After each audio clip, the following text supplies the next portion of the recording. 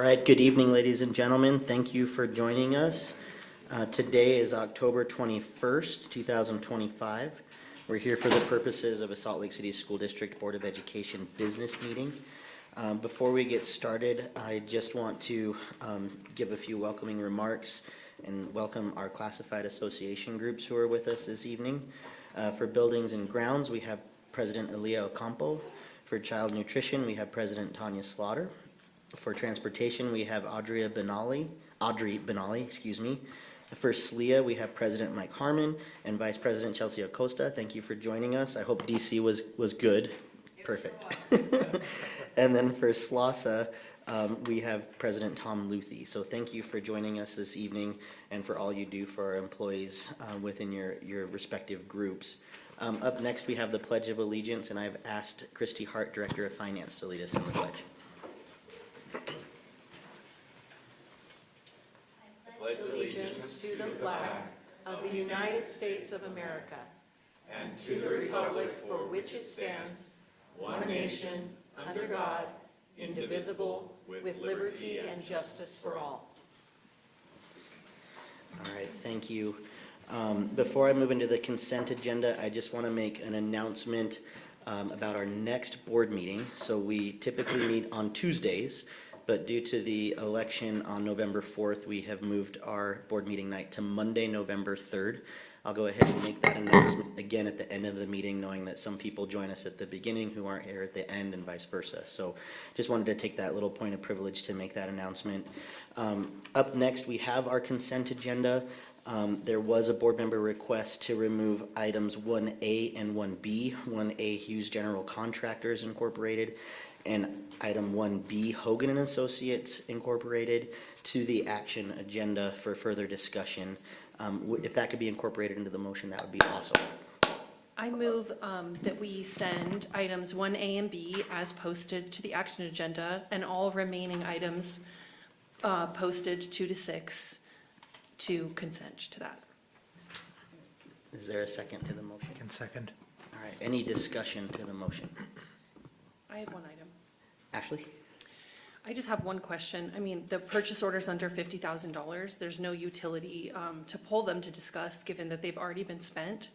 But I was curious about the expense and inquired via email on the Dignity Index printing, and I'm wondering what printing we're doing for the value of $28,000.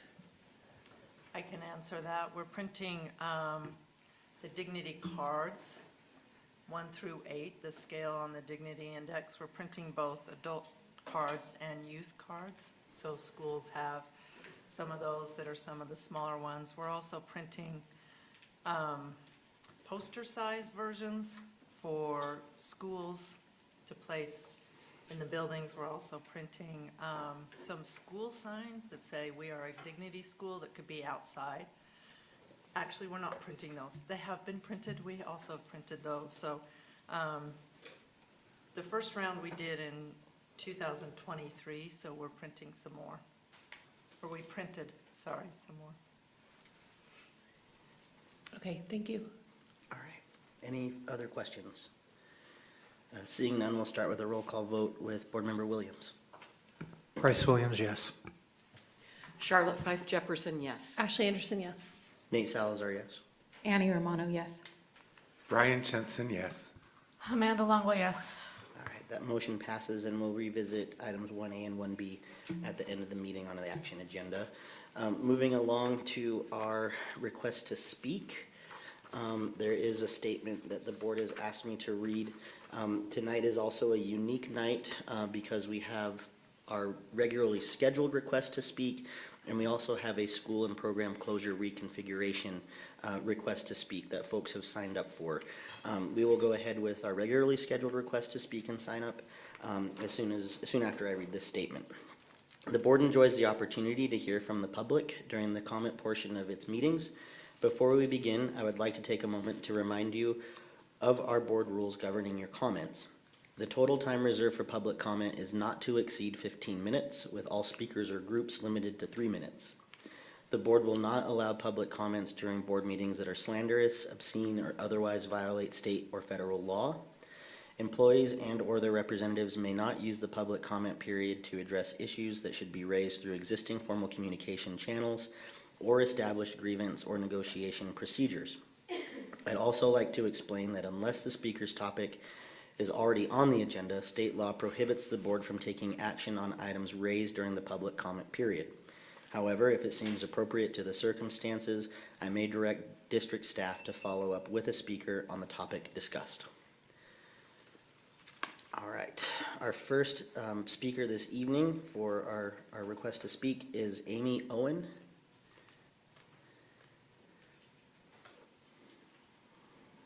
All right, I'll announce her name at the end. Is Zachary Swenson here?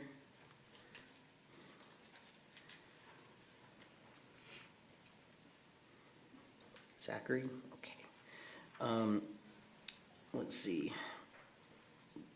Lu Xiao Shi? Thank you. Come on up.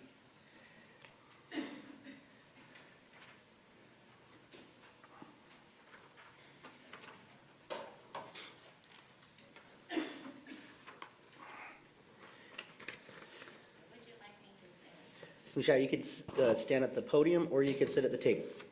Whatever's most comfortable for you. I will stand right here then. Perfect.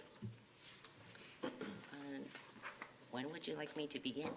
As soon as you begin, the timer starts. You may need to pull that microphone down just a little closer so we can hear you well.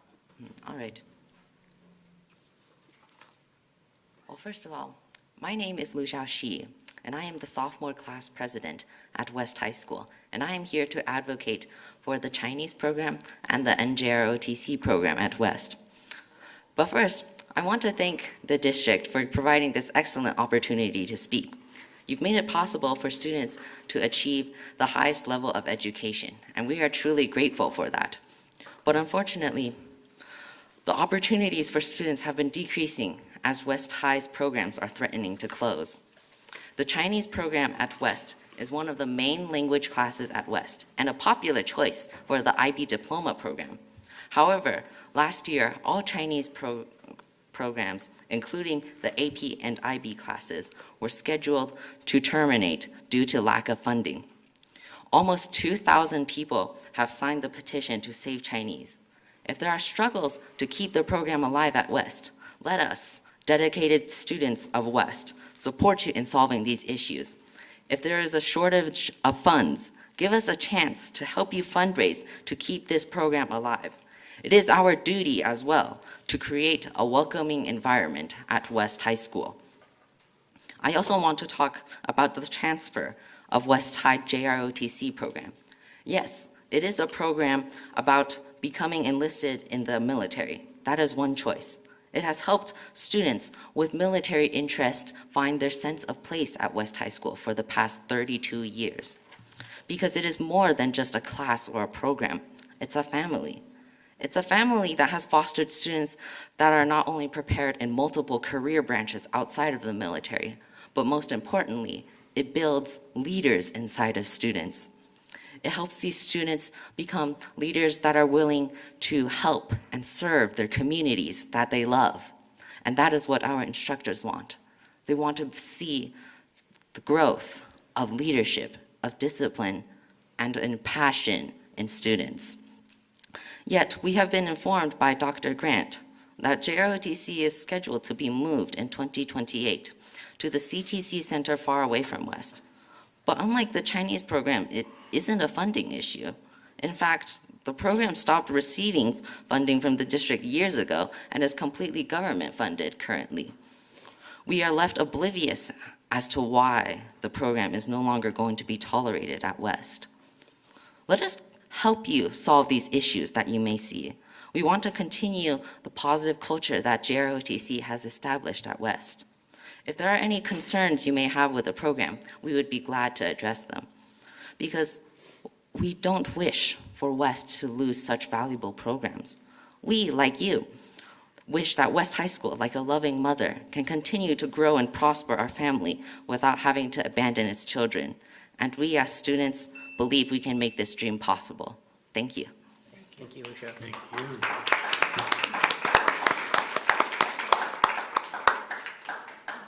All right, Before we move on to the school and program closure, is Amy Owen here yet? Zachary Swenson? Okay, we will move on. Moving into our request to speak on school and program closure / reconfiguration, our first speaker is Greg Allen Gerber. Greg, please join us. Thank you. For President Salazar, board members, thank you. My name is Greg Gerber. I'm a proud father of a junior at Innovations High School. Her name is Livia. I want to begin by thanking you for this opportunity to speak, your leadership, and giving the community a chance to speak up about this issue. I come tonight humbled and grateful, and driven by a deep belief in the possibility that we not give up on our students. 3 weeks before the school year began, our family learned that Innovations was being looked at to close. Shocked is an understatement. We chose Innovations years ago, vetting through many schools because of its unique structure. It guides and nurtures self-directed, motivated learners who thrive in flexible, autonomous, and early access schools. And it's working for Livia. Livia has straight A's. She's prepared to take her first Salt Lake Community College courses, and she's on track to graduate early. Something simply could not be accomplished in the traditional school. Now, Innovation serves students like Livia. I call them rainbow unicorns, right? They're unique, yes. There are many of them out there. They don't neatly fit into standardized models but they can excel when given the right environment. And here's the reality. If we close the school, we don't just take away a building. We take away a pathway to these unique unicorns. Now, I don't want to disregard there are headwinds in this decision-making too. You know, limited access to Salt Lake Community College courses until junior year, lacking Salt Lake Community class access during normal school hours, communication gaps between Salt Lake Community College and staff, and declining enrollment are big issues, I recognize. But these are problems to solve. They're not reasons to quit. Closing Innovations doesn't address these issues, it simply walks away from them. Principal Laura and her team at Innovations have been working tirelessly at rebuilding this infrastructure at the school and their mission. They brought in passionate teachers to align with the program. They've created an environment for motivated learners like Livia. What they need isn't closure, they need support. I propose that the Salt Lake Community College access to Innovation students be let us help remove some of the barriers, increase funding, invest in strategic outreach to students like her, and ensure clear, transparent communication to families. With my remaining moments, I will say this. I believe in you, and I believe that you want the best for the students. I believe you want to invest in their futures, not limit their options. And I believe you have a chance to choose courage over convenience. On behalf of my daughter, her peers, and future students we haven't met yet, don't close this door, be relentless. Don't give up on these kids. Don't give up on the spirit of innovation. Thank you for your time. Thank you, Craig.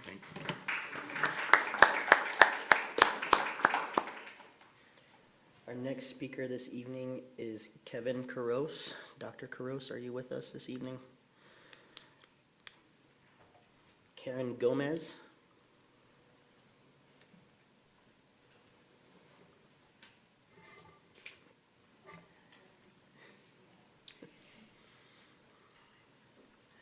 Hi, good evening. My name is Karen Gomez. It's good to see you again, Ms. Grant, Dr. Grant. I actually was at one of the first meetings at Innovations High School. I really didn't have much of a speech prepared, just more of a commentary to say that with Innovations, just like Greg has mentioned, Innovations has been one of the greatest schools that I personally, as a parent, just feel like it's exactly what these kids need. I know my son, he excels, and these students need something, just as it was touched upon.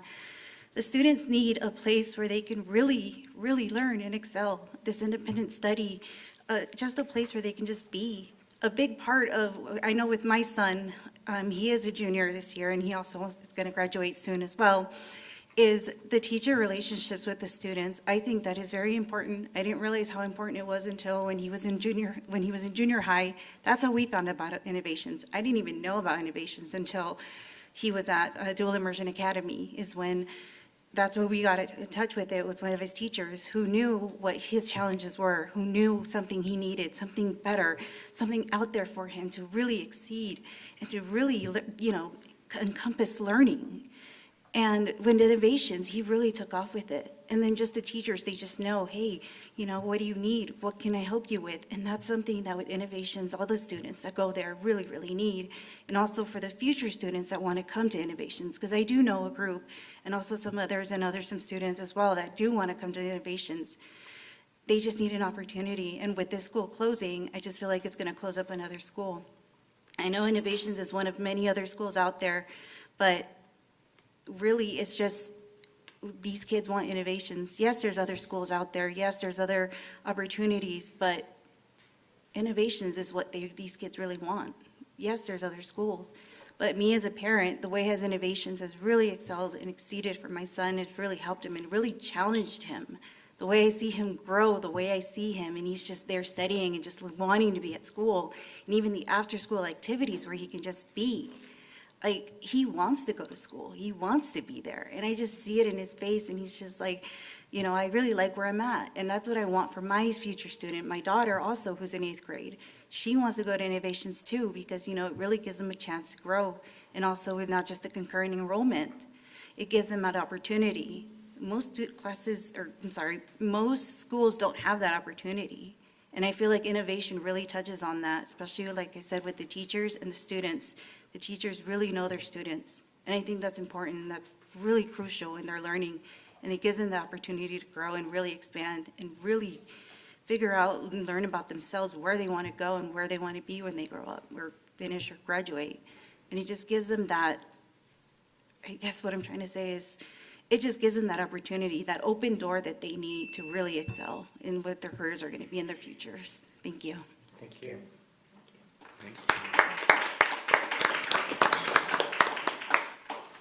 Our next speaker is Mike Harmon. Mike, please join us.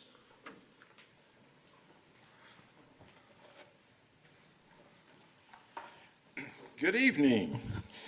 So I've mentioned this to Dr. Grant, to Mr. Hall, but as we look at these, as you're making decisions about the long-term closures, if that's the decision that you make, I certainly hope that you can help our employees ensure that they will have a position. When we did the closures before, we guaranteed everyone a position. And I know that's always hard when you're looking at making these decisions, because often it's a financial decision.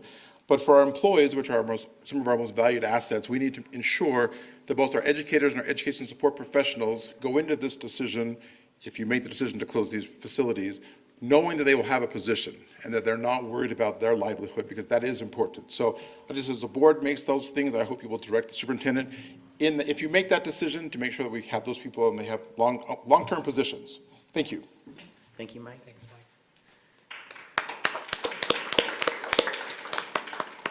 I will give one more opportunity for Kevin Caros. All right, we will move on to our reports agenda, and thank you everybody for taking the time to come speak with us, especially our students. Thank you for taking the time, and I know it's not easy, but sophomore class president, you've probably given a speech or two, so thank you for joining us. We really appreciate the efforts that you're making. Up next in our reports agenda is our fall enrollment review. Dr. Grant, is there anything that you wanted to share before we begin? Okay. You're up, Sam. And thank you for the rulers. Just making sure she gets the camera turned around here. Or perhaps, Sam, There we go. if you could explain where this report is accessible Yep, for sure. I'm for gonna the do that. community. Okay, so each of you should have one of these documents, and then you should have a ruler. Those rulers are not to be used for sword fighting in case you have the temptation. And in the document, or in the agenda, there's a link to a spreadsheet that contains the majority of these reports. There's a few that I've added since we posted the agenda, and we will get those posted at the end of the day. or by tomorrow. And so a couple of things I want to recognize first before I get into these numbers is first the express gratitude for the office staff of our schools. That first part of the year is a Herculean effort. And when we're enrolling thousands and thousands of students, there's thousands and thousands of data errors. And they are magnificent in getting those put in order. Then I also brought two of my staff. We have Veronica Garcia over here. She's one of our network services administrators, and Sean Considine. He's our new student information business analyst. So I put together the reports. These are the day-to-day people that help the schools get everything in order for our finalized submission. So we'd like to thank them. And Veronica's covering for me back there in case we have a technical glitch. So I'd like to talk first about the enrollment summary, if we're on that first page. A lot of these numbers tell a story. They tell what could be, but not necessarily why. Usually we come up with questions after the fact. So I've written down a few observations on this page. So this first page is just a summary. It lists enrollment and all of our demographic summaries for every school and every district program that we have. So the first item that I'd like to note is our enrollment. Our October 1 count enrollment is listed here as 18,264. I'm going to make one little correction. It's actually 18,265. That one student is at Skyview Academy. I didn't include them on this report. So we usually have about one student there each year. So out of 18,264, we are down about 915 students from October 1 of 2024. That's a pretty big drop. In the past, we've had some significant dips, but not that big. I have another page that will talk about what our average loss rate is, or decrease rate. We have 4 elementary schools that are below 300 students.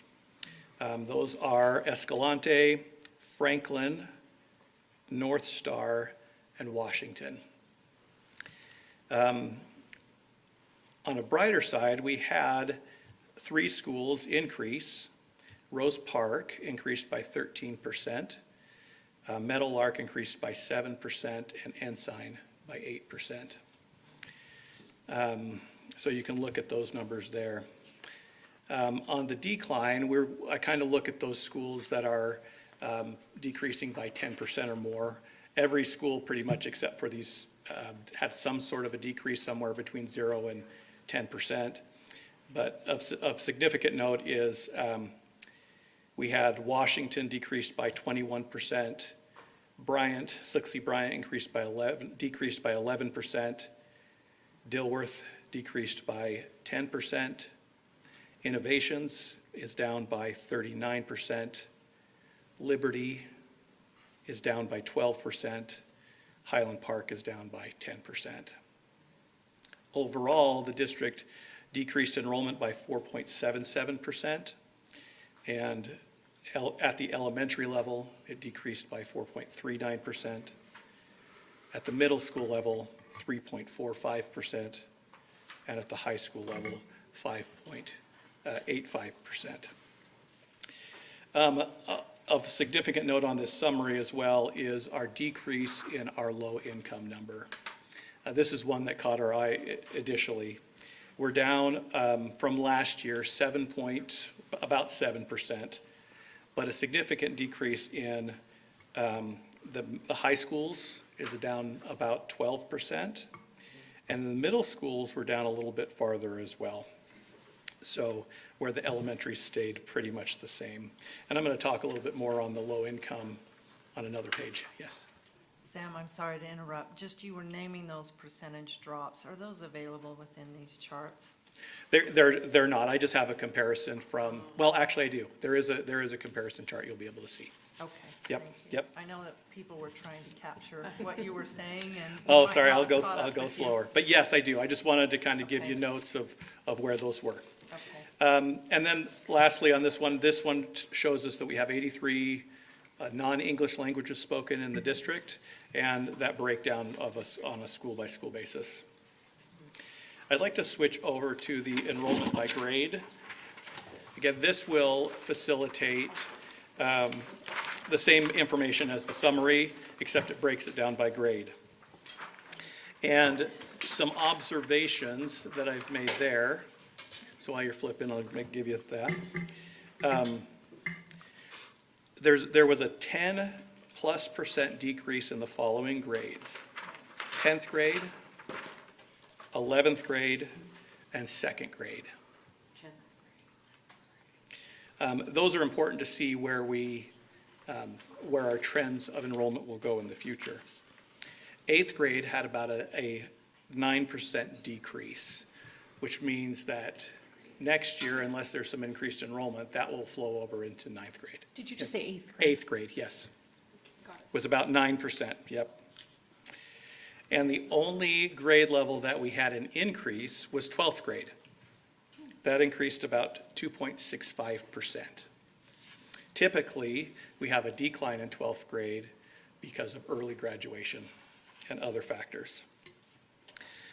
Now, I went through all of the individual grades as well and just wanted to look at some significant numbers, but there were a lot. It kind of fluctuates all over the place, but some grade levels of note. Backman first grade is down 27%. Newman first grade is down 22%.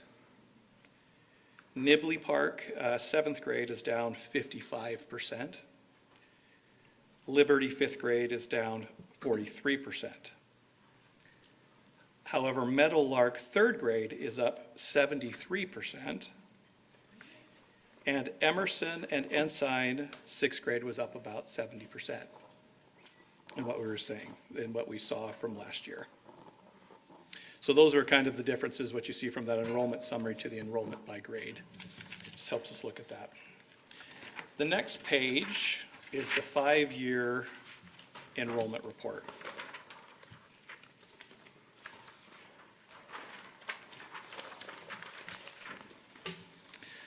This one takes the October 1 enrollment from October 2020 through October 2025. And you can see that in the graph on the right, that steep decline of where the district has been going. Not a surprise to us. These are just some quick notes that I've made. Elementary schools on average decrease by 246 students per year over that 5-year period. That's on average. Or overall, it's a decrease of 12% from 2020 to 2025. The middle schools on average decrease 129 students per year with an overall decrease of about 20%. And then our high schools decrease on average about 200 students per year with an overall decrease of 13.9%.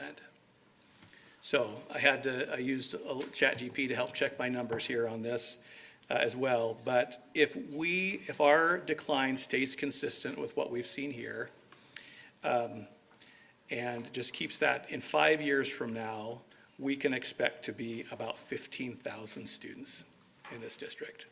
Just to kind of give you what that rate is looking like and what it would predict in the future. Now that is just we know with enrollment that all things do not generally remain consistent, but that's the trajectory. You said by 2029? Yeah, 5 years, yep, 2020, so 2030, yeah. It would be down to 15,000? 15,000 students is what the calculation said. Now, that factor could change for a number of reasons, but that's if those averages stay the same. Okay, our next page, this is the one, Dr. Grant, that does have that kind of percentages on it for you. It's this 5-year demographic trends. So these ones, I didn't have 2020 ready, so I just did 21 through 25. So you can look there, our underrepresented populations or minority groups, those stay fairly consistent across the 5 years. While our multilanguage or ELL, English language learners, has actually increased by about 5% since 2021. Some of that could be that we're doing better at documenting those and getting that information in the system by October 1. That could be a factor. It could also be a factor that we are just receiving more English learners in our district. Our students with disabilities over the 5 years has increased by almost 2%. So 12.55% in 21, 22, and to 14.28%. Our homeless population has decreased about 0.3% over the course of the 5 years. Again, that something so small could be simply a documentation issue. As well. And then low income, I was a little surprised by this year's low income percentage, but as I looked back at 21, 22, that low income percent was 49.71%. But I believe, if I remember correctly, that year we may have had a data entry issue that year. So that may be low in error. Sam, Yes. you mentioned the percentages of multi-language learners. Are the actual numbers increasing at this same rate, or as the district shrinks, do the same number of students stay? Is it staying fairly steady, and they become a higher percentage as our district Good shrinks? question, yeah. Or is it actually Is it? increasing as Yeah. a raw number? Yeah, of that's a great students? question. I need to look that one up Okay. for you, but I just thought that was interesting. So you're right, it could be the fact that the district is shrinking, but our English language learners are staying. That's our, It's a steady population. Steady population. Or not, or are we Right. actually increasing in yeah, numbers? that's a great angle to look at. I will do that. Thank you. All right. Then our next page is our optional school programs. So these are programs that schools, they're not district promoted, they're optional that the schools can participate in. And I believe I have them all. So as you look at these, the schools that have optional school programs are Clayton, which has so they have a DLI as well, but CNA is their optional school program. And a few years ago, they switched to a whole school CNA program. So pretty much everybody who's not in ELP is in their CNA program. Now, we have a couple students that are just listed DLI there. And that is, I think, a coding issue in our student information system. Oh, sorry. You know what? CNA. Curriculum and assessment. Curriculum and assessment model. And then DLI is dual language. And then Magnet, I've got Magnet ELP, the new term that we're using are Magnet programs in the district. Then at East High, we have our AP diploma program. These are students that are searching for an advanced placement diploma.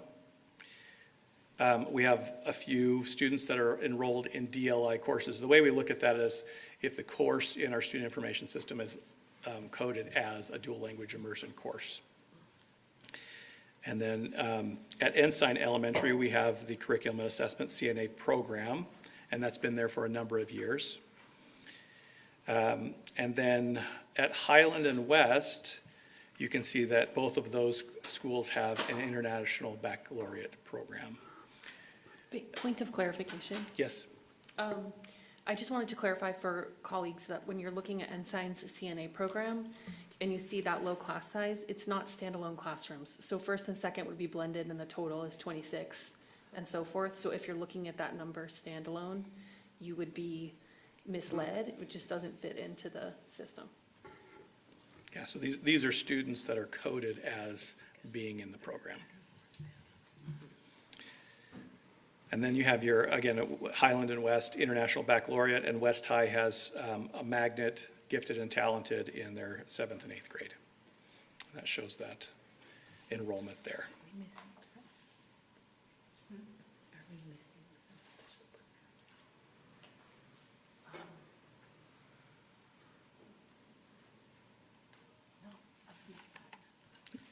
Dr. Hall, could you explain what are optional school programs for us?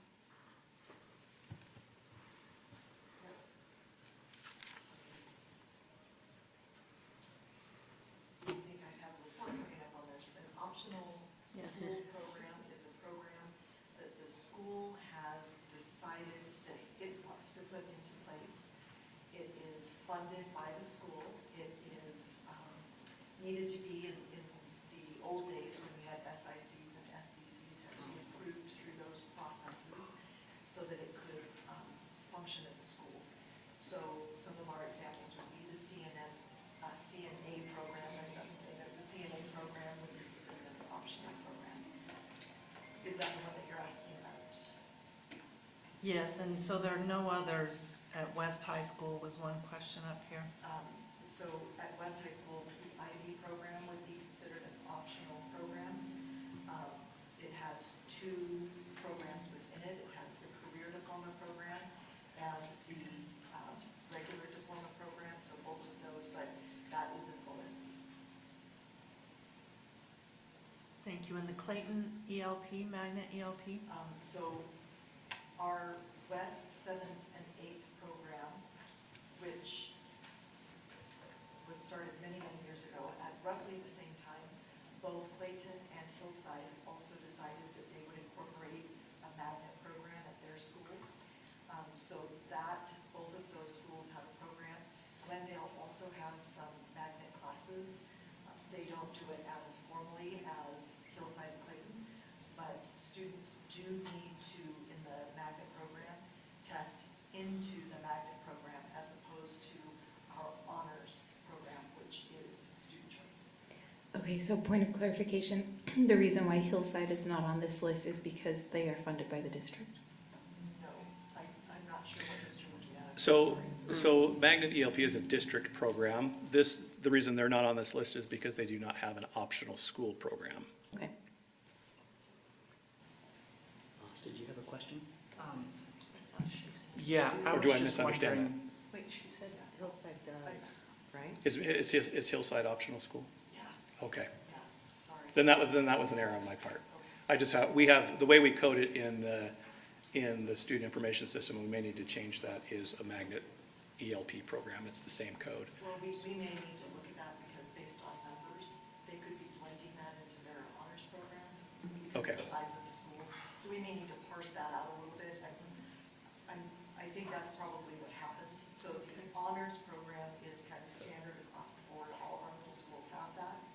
But one of the things that happens when you have a smaller school, you have a magnet program and an honors program and a neighborhood program. So now all of a sudden I have 3 math classes. I have a magnet math class and let's not use math, that's a bad example. Let's use language arts. I have honors, I have a magnet, and I have a regular. But my schedule may not allow me to have that without a bunch of them being singletons. And so I might only have 1 period of magnet, but that conflicts with orchestra. So they may put some classes together so that that doesn't happen, which would make it harder to see when we pull the report. So I'll Okay. take a look at that and see Yeah. if that's what's Yeah. happening. And you can see the Hillside Magnet ELP on the regular enrollment reports. So that was just maybe a confusion on my part. Thank you. Annie, did that answer your question? Yeah, I was just confused which qualified as optional school. Thank you. Foss? I was just wondering for a little bit of clarification on, it says there are less than 10 students in the IB program, both at West High and Highland. To my understanding, it's not possible to be in the IB program until you're a junior or a senior. I was just wondering how that's counted. So again, we look at, And that's a great point. I'll talk to the less than 10, because this is a public report. Our data governance plan talks about not identifying samples underneath 10 students. But this one, again, looks at students that are enrolled in IB courses. So it's possible that a student in ninth grade was enrolled in one of those courses, either accidentally or intentionally or whatever, and that's why it's showing up on this report. Okay, that clarifies, thank you. All right, our next page is our multi-language learner report.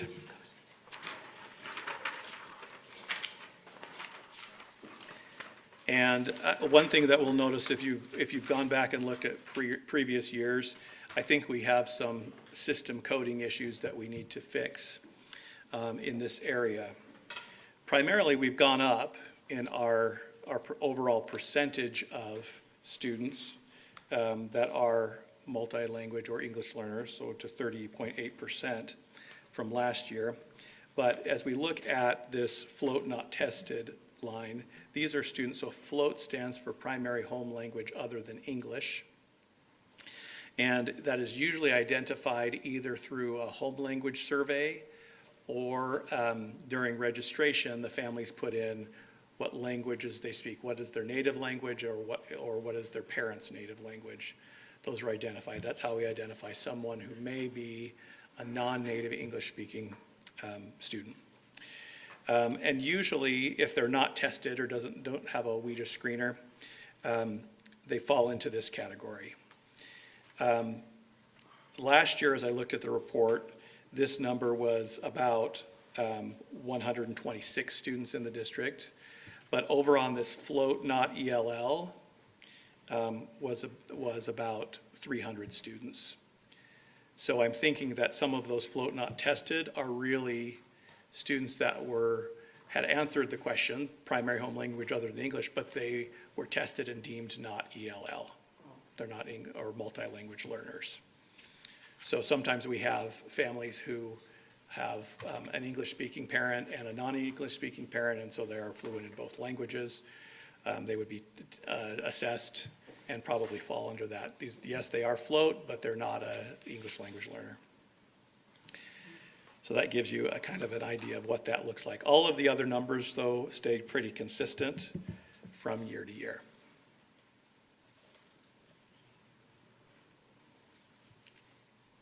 Any questions on that? I have a question.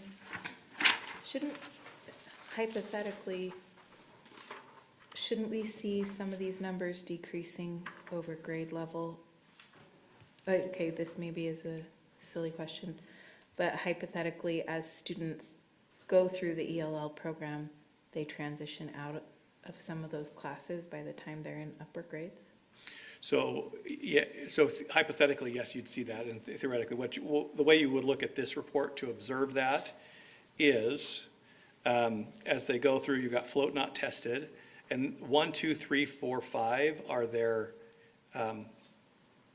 levels, their testing levels. So 5 is generally fluent, and then once they hit fluent, they go into monitoring for 4 years. 4 years, right, Dr. Hall? 4 years. And so that's what you see, the fluent in monitoring students in there. So a lot of them may roll over into that as well. So so our first grade, if we look at first grade overall in the elementary schools, we see 895 students that tested at a level 1 this year. Or their last WIDA test, we'll say it. It could have been at the end of last year, or a WIDA screener. That could be as a result of more multi-language learners moving in or some other factor. Okay, so that's how you would read that. All right. Our next report is our homeless report.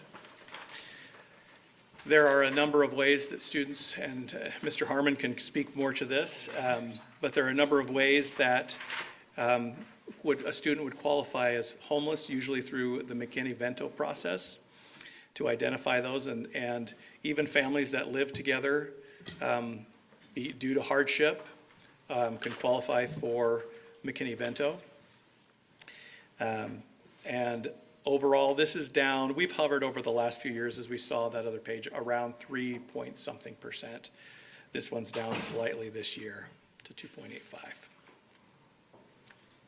And in my conversations with Mr. Harmon and Ms. Baskett, we're trying to figure that one out. We're not sure what the cause of that one is yet. All right. Our next is our low income, and this is the report that really caught my eye because of the decrease this year. Typically, on October 1, we've been around 50+% of our student population is low income. But this year we fell below that. And significantly, that kind of caught my eye was the high schools that dropped to 38.1%, where last year they were just about 50%. What we've been able to determine, so first of all, just to kind of give you, students apply for free and reduced meals at the beginning of the year, and they can apply anytime during the year. Those who were listed as economically disadvantaged the prior year have a 30-day grace period that happen at the beginning of the year with their previous status. So that overlaps right at the October 1 reporting time, depending on when school starts. So if we look back at the 21 year, it could have been that the way school started in that 30-day grace period, because there's always a dip right after October 1, because all of that grace period, families will not apply till after the grace period ends. Sometimes we'll see that. So that could be a cause of the dip. But I wanted to look at this. So overall, we're down about 7% and 12% in the high schools. We were able to look at about 1,085 students. This is the difference that I'm seeing from last year to this year. About 1,085 students who were marked as economically disadvantaged last year who are not this year. And I looked at how many of those families or students applied. And I'm only seeing about 255 of those students that have been applied for free and reduced lunch. So I sent this information to Mr. Orton in our child nutrition department to kind of look into that. And we're still analyzing that data to see if maybe some of these families transitioned into our community eligible provision schools. So as you look at this report, you'll see that some of our schools are listed as 100% low income. This is somewhat inaccurate from the standpoint of they usually have a high percentage of economically disadvantaged anyway. But if a school qualifies at, I believe it is about 60% of direct certification. So direct certification for free and reduced meals comes from a number of ways: foster care, the SNAP program, and a number. Mr. Orton can talk more about that than I can. But if they qualify, then the school could qualify for this community eligible provision program, which provides free meals for all students. When that happens, we don't have those families apply for free and reduced meals. So we don't get a perfect count of what percentage of economically disadvantaged that is. We sometimes were given an average, so sometimes it's around 93 or 95% that you could look at those, but that's why you see that. So some of those 1,085 students may have moved into these schools and no longer need to apply, but they would also be included in that 100% anyway. So we're still looking at why that drop is there. Any questions on that? Okay. There's a lot of questions from this that make you want to look deeper. We don't have all those answers take a little bit of time. As you look at the next report, we call it our ethnicity report, or minority. We also use the term underrepresented groups. Overall remain consistent from last year to this year. Again, a decrease in population, overall population, with a consistent means that our minority population is staying, or underrepresented populations stay the predominant group in our, or populations in our district. So we are still a majority minority district. And as you see that, you can see the counts of each race and ethnicity. Now, this is declared based upon the federal race and ethnicity standards. Sometimes there's confusion around that because we ask, is a student Hispanic or not? That's the federal ethnicity question, and then the race. Hispanic, for example, is not included in the federal definition of race. That is Asian, white, black, Hispanic, Pacific Islander, American Indian, Alaskan Native, those. But when we report on here, if a family has marked that their student is Hispanic on their ethnicity, we only report that they're Hispanic. So that's what we see here. We don't report that if they chose a separate race, just to kind of keep the numbers clean. Otherwise, we would see someone selected Hispanic and white, for example, if they're, and we see that typically from, like someone from Europe would be, might speak Spanish or, and then, or be Hispanic and white, if that's their ancestry. So that's just kind of give it, and then we have multiracial in there where families may declare, and this is a choice. Families aren't required to answer this question during registration, and that's by federal law. We can't require them to do it. However, school districts are required to report that to the State Board of Education. So if a family does not report that information, the schools have to report it by observation. So, and there's a little checkbox in our system that says, we've said the student is this race, and we've reported it by observation. All right. Our next one, I really need a bigger piece of paper for, or a magnifying glass. This one is hard to get on one single sheet of paper, but these are just all of the languages that we have in the district, the 83 that we've been looking at, and what the breakdown is. A lot of them you can see that they're less than 10, so we have small pockets here and there.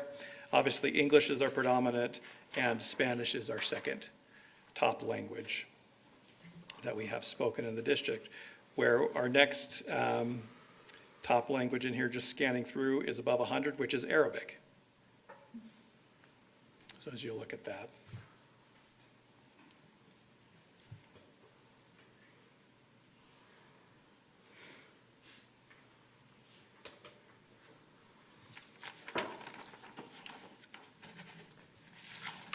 All right, any questions on that? Okay.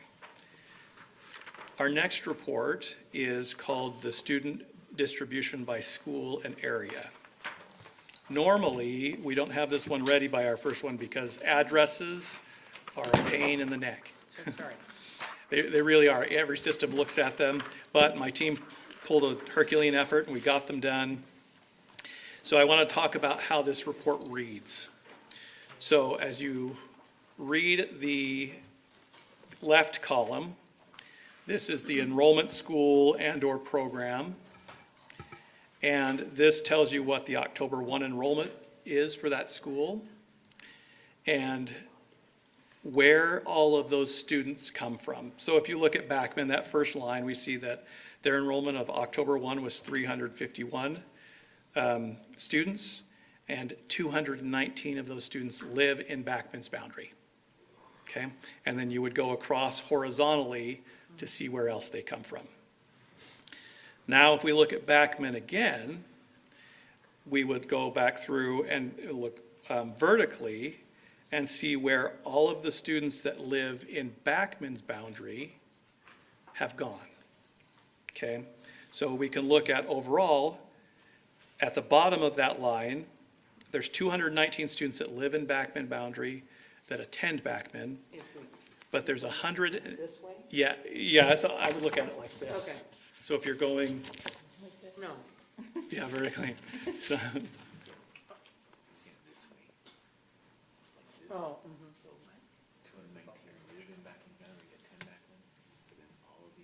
Oh. Other school.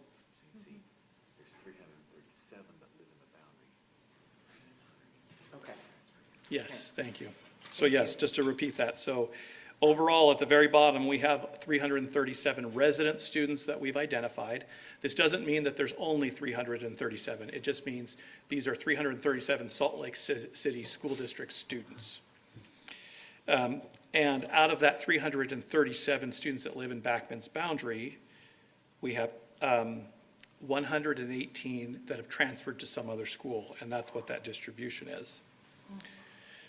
So as you move across that report, you can see that we have, on the far right, our out-of-district students, that we have 1,300 students that enroll from Granite District. We send some of our students over there as well. And then the last two columns, so if you read horizontally, there's a transfer in. That shows how many students from other school boundaries are attending that school. So if we look at Backman again, although they had 118 of their students transfer out, they had 132 students from other school boundaries transfer in for a net gain of 14 students. Okay.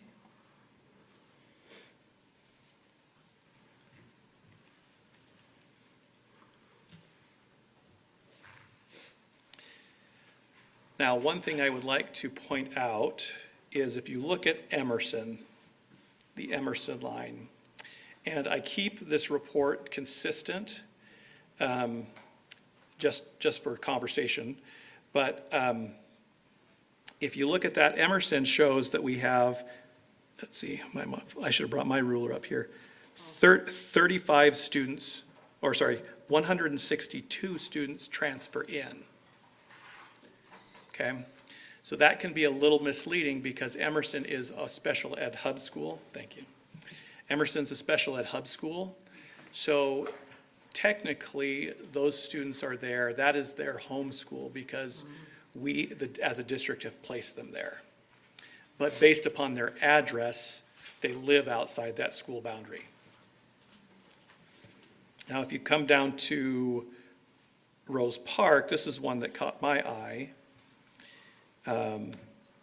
As we look at Rose Park vertically, where am I here? Right here. We have 541 students in that boundary, 251 that have transferred out, and only 88 that have transferred in, for a net loss of 163. My thought on that one, without fully verifying, is that a lot of those students are over at Newman in the DLI program. That would have moved from like that boundary change where we took Jackson and shifted some of that into Rose Park's area. But some of those went to Newman because of DLI. So we're working on validating that one. Any other questions on this? You can spend hours on this report, this page. Yeah, so I was gonna ask a question. Anywhere in this report, we aren't really able to see students who live in these boundaries but have transferred out of district. I have another report for you. Oh, okay. I have another report for you. So you're right on top of it. Okay. Well, wait a minute, we have those, the out of district. Yeah, so we have students that are out of district that attend our school, but I have another report that we went through to try and help with that. Okay. So the next page on this report is our pre-K report. So whenever we report October 1 numbers, and this is done at the State Board of Education, pre-K are not included. Okay, pre-K is a separate funding stream, and so they're not included in our official counts. So we break this report out. So we have an official pre-K report, but not official Salt Lake City School District enrollment. So if we look at that 18,264, that's really 18,264 plus 513. Okay, is how many students we have in our buildings.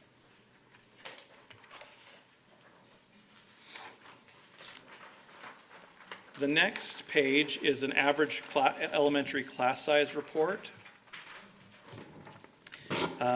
This will show you what we're looking at, and I'm only looking at general ed homeroom classes to identify this one. I don't include our self-contained classrooms because they kind of skew the numbers a little bit, because what we're trying to present here is an accurate number of what those homeroom classroom sizes really look like across the board. In the electronic copy of the report that was sent out, there is also an average secondary class size based upon their core classes that have a subject area of math, science, social studies, and language arts, not all the electives. I didn't include this in this one because it would have added a lot of pages to it, but it is in the electronic copy. Now, I made a one note here. From 24-25 at the elementary level, we have 34 less sections or classes than we did in 24-25, homeroom classes. So that's a decrease of those classrooms. You're saying in 1 year? In 1 year, Okay. yep. So we declined 900 students. That would be if our board-directed student to teacher ratio for K through 3 is 25-1, and 4 through 6 is 28-1. Kind of look at how many classrooms on average. Now, schools can choose a little bit of a different configuration, but that's how we project.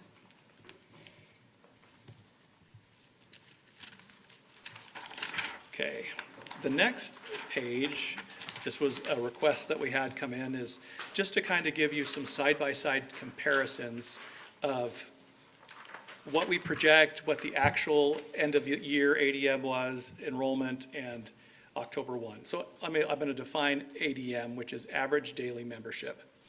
So it really is how many students on average over the course of a year or a course of a time frame are enrolled in a school.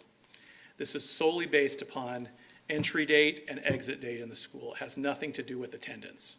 That's average daily attendance if we were to calculate that. So ADM is what the WPU is funded off of, and that is primarily handled in our July 1 report. That is a summary of the whole year.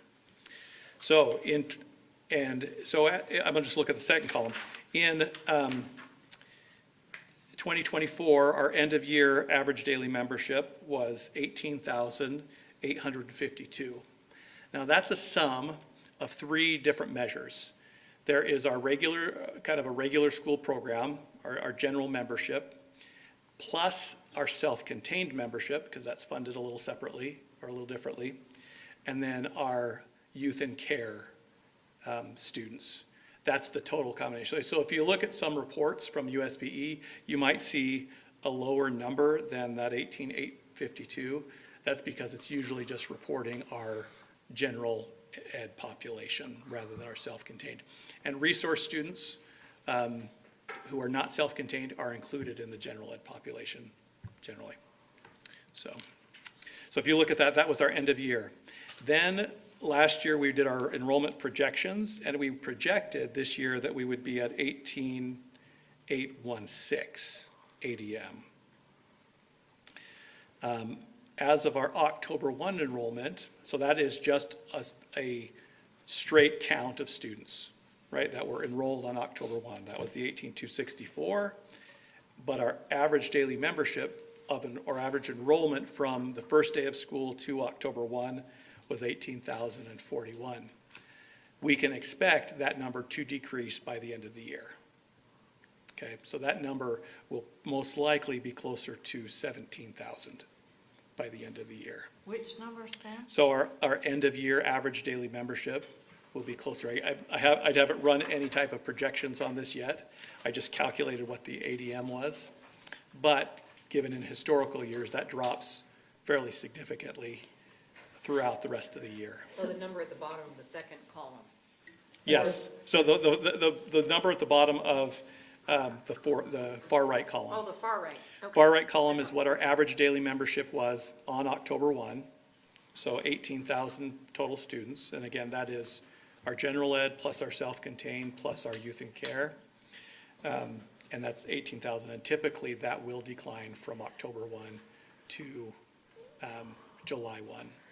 And typically that will be closer to somewhere between 18 and 17, probably closer past the 17.5 mark I don't see it being higher than 17.5.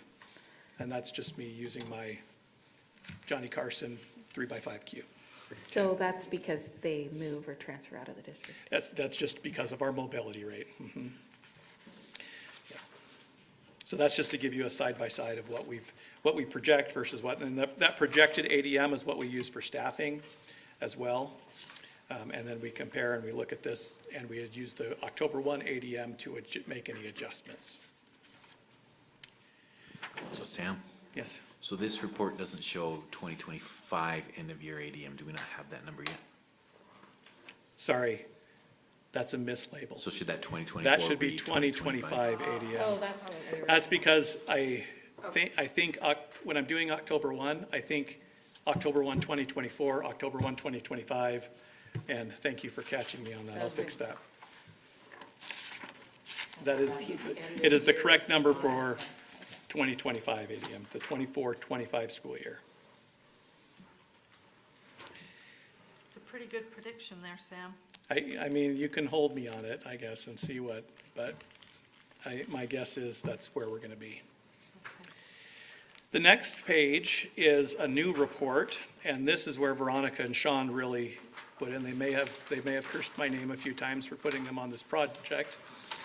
But because of such a large dip in enrollment, we looked at all the students who were enrolled in 24-25 that could have returned. So I excluded seniors, right, because they would have moved on. So this would have been K through 11th grade. We identified about 1,500 students that were enrolled last year that did not return. And so we're able to see through the USBE Data Gateway where students are. We can't see everything, but we can see what schools they've enrolled in. So we broke down the different districts where these 1,500 students went, and if their zip code changed or not, with the idea that the zip code, if they moved, right? And looking at if their zip code did not change, potentially following up and saying, why did these students move? What was the issue, not the issue, but the reason why they changed school districts? And then out of that, we had 507 out of those 1,500 that we just don't know. They're no longer enrolled in Utah. So we have no idea where they went. Now, out of the 398 students whose zip code did not change, 149 of those students were out-of-district students anyway. Wait, will you repeat that? So if you look down the second column there, there's 398 students who are no longer enrolled in Salt Lake District this year, but their zip code, according to what we had last year and what's showing in the Data Gateway this year, did not change. And so, but out of those 398, we looked at their addresses from last year, and those addresses are outside of Salt Lake City School District boundaries. So if we, 149. Oh, I Yep, didn't see yep, that. so that's okay. Yeah, 149, which means that as we're looking at, why students might leave Salt Lake School District, that number may be that those 149 just decided they may have changed levels and wanted to go to the school next to their home, whatever. We can think of a number of reasons why. But that just kind of gives you some food for thought of where some of our students are going. You can look at, and I want to look at Granite District, for example. The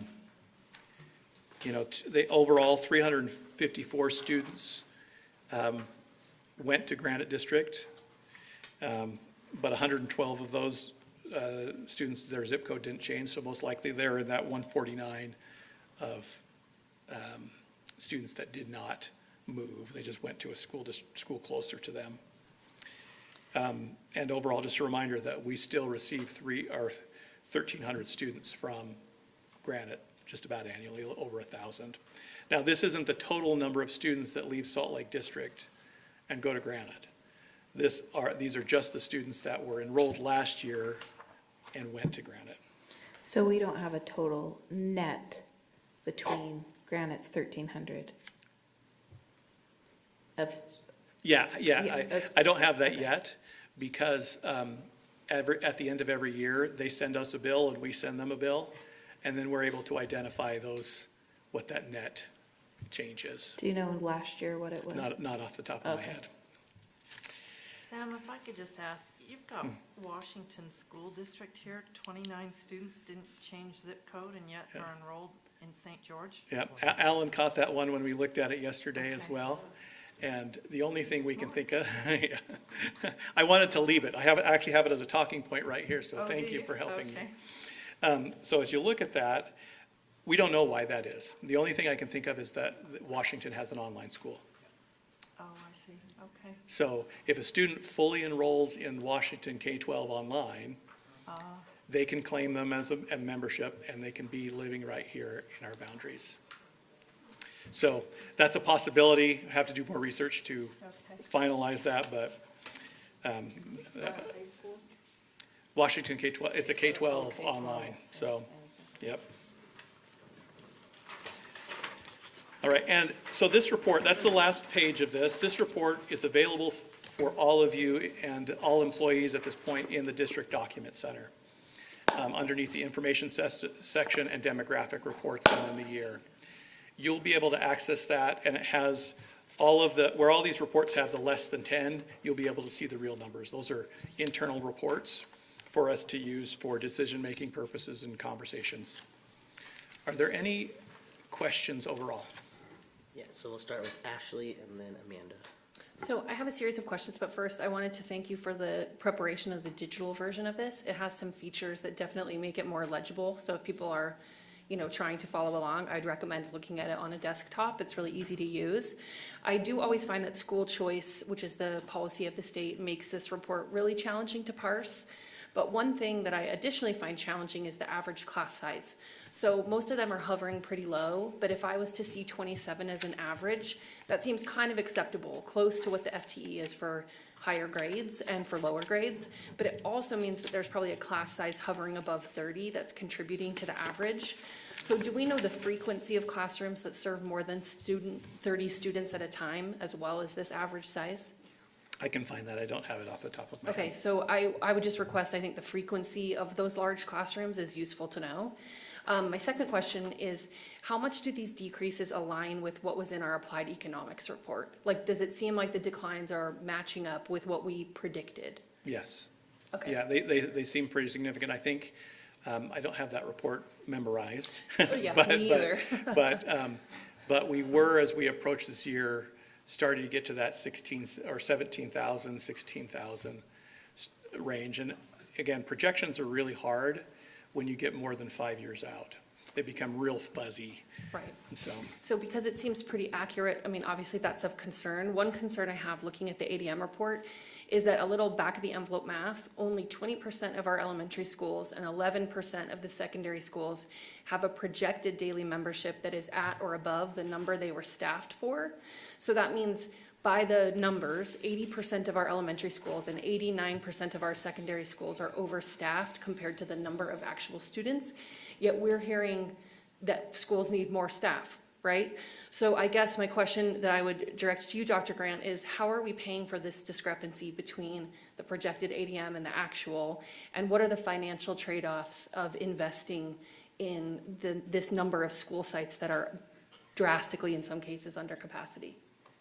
I'm going to turn to Alan to explain the discretionary funding available to schools. Yeah, the trick with staffing on estimates is we're always going to be off. One trick that we do use is when we allocate the staffing, we round down. And so that gives us a little pool of excess FTE that are not allocated through the process, that when we get to this, or if there's a specific need at a school, we can reach into that pool and allocate some more FTE to address specific needs. In a case, well, let's say, because the rounding issue is going to vary each year depending on how the numbers play out. What we don't do, so when we get the October 1 counts, let's say there's a school that would merit additional FTE because their October 1 counts were higher than anticipated, we would allocate them an FTE. But if their actual is lower, we do not remove an FTE from that school. So there where you get to your question of, okay, so you're overstaffed based on the formula. So between the pool and just, again, this is why we have a healthy fund balance to address that, because in theory, then once we go through it again, hopefully you kind of self-correct, and so it's not an ongoing forever. It's a 1 year, depending on how off Sam's numbers might be.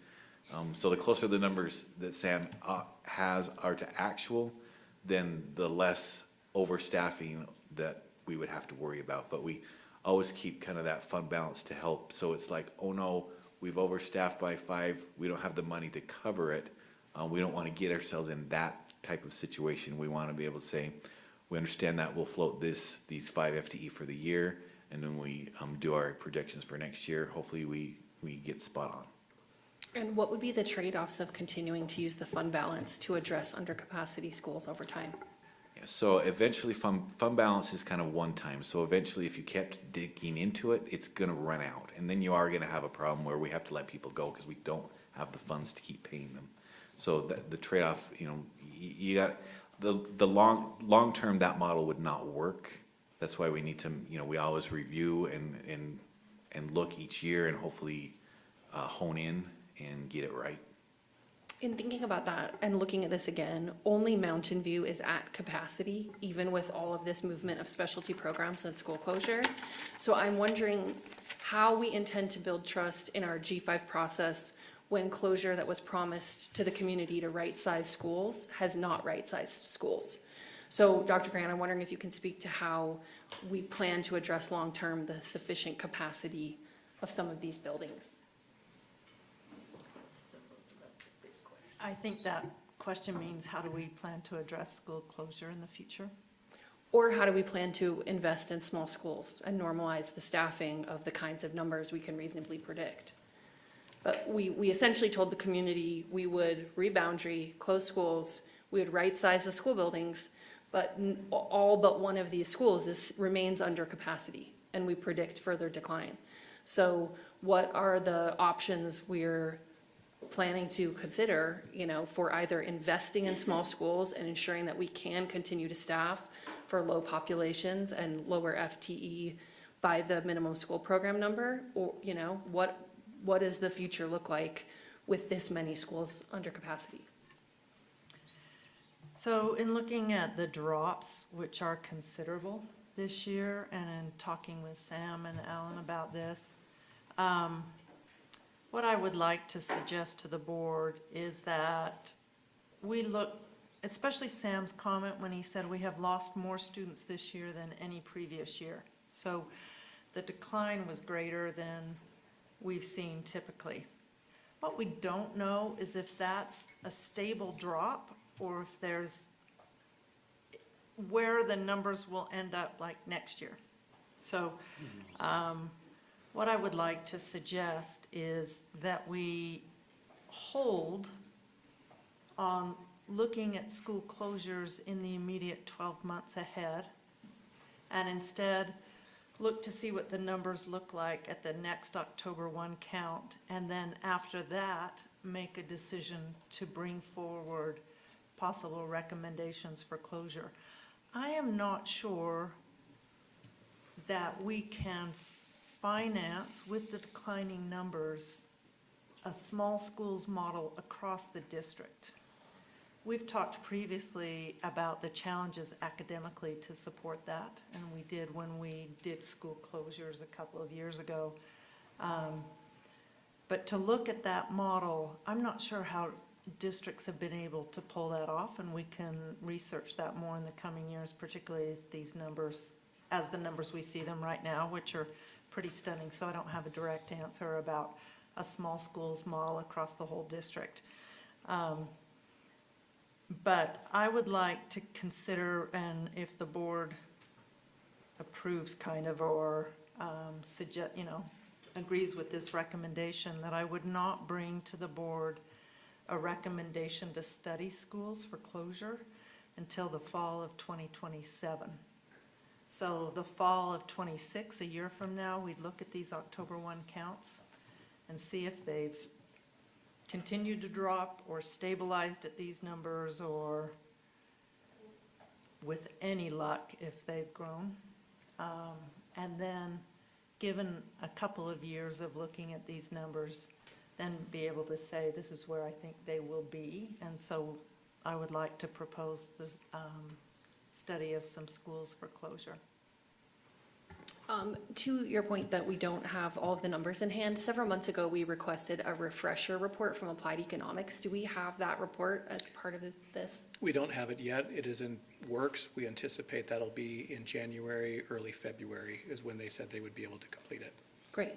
My last question with my remaining time, I don't know how much I have left, is how are we using this information to plan the high school rebuilds, making sure they are housing the correct number of anticipated students? Yeah, when we looked, because you're gonna have some variables, I don't know, but I think we're gonna see drops because people are gonna say, oh, I don't wanna deal with construction years, but then we'll see a rebound. So it's trying to guess what the population does, but we have used those numbers as we're planning the overall student capacity of both Highland and West in the rebuilds. So we've used those numbers, not just the numbers of today, but the projections. Now, you don't want to end up with a brand new school and then you have to put some portables there. So 10 years from now, will our new high schools be maybe a little under capacity? It's very possible, but it's kind of making the risk. You want a building that's a little under capacity or a building that's over capacity? And I'd like to, oh, go ahead. I was just gonna say, do I have time left? You do, 50 seconds. You can have. No, it's okay. I was just gonna say, my last comment is that it's really hard for me to look at Bryant losing 103 in boundary students and using the ruler, seeing that the majority of losses are from my precinct. And I think we need to take a real look at big substantial drops like that before we even talk about like closing schools or financial models and looking into why that is happening, because that a level of drop is so significant. Also significant in my precinct is that Ensign and Wasatch trade equal numbers of students, but Wasatch still has a net negative change from the boundary. And that indicates to me that in some ways, the way the boundaries are drawn is continuing to pit these schools against one another. And one note I wanted to make is listening to some of our peer board, Granite's discussion on their enrollment and their plans. I hear them talking about how they need to kind of poach students from our district. And I've heard that conversation from our district as well. We hope Granite students can be attracted to these nearby boundary schools. And kids are not being born at the same rate, and we need to have this conversation in a way that is not being crabs in a bucket. And a lot of this continues to be crabs in a bucket when we look at schools in this way, especially when we pit them against each other, and especially when it was like an either or choice in the last G5. So I think the way we look at these numbers needs to be focused on how we support these schools with substantial drops and exploring the reasons why that is happening, rather than just moving the numbers around.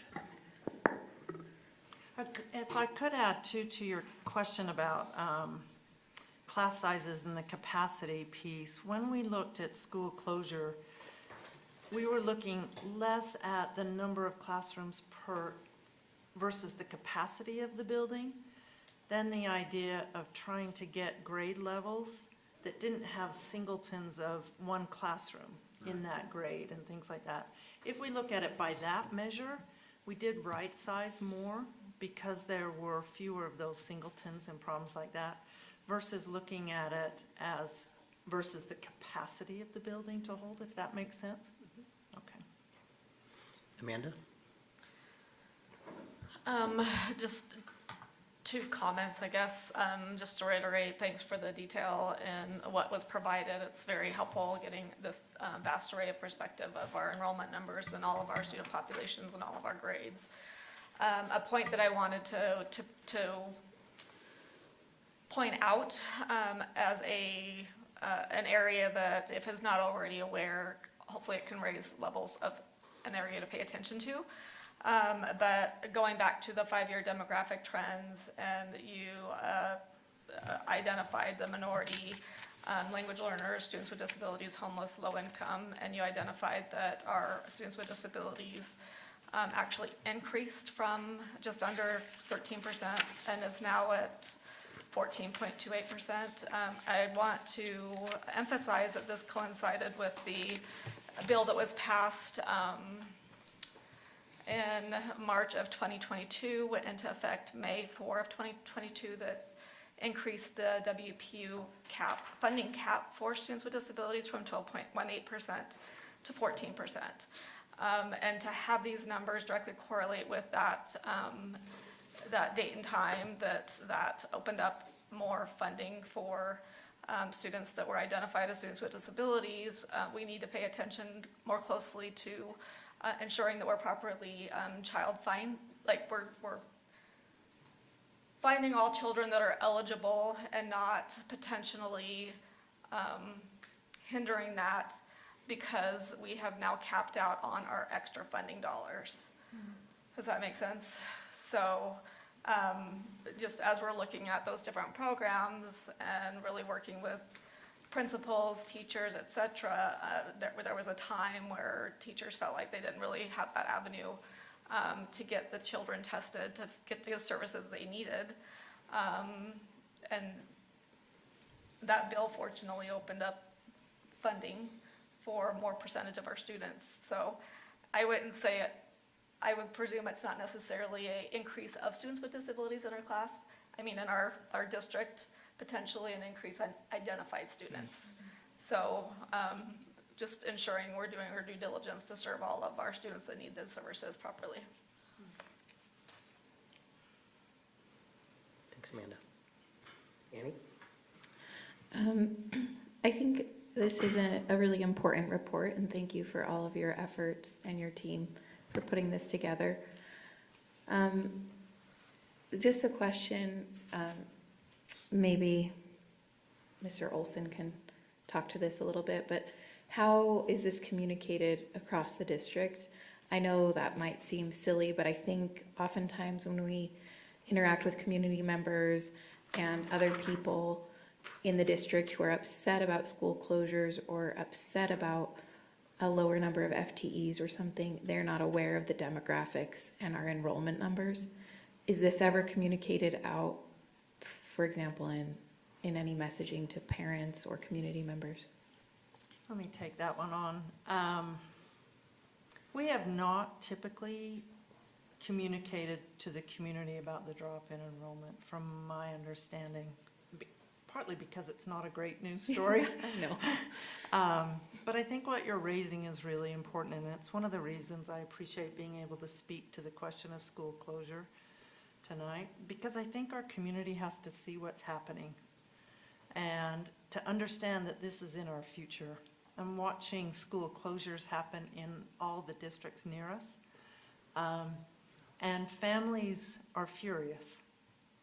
They're furious, and they think somebody's gaming things or cooking the books or something in this. And I want our community to know these numbers so that when we do need to bring up the worst decision-making around closing schools, that there's an understanding of why that would even be on the table. And part of it may be a calculation of what this means financially for schools across the district, especially since this drop in low income is another one to really note. It may be just people are not completing the forms, and so we're not accurately measuring the number of low-income students in our district. The problem is that the number of low-income students in our district is directly tied to our Title I funding allocation from the federal government. So we will be getting less Title I allocation in the future based on these numbers, which just means less money for our schools. So there's a large story about enrollment drop. There's also the story of resources dropping. And I do want the community to see these numbers, and we'll have to think about, and our executive director, Yandri Chatwin, can help us think about how we do communicate the reality of what's happening in Salt Lake. It's a tough news story, but I also want people to understand, and maybe when the demographic reports come, they tend to give us some reasons why, right, that help us understand why the numbers have switched that way. And maybe we make more of it when that comes in so we can explain to the community, but that sort of broad understanding will be important when these hard decisions of funding, I mean, I say that about the drop in Title I because I want schools to know that there's going to be a drop in Title I funding, that we just don't have any control over that. So it's a really important question about that messaging and how to speak to the community about these changes. Yeah, I guess I just want to state, as a member of the community, I think it's really eye-opening and important to understand this. And as a parent of students in the district, I do not think this is frequently talked about. And I would love to see it become more of on the conversation. Just generally explaining, you know, the housing costs are high, number of children being born is low, number of families moving in the district are low, number of students who are going to online options continue to increase. Title I funding is going down. We are capping out on our student with disabilities funding. So I think understanding that dynamic, although it's somewhat depressing, really can inform some decisions that are being made on a district level and on an administrative level. So just wanted to emphasize that. Thanks, Annie. Charlotte? Did I understand, did I hear you correctly when you said you would be asking the families whose zip codes did not change, like maybe ask them why they left Yeah. So our district? In the past, we've sent out some surveys. We don't have any plans today, as of right now, but that is something that we could do and figure out why, potentially why they left. I think that would be important. I think we really do need to know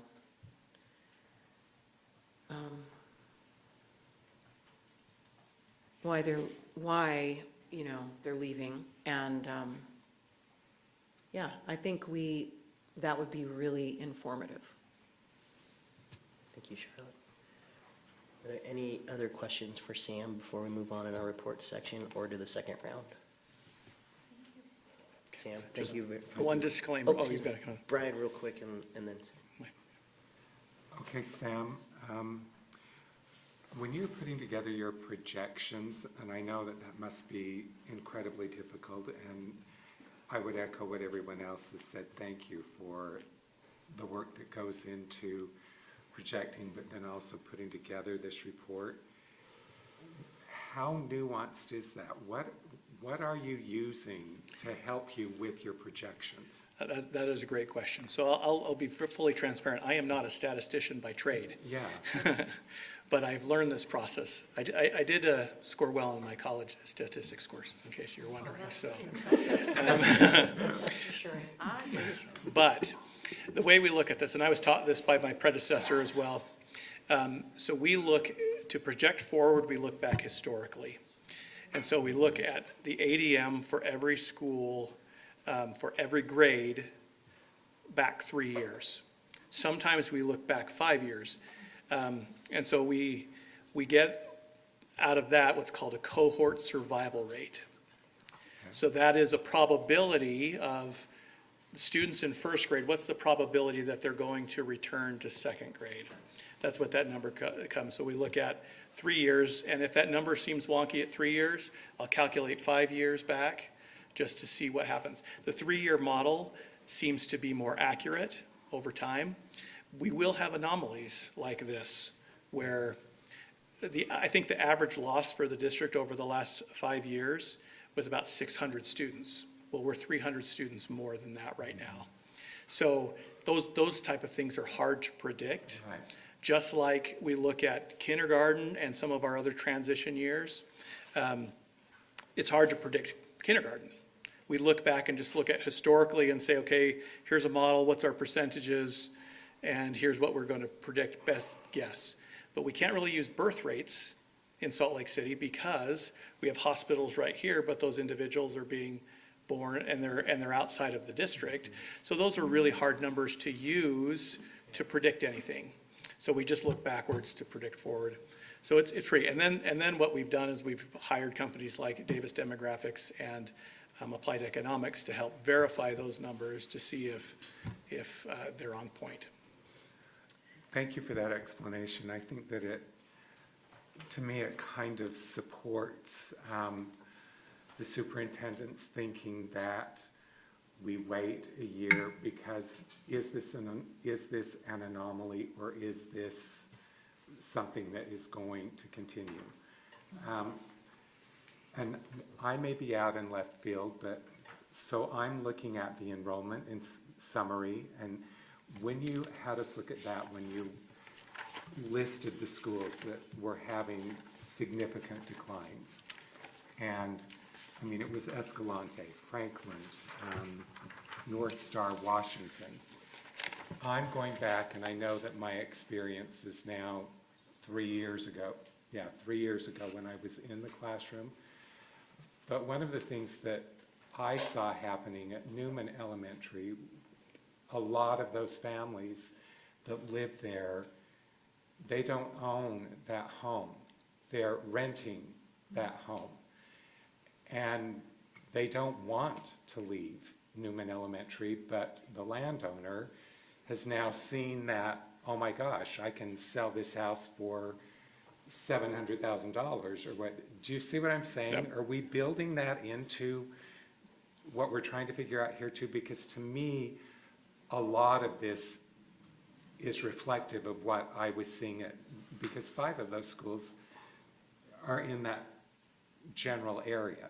Yeah, I think if you, to answer your question, if we look at Newman's numbers now, if you remove the DLI program, the dual language immersion program, out of Newman, their enrollment would be 140. Yeah. Right, similar to the Benyon enrollment when they were closed. So I think those are factors. When I do projections, I don't look at that. Okay. I also don't jump on projections when there's a new construction. I usually wait a year for that. Okay. Because typically we've had some apartments come in there and they're low-income housing, and the principals called me and said, we want to include this. And I say, we're going to wait because typically what we see is people move from one apartment complex to another. We're not bringing more in. So what we want to see is what the actual numbers are, than guessing as much as we can. But that's where the demographers come into this, because they do a lot more.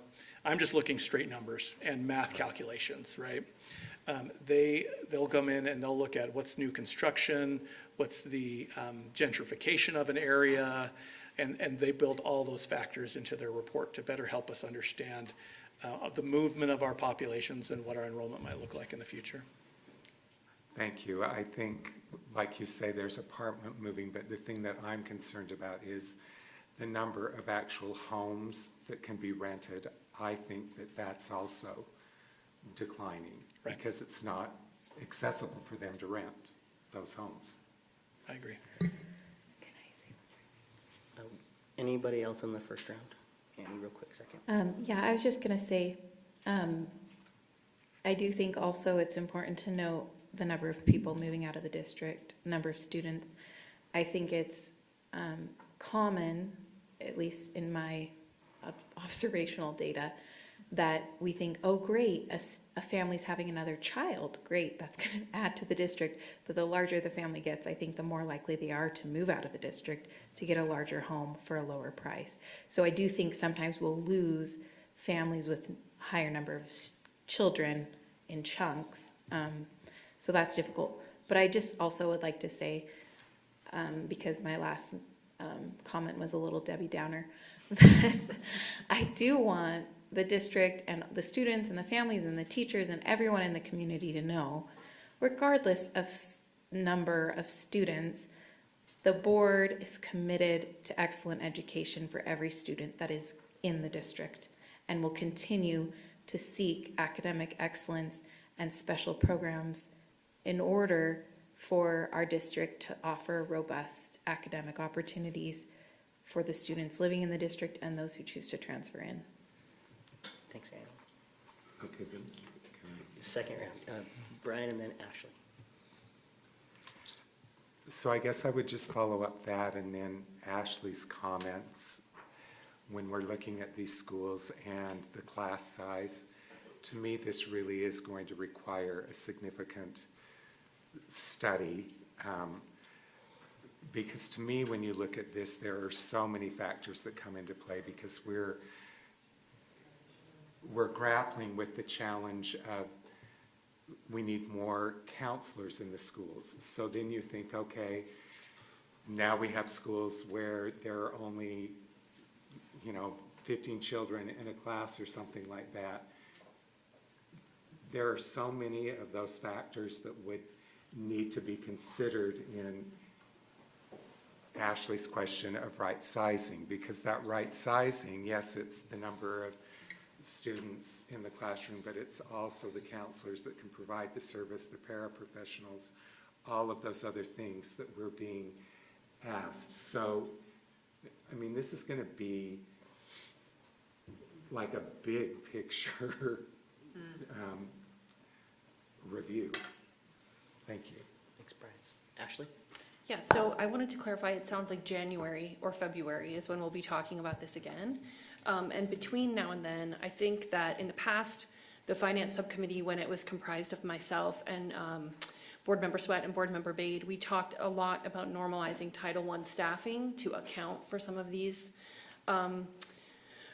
capacity issues. And I know we can't actually make direction because this is a report and not a discussion, but I would like to consider that the committee could continue talking about normalizing staffing, in particularly in light of knowing that closures would not be recommended, that some action has to be taken, because it's definitely not an anomaly. It's a 10-year trend of decline.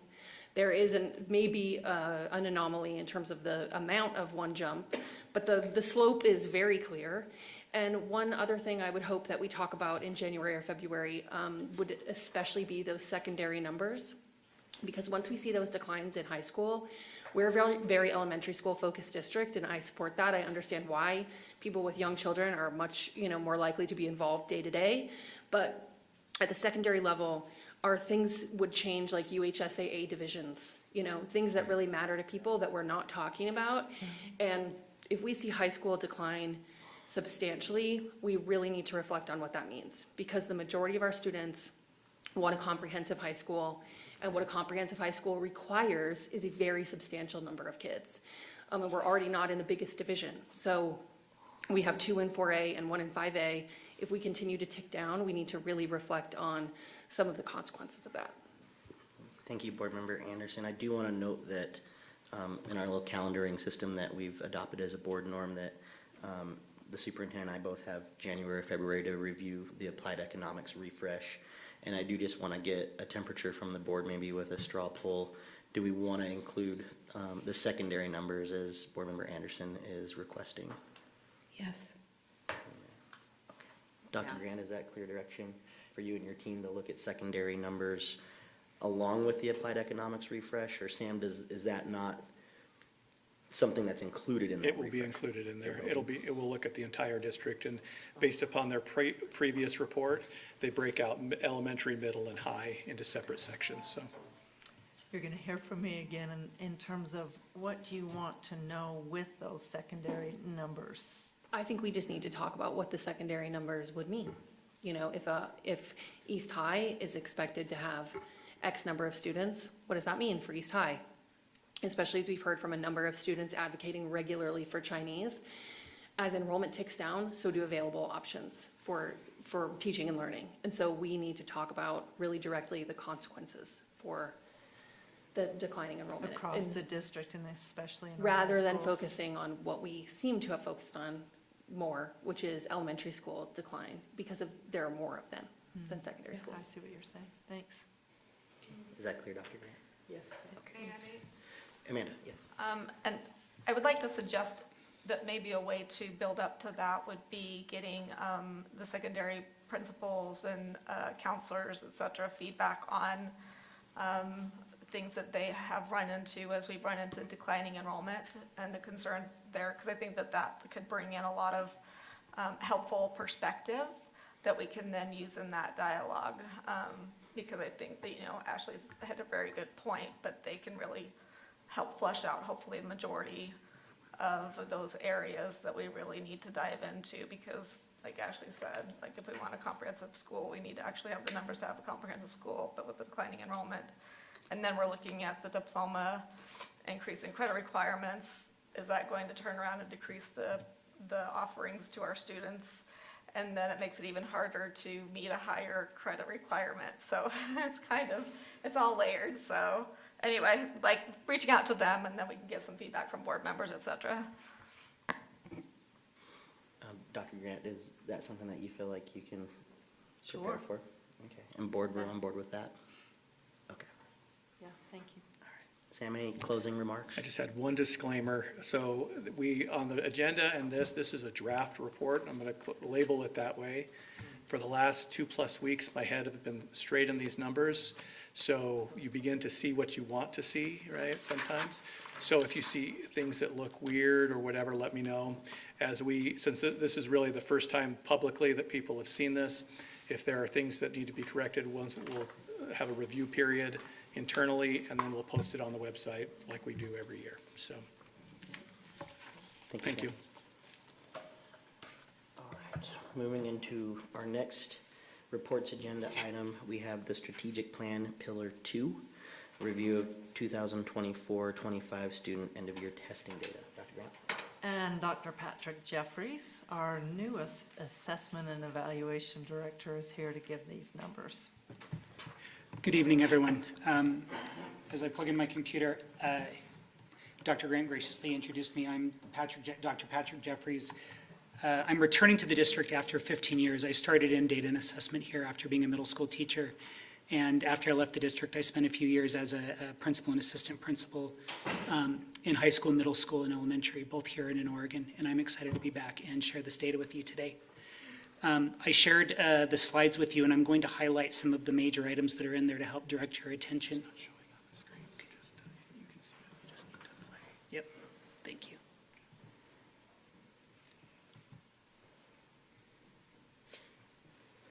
We got it. Wonderful, thank you. I'd like to thank my team for the amount of time and effort they put into creating the displays that you have today. It's a talented team, and they deserve credit publicly for the work that they've done. This is our achievement data relative to Pillar 2 of the strategic plan, specifically to give you an idea of how our students are performing. And I'll share this information through the variety of different assessments that we have. It's important to remember that the majority of this data is cross-sectional in nature, which means it's the students who are available in that year. So as you look at trends, remember it's the students who were present in that year and doesn't account for students coming in and out, except for the places where I'll highlight between stable and migrant.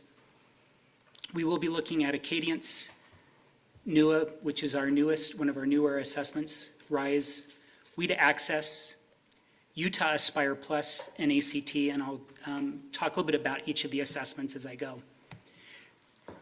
It's important to note quickly that some of the information that you've expected to see is probably not available. The ELA data from the growth data for ELA, English Language Arts, is not available from the state. We're expecting it late October, early November. That's what has been shared with us. And school report card will be publicly available, from what I understand, early February, but that may change depending on how the Utah State Board of Education does their business. The first place that I want to focus your attention is on our median growth percentile. And this is interesting for a number of reasons, because it takes a look at students' growth at the school level relative to other students who started in a similar place. So it accounts for many of the different problems that we have looking at assessment. A typical growth would be 50%. This is one of those that's part of the statistical averages, so anything near 50% would be considered normal.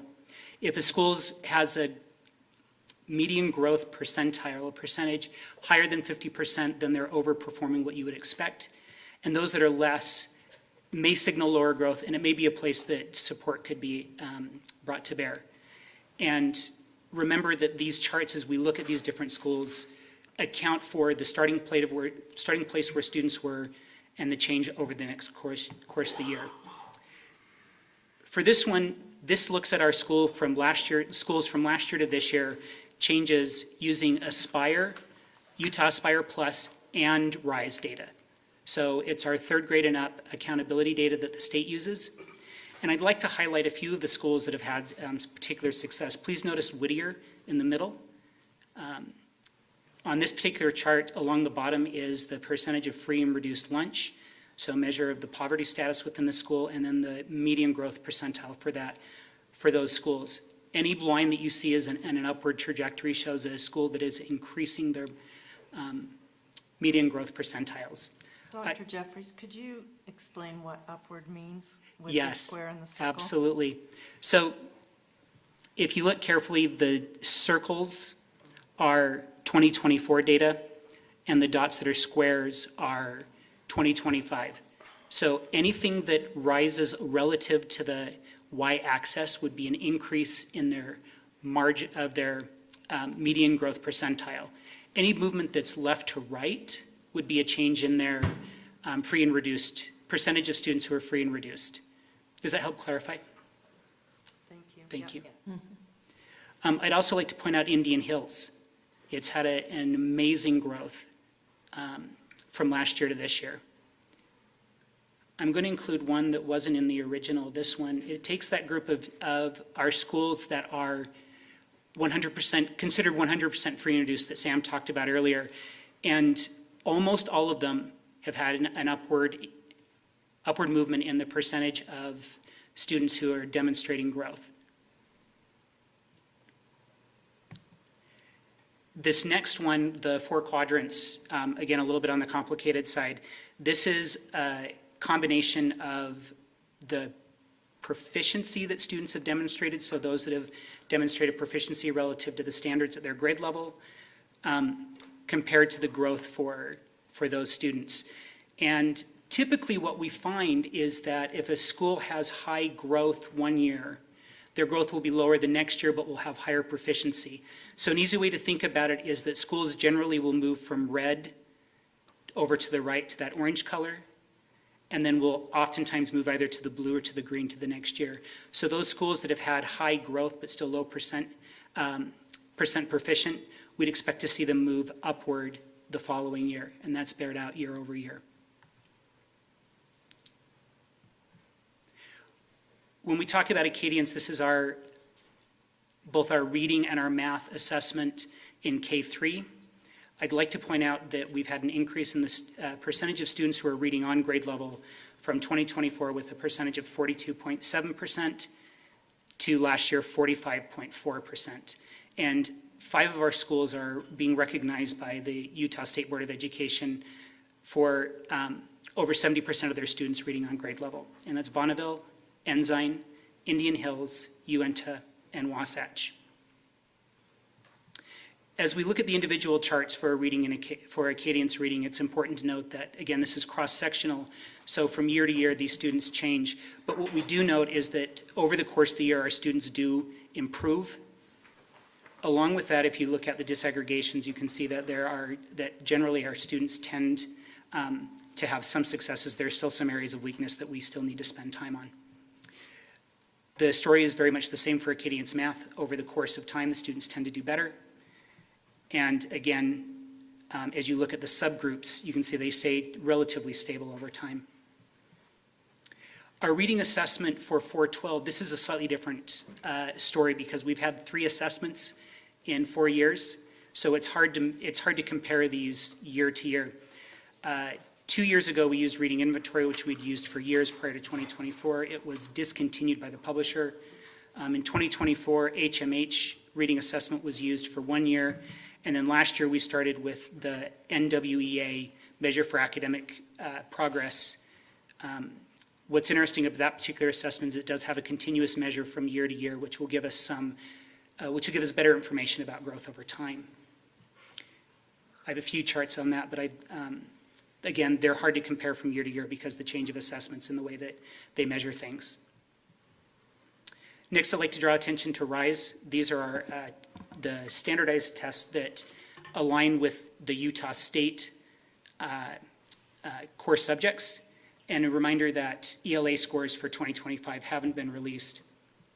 Interestingly, as we look at proficiency across the entire district, we are seeing a slight increase over time in each of those in each of those subject areas. I'd also like to note especially that we are having some success with in each of our RISE groups among some of our subgroups. More importantly, when we look at mobility with RISE, we find that students who stay within our district tend to score much better than those who leave our district. And what's important to note about this mobility is these are students who stay within the same school. So if you move within the district, you wouldn't be counted as part of the stable, you'd be part of the mobile. You can see that for ELA, math, and science, students tend to outperform when they stay at the same school. WIDA is particularly interesting for us. Remember, WIDA is the assessment that we use to measure English language acquisition, and it looks at reading and listening, which are modalities for accessing information, and speaking and writing for the production of information. I did include some information about what our ELL population relative to the rest of the district looks like over the last 3 years. And from 2023 to 2025, we have had a material increase in the number of students who are classified as ELL, to answer a question that was posed earlier, not just as a percentage increase. So we are seeing an actual increase in the number over those 3 years, even while the enrollment within the district is dropping. On the next slide, this is important to note. When we look at the percentage of students who have met growth over time, we're seeing an uptick year to year. But I'd like to highlight fourth grade, in particular, the number of students who met their target. Not only is this, the test continues to become more difficult as they move through school because the difficulty of language increases, but the jump from third grade to fourth grade is particularly impressive. So seeing a 67% of our students making it there is a place that our teachers definitely deserve credit for the efforts that they've made. Along with that, on the next one, we can look at the percentages over time. I've included this one because in 2022, there was a change in, from 2022 to 2023, there was a change in the accountability manual from the state, which changed the numbers that we've seen. Also, there was a change in the number of students that we saw coming into the district. The next chart over indicates the percentage of each level on the WIDA and the percentage of those students who have made the growth that's the target for them. And remember, the lower the number, the lower their English ability is on the aggregate. This next one takes a look at 4 selected grades within the district from last year. And the first bar on top is the composite score, which is the combined score. The next 2 are the the information acquisition, reading, and listening. And the bottom 2 are writing and speaking. And you notice that as students mature in our system, they tend to speak and write better, and that's directly connected to the the objective of the board to increase productive academic conversation within the classroom. So it's one of the places that we are seeing some benefit happening. The last one on WIDA is the percentage of each of those categories as based on the WIDA for the last 3 years.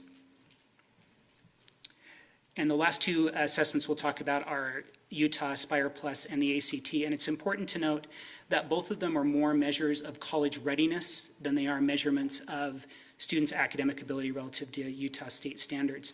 With the interesting note that for Utah Aspire Plus, there are Utah core test items, but we don't know what they are or which questions are being asked. So as we look at these percentages, these are the percentage of students that are considered on track to be college ready. And again, ELA data for 2025 hasn't been released by the state. And for Aspire, we're just testing 9th and 10th grade. While it's interesting to know whether students are on track for college preparation, it's become apparent, especially at the state level, that it's not as useful as it was. And starting next year, we will have RISE for 9 and 10. So we'll be able to look at that data in a more consistent way. Something I'd like to point out on Aspire is our students with disabilities last year had an increase, along with our students who are multi-language learners in math, and especially in reading. That was something that was particularly interesting to me when I was looking at this data. Science, we see a similar story. And again, when we look at mobility within the district, so if you were in middle school in Salt Lake District and then stayed at your high school, those students tend to score better than those students who are new to our schools. You see that in math, English language arts, reading, and science. The last item is ACT, which is strictly a college readiness assessment. And remember that if someone is considered proficient on this, then they are on track to be ready for college as measured by ACT. There are 4 subtests: English, math, reading, and science. And what's interesting to me as I look at these, we tend to do really well in reading and English on these tests. And I know that the district has had a focus on literacy within the high school ranks, so this is something I find to be very interesting. Also notice that when we take a look at our subgroups, especially our multi-language learners last year had an uptick in their composites and also subgroups as you look through the data.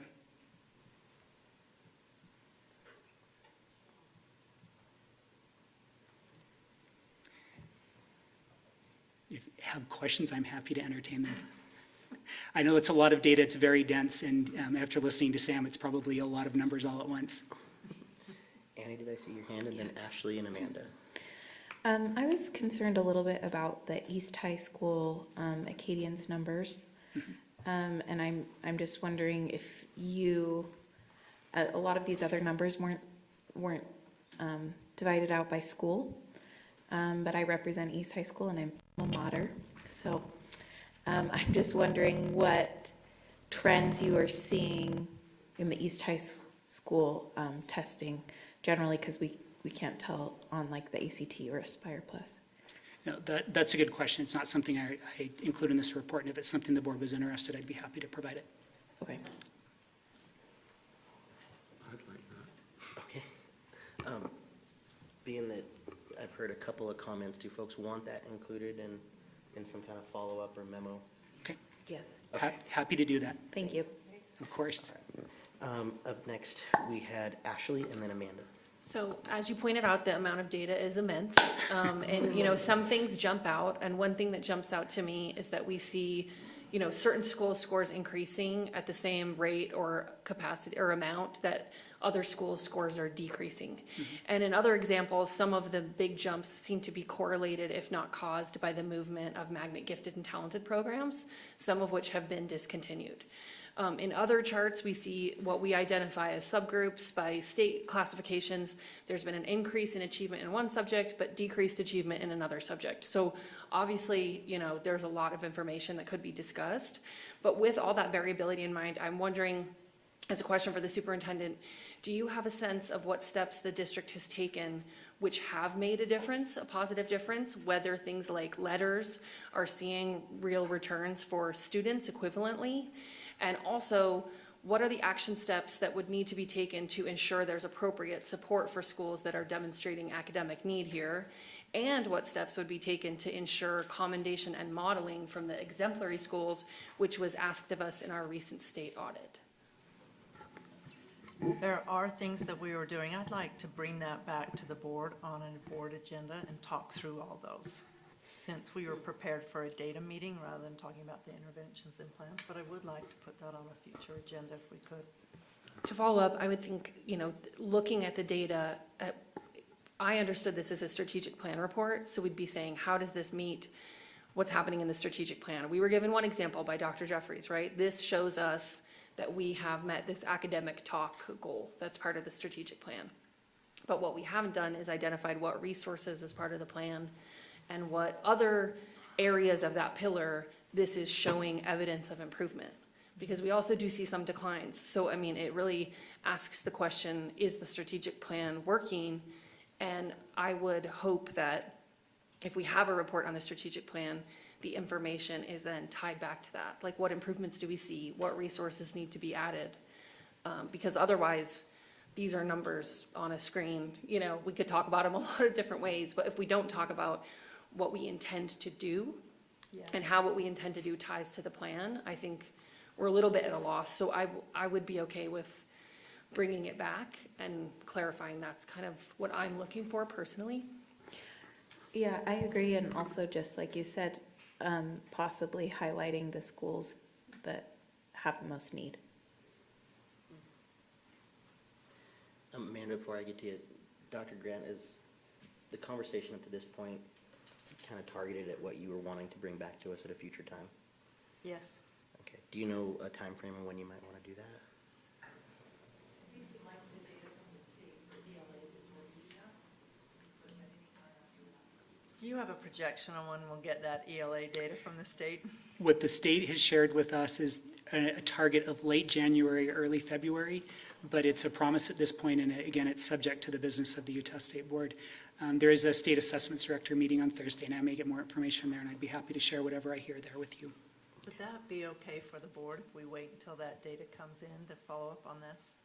Or Given that literacy is, our number one priority, I think obviously having the ELA data is relevant to assessing board goals and priorities. I also mentioned something, and Dr. Jeffries, you could probably respond to this. The movement of schools, the problem with this MGP is that it's all relative, meaning as a school increases, somebody else has to drop. Correct. In a way. Can you explain that better than I can? Yeah, I mean, it's- you can. Can you move It's- forward with doing that? It's a percentile measure, and so all of the schools are measured relative to each other. So it starts out with students who start out, whether it's RISE or it's Aspire, what their previous score was, and then they're grouped together. And then based on their grouping, did they grow relative to, did they grow within that group? So if there's a positive growth, and this is where it gets really complicated because the state's made it really complicated over the last couple of years. Using the data from that, of whether they've had an increase in their score via the scale score relative to the proficiency that they lay out, then they essentially get coded as a 1 in the data set. So everybody who has a 1 within the data set moves forward 1. I know it's getting a little technical. For every school that moves forward 1%, because of the way that percentiles work, there has to be one that moves down. And that's the reason why when that slide that I showed earlier with the, I'm jumping back to it, there are a lot of slides. Yeah. This one. So we tend to see schools that have growth, a lot of growth in one year, and the next year we'll see an increase the amount of proficiency, and we'll see that go back and forth. So their percentile growth will be lower next year because there's less room for them to move, because their proficiency has gone up. So while percentile growth is interesting to look from year to year, remember that it is relative to everybody else. It's not a criterion measure. Proficiency is the one that is a criterion measure, but again, many of our students come to us with needs where they aren't proficient, so we do need to look at growth. This is true when you look at districts too and rate them on a growth scale. As one goes up, others go down to keep that average at 50 in a sense, if I'm not. Correct. Okay. Ideally, everybody would be at the 50th percentile because everybody is doing really, really well. So nobody's doing better, nobody's doing worse. And just to note, Brian and I will make sure to ask for an update sometime in December, Dr. Grant, about. I think we were saying February maybe. Oh, I know, just to see where we're at. Oh. with Getting that. Oh, an update on when we would schedule. Yeah. Okay. Amanda? Yes. Okay, I'm gonna go back to my notes, sorry. On the WIDA testing, maybe I missed it, but I was curious. Obviously, you broke it down K through 12. What I was wondering was, is it snapshot data or is it track data, like following a specific student from K through 12 to actually determine, like, if we're showing those gains or just, randomly, I'm presuming that we're showing quality gains. Yeah, so every year a student has a percentage of growth that they're supposed to meet from the state. So it's from last year to this year, but it is cross-sectional in just the year that we're looking at. So we don't have a longitudinal sort of measure of how students do over time. Okay, thank you. You're welcome. And I would say if there's a way to do that we try to extract that data, because that will also lend itself to Ashley's point in looking at our strategic plan and seeing if we're actually accomplishing the goals that were set forth. And then you did note and point out that the students with disabilities have improved scores in the Aspire Plus. What I'm curious about is, do we know, and maybe this will go into Dr. Grant's presentation on the things that you're doing to improve things, so I'll just add this to your list of things to cover. I would like to know the whys, like what if we have identified what are the contributing factors that have increased that, like increased co-teaching programs, if there's increased inclusion efforts, if there's increased, just what is it that we think that might be contributing to that, which it's great, but if we can figure out how to replicate it, if it's a sound approach, then maybe we can see even more gains in the future. And then my generic questions were, what did we learn from the data points, which obviously in the presentation you learned stuff. Concerns, a lot of good things. Just emphasizing what's already been said, the concerns, the next steps, that's been well thought out and talked about here. I guess, has there been much thought put into, and it overlaps again what's already stated, what's needed to increase the percentages for all groups so that we know that we're on the trajectory to meeting our strategic plan goals? Because these are the data and it's showing us where we're good, we're not good, and we got our different problems are, but then we gotta kind of like obviously hone into now what do we do to like improve the trajectory for everybody. So I don't know if you have answers for that or if it's a rhetorical question that will be presented at a later date. And then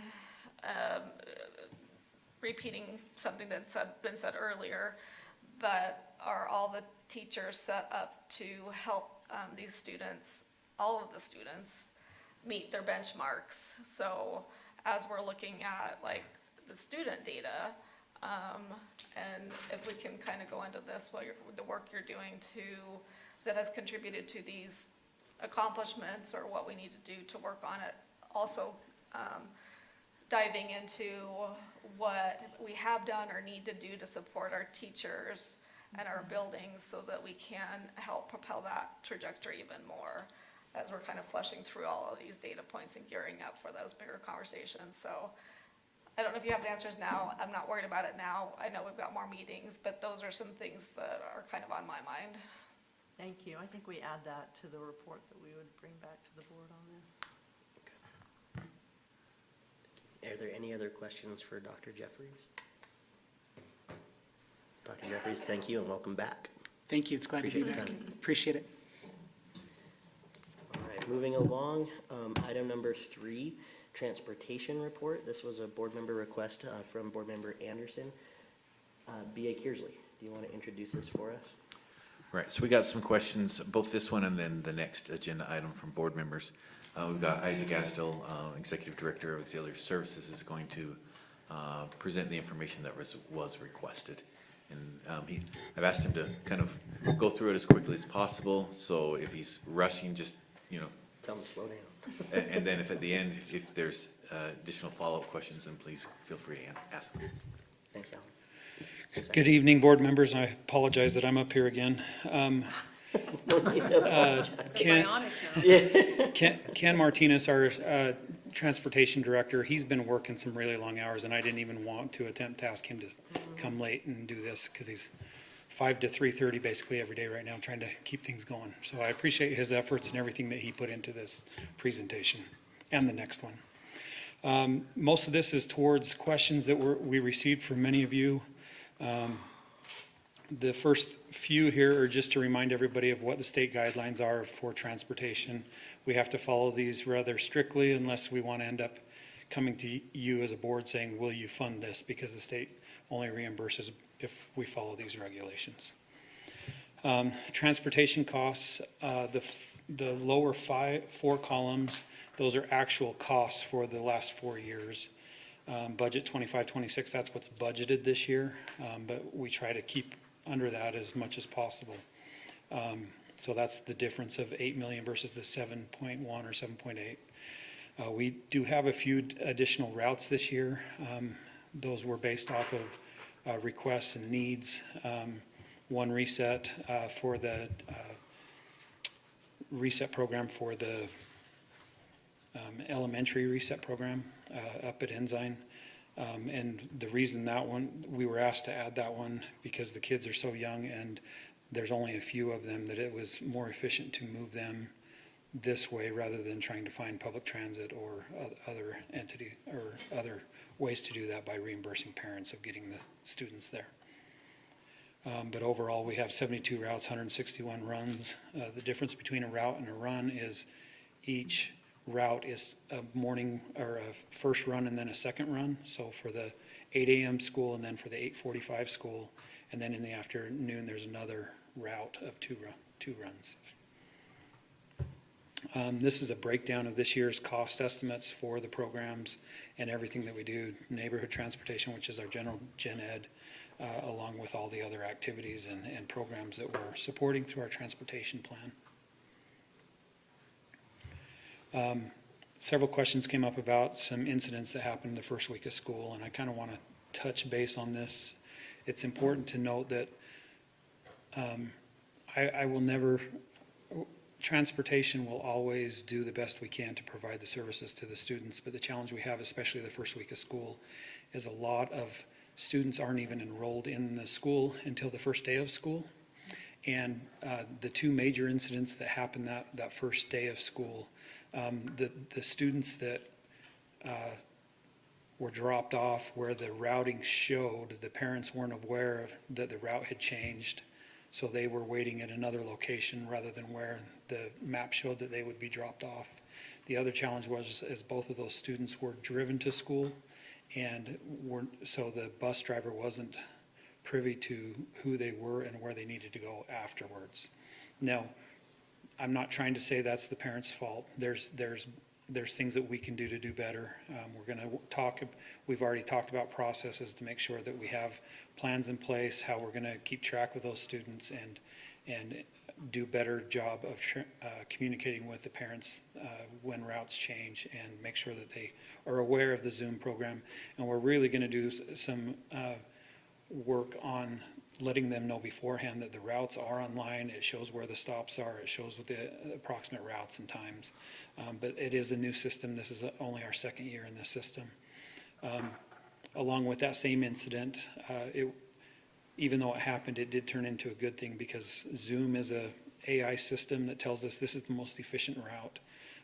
We did find that where that assigned drop wasn't the best place for it, and it took some personal ingenuity to say, okay, this is how we're going to change the route to get that to work going forward. So we did change that route on day 2 of the school year.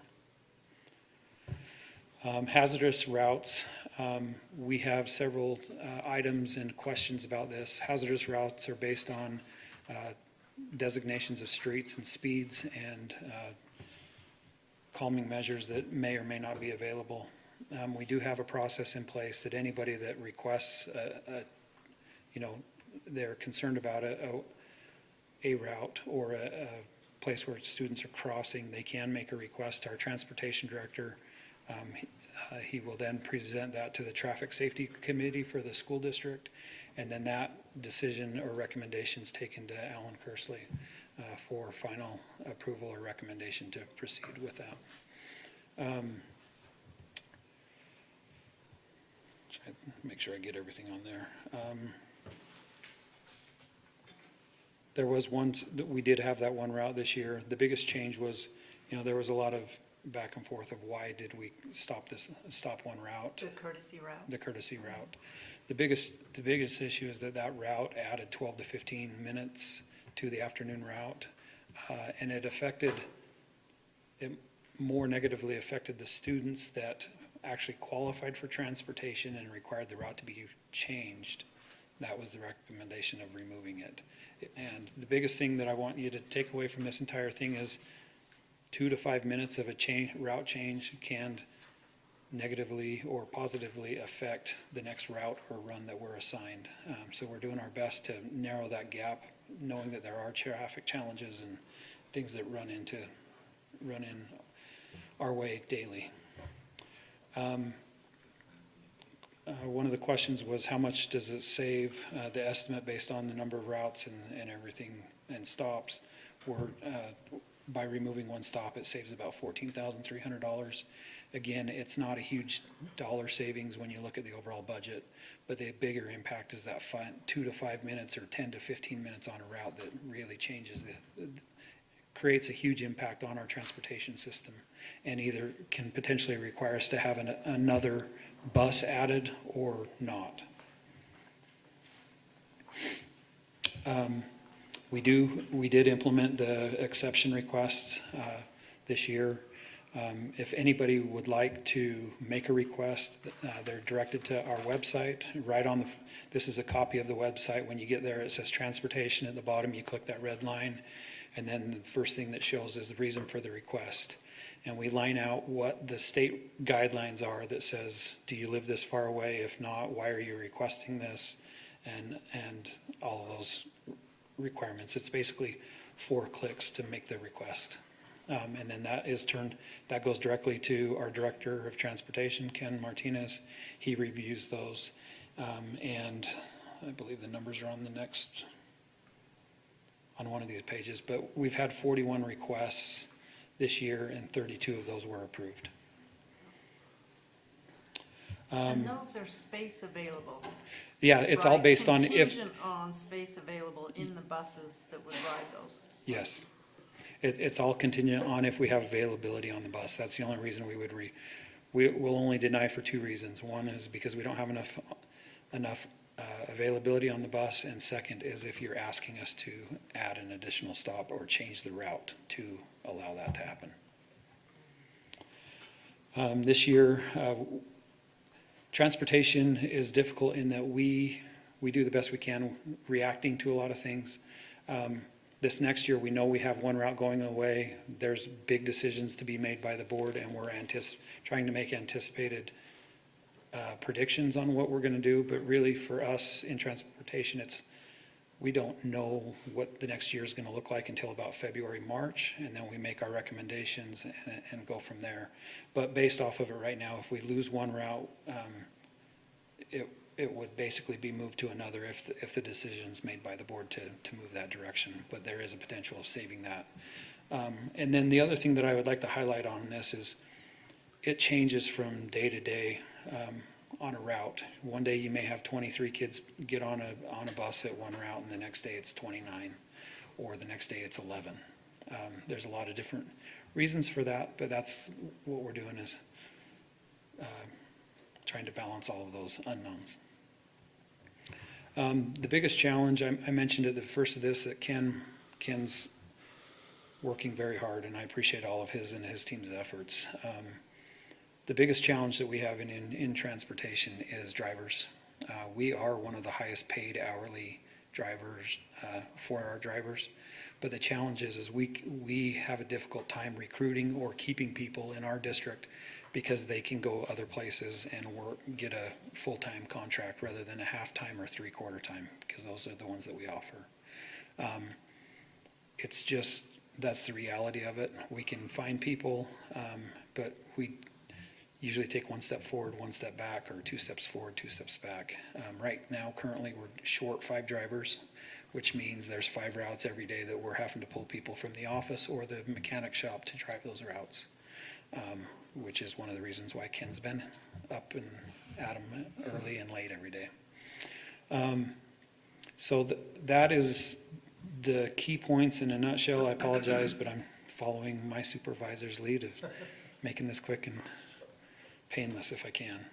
Any questions or concerns that I can answer? Ashley? I have questions, and I just want to say when I ask these questions, it's not because I don't understand how hard everybody's working. It's we represent the community that drives or rides on the bus, and so we sometimes hear different things than staff here. And I do think that this is perfectly timed report because it is School Bus Safety Week, and USBA invited us to celebrate that, and they gave us some reminders of things to do, like exercise caution when driving near school buses or walking near school buses, and also thank your bus driver if you are a rider, because obviously they're a very highly valued member of a school community and a district community. Thank you also for speaking to incidents and how we're working to give appropriate responses to families. I know that was a problem at the start of the year. I'm concerned that a bigger impact than the courtesy stops is the growth of specialty program busing. And like you pointed out, that's not your choice. So I'm wondering, Dr. Grant, why did the district opt to grow by 4 magnet gifted and talented routes and 3 DLI routes when our population is decreasing and we're facing this driver shortage? Yeah, part of that was because of the placement of the programs was new, so that we were trying to create accessibility for students across the district. We placed the DLI schools from north to south. There's one north, there's one in the central, there's one south. We did the ELP programs from east to west. There's one east, there's one central, there's one west. So then we created areas that we would funnel students from those different areas into those programs, and wanted to offer busing to those programs to increase access to all of them and assure that. It's always a question the board can take up as we go forward. I can't remember what the promise was when we made that change. Do you happen to remember? Was it for 3 years that we would offer that busing? So we're in year 3? So there's two things going on here. There's the grandfathered out due to school closure routes that are, I believe that's 3 years. Then those go away. Okay. But the permanent is those, The if you live in the ELP. quadrant and you go to the DLI or ELP program in that quadrant. And live with outside And the live- 1.5 miles. Right, then we would transport you, because that was really a discussion of access to these programs. That those families who don't have the ability to get their kid to these programs, we want to make sure that they also have access to those district programs. I would think, to follow up and then resume my questions, I didn't understand the only 3-year part was only applicable to certain grandfathered routes and not the DLI routes. So I would suggest that we review what that was. I don't know that community members know what the plan is for their bus. Okay. Additionally, my question is, what is the average ridership for those magnet and DLI buses as compared to average neighborhood ridership? And if that's a Ken question, I think we could follow up, another way. Yeah, I can definitely follow up on that. I don't have the numbers in front of me, but I believe it was, most of our routes are 50% full or more. Okay, and I'm wondering, the magnet routes show that they are increased even though Washington's route is being discontinued. How are magnet routes increasing year over year, even though their number of magnets is staying the same or decreasing? So the magnet specifically, because we have these boundaries of all the certain schools going to an assigned space, we found that we couldn't do the full run in a 45-minute run. So we ended up splitting 2 of those into a small van and a bus. So they're going out farther to pick up 2 to 5 students, and it doesn't represent that it's just a van ride. We just look at it as a run or a route. But that was the increases by making them more efficient of shortening the route so we could use those big buses on other things and then use the vans to pick up smaller amounts of people so we're not driving so much in a big vehicle. I think in the same way we could follow up on ridership, we might be able to follow up on parsing some of that more so we understand the efficiencies. Yep. Why are we busing elementary reset, but we still aren't able to provide a van or a bus to secondary reset? Just a decision we made to try and increase access for the younger kids. The older kids have access to tracks and to UTA, which with their passes and a track stop right there by Horizonte, which is housing both the middle school and the high school reset programs. They have alternatives and the elementary children do not. And that is a great segue to my next question, which is, how are we promoting the use of those UTA passes for field trips, knowing that the driver shortage has been a real challenge for schools to actually be able to get a bus for a field trip? So the challenge with the field trips is the full-size route of a UTA route, we have convenience routing for vans and things like that, but for a full-size bus, that's a different story. Two things that I want you guys to be aware of is our drivers are required to have a passenger endorsement, where UTA drivers are not required to have that. And their buses also don't meet the safety requirements that our school buses have to do. So when there is a request from our transportation department for a field trip specifically, large groups of people, if we can't, first of all, we do everything we can to meet that need as long as they give us enough time to plan for it. If we can't do it, we refer them to the contractors that can do that, but currently we don't recommend or contact UTA for those services because of those concerns that our transportation department has based on licensing and the requirement of the safety that's not on those buses. Okay. And then why are well, the ridership question, I'm just gonna have to follow up, right? Because you just don't know the average ridership for different routes. I think, just to summarize, one of my general concerns is that would someone give me 10 seconds to just say my general concern? My general concern would be the board did not have a role in approving these different sites, but now we are footing the bill and meeting other consequences for neighborhood students who are having their stops gone and who have additional costs and additional routes. And I'm just generally concerned about the balance of not having a role in that approval process, but then being the ones who are paying the bill and watching some of our members of our community pay the price of no longer having a route. So I think we need to continue to explore those ELP, DLI routes and the implications of them and potentially their ridership. Thank you. Ashley? Annie? Yeah, thank you, and thank you to Ken Martinez for all of his hard work and all of the bus drivers. Could you just, I think I kind of know the answer to this, but I just want to review how many bus drivers we currently have and if they're all part-time or if there are any FTEs, and why our district cannot offer FTE positions to bus drivers. So currently we have 70 FTE, 70 benefited positions. They're either 0.5 or 0.75 for drivers. The FTEs that we have the director, 2 route coordinators, 1 for SPED and 1 for general ed, 2 administrative support, and then the 5 or so mechanics and shop staff. Everybody else is on that 50 or 30 hour. They can obviously work more hours, but we don't offer full-time positions right now. A lot of other districts have a 3-tiered system that allows the bus drivers to be more efficient through the day, having 3 runs in the morning and 3 runs in the afternoon. We have two start and end times, so that's a 2 run system. So that's the challenge. We can work to find ways to, utilize them more for field trips and other things like that, but that's the biggest thing right now is it is an increase in funding, and that's not what I'm asking for. Yeah, so just the start and end times, we only have 2 options, which doesn't allow as much for full-time drivers, because a full-time driver would need 3. Generally, yes, to 3, and keep busy for 8 hours a in the middle of the day, day. maybe have a field trip or something. Yep. Okay. But you said we have. Yeah, I just want to clarify. So what that is, if we had a full-time 8-hour contract, we need to guarantee that driver has 8 hours of work to do. And with the 2-tier, it's hard to guarantee those 8 hours. I mean, they might be able to pick up field trips and activity bus routes and stuff to get the 8 hours, but it's that guaranteed piece that we struggle with. Okay, so we have 70 part-time.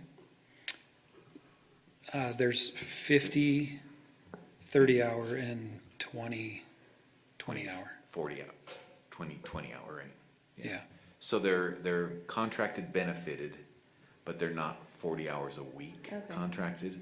They're between 30 and 20 hour a week benefited. I'm sure this has been looked at, but I'm just asking to see if there's a way to more effectively use who we have with the driver shortages, or convert positions to full-time, if that ever makes sense. I'm sure it's been looked at, but I'm just gonna ask it. There are ways to do it, but without knowing more of what what the plans are. I mean, we've talked about some scenarios of, well, what if they do recess duty, or what if we do these other things? How could we get them to that place?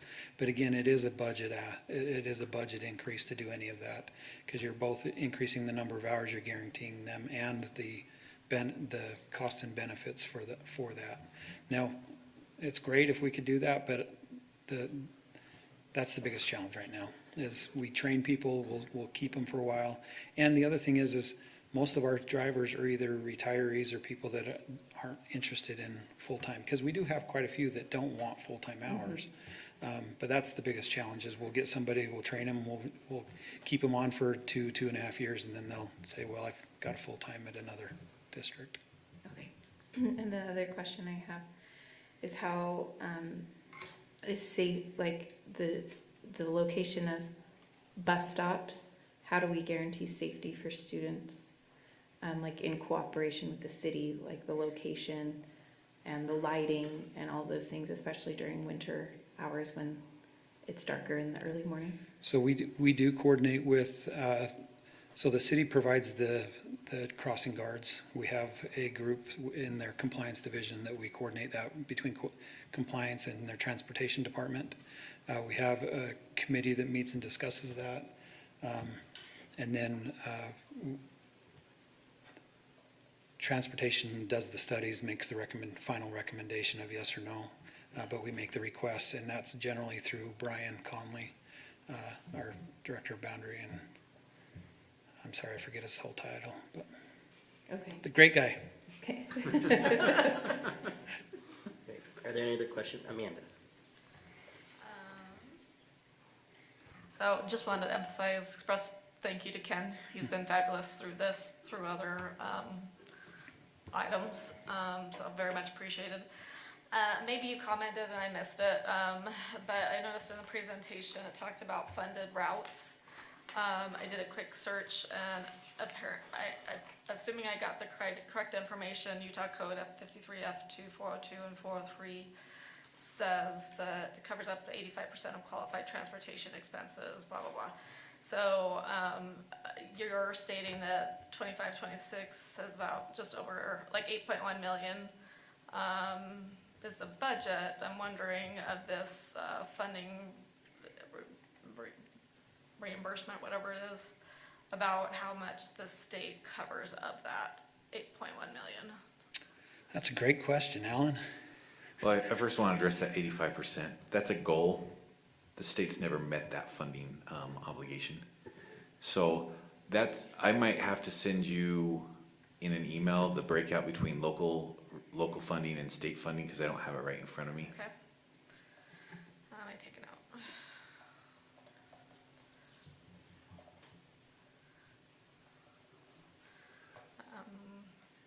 And then you commented on the benefits and how, because we only have 2 routes in the morning, 2 in the evening, we can't guarantee the 8 hours to provide the benefits. I presume that the public system needs to function the same way as others, but in the benefits world, the general rule of thumb is that if an employee works 30 hours or more, they technically could be eligible for benefits, health insurance specifically. So a lot of private companies align their benefit eligibility to that. Obviously, there can be other variables. So I don't know how that compares to a school district, and you can educate me there, but if it really comes down to our policy is deterring that as a barrier to benefiting these individuals that run 2 routes that equate to 30 hours a week, then could that be an avenue that we could look at to resolve that issue? Yeah, actually with transportation, we have kind of some unique calculations we do. So we look at, because let's say I'm a 0.5 contracted driver, so I'm contracted to work 20 hours a week, but I also pick up a bunch of field trips and activity routes. So we'll look at their previous year total hours worked and calculate an FTE, which clearly if they've picked up any additional routes is going to be higher than their 0.5. And that's the FTE that we'll use to calculate their benefits. And I believe with our system, Logan, that anyone that's a .75 FTE or above gets the same benefit as a full-time. Okay, so 0.75 is really the marker in that regard. Yep. So we may have more accessing that than the Right. 1 FTE allocation implies, because it's really. Yeah, okay. so as we continue this conversation, we want to really look at historically, you know, that calculated FTE, what has it been? And what's the risk of maybe adding an 8-hour guarantee if we're super close to an 8 hours anyway on a regular basis? So those are kind of some of the things we need to be looking at. Well, and yeah, we need to flesh it out. There's obviously some extra variables here that is not being stated if you're looking at 0.75 benefits versus an 8-hour employee benefits. But I think that in relation to this reimbursement, to actually know what our net costs actually are in relation to the bigger budget as we're making these decisions to figure out what we can do to improve appealing or pulling in more bus drivers. Those are all obvious factors that are relevant to the conversation versus this $8 million that actually isn't our net cost. Right, because if we had the 3-tier busing, then that would solve a lot of issues. But in lieu of not 3-tier busing, we need to look at what other options do we have to maybe add in some 8-hour contracts. But going back to my original question, you're saying 8 hours. So is it 8 hours because the district can say you cannot get health insurance until you hit 8 hours? Because in the private industry, it's 30 hours or more. No, it's really just, you know, if the Granite District is offering an 8-hour bus driver contract and the Salt Lake District is offering at max a 6-hour-a-day bus driver contract, people like that safe guarantee of I can go and work full-time at Granite, whereas I'm only guaranteed the 30 hours a week at Salt Lake. So it's just more attractive to have that full-time package, a guaranteed package. So that's something we can look at to see, is it possible to create, you know, again, not everybody wants a full-time contract, but is it possible to create some with minimal risk to the district that there might not be 40 hours of work in a week, but there's maybe really close to 40 hours. So Of that, and there's benefits even if you don't have the 40, because it's really down to contractual language that maybe they want the benefits, they don't necessarily want the 40 like what you're hours. saying, 0.75 and above, the benefit cost is the same. Yeah, so it's the sell, it's how the language is written in the contracts, it's all these things that we need to be looking at, because if we're functioning off of this is what we're doing, but we could actually do it differently, then that could be how we whittle away at these problems. Yeah, correct. Thanks. But are they paid hourly? What's that? They're paid hourly, right? Yes. Okay, so that has to do with it too. Well, and it can help because if they have to run overtime, then they get overtime pay. Foss? I just had a question about the allocation of athletics buses. Currently, I know that, at least at West High School, there's a very small population that uses the athletics buses. When I've used it, it's maybe 2 students, maybe 1 other student, usually 1 other student. And of course, that's very necessary for those students, I assume, to have that option.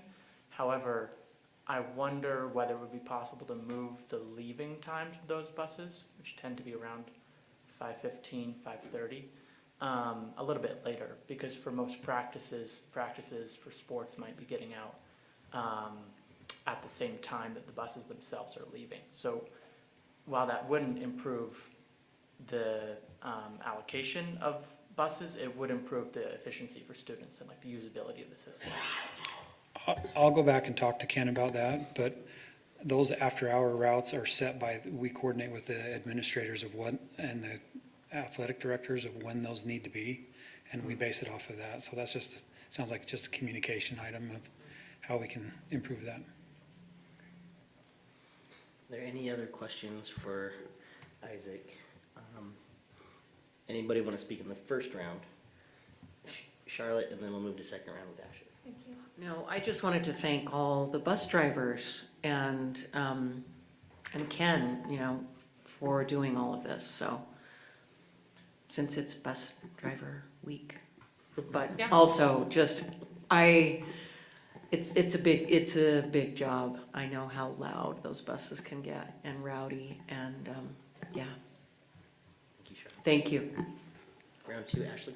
Yeah, based on the conversation, I started thinking about how anecdotally only, other districts which are larger and are able to offer some more hours are still reporting these driver shortages in their discussions. So I'd be curious if when you follow up to the ridership questions, which I can send to you and Ken, maybe we could also get some other comparables of other districts, because I would guess that the shortage is much more ubiquitous than we are making it out to be, a little bit. And I think it may require different flexibility on our part than just financial flexibility, because if the shortage persists, it's always going to be a given restraint. And I think that that's true for many schools. But I had two more questions that came to mind during the discussion. And one is, in these totals and total costs, are the hub routes and other required routes for students with disabilities included, or is that only in the subsequent report?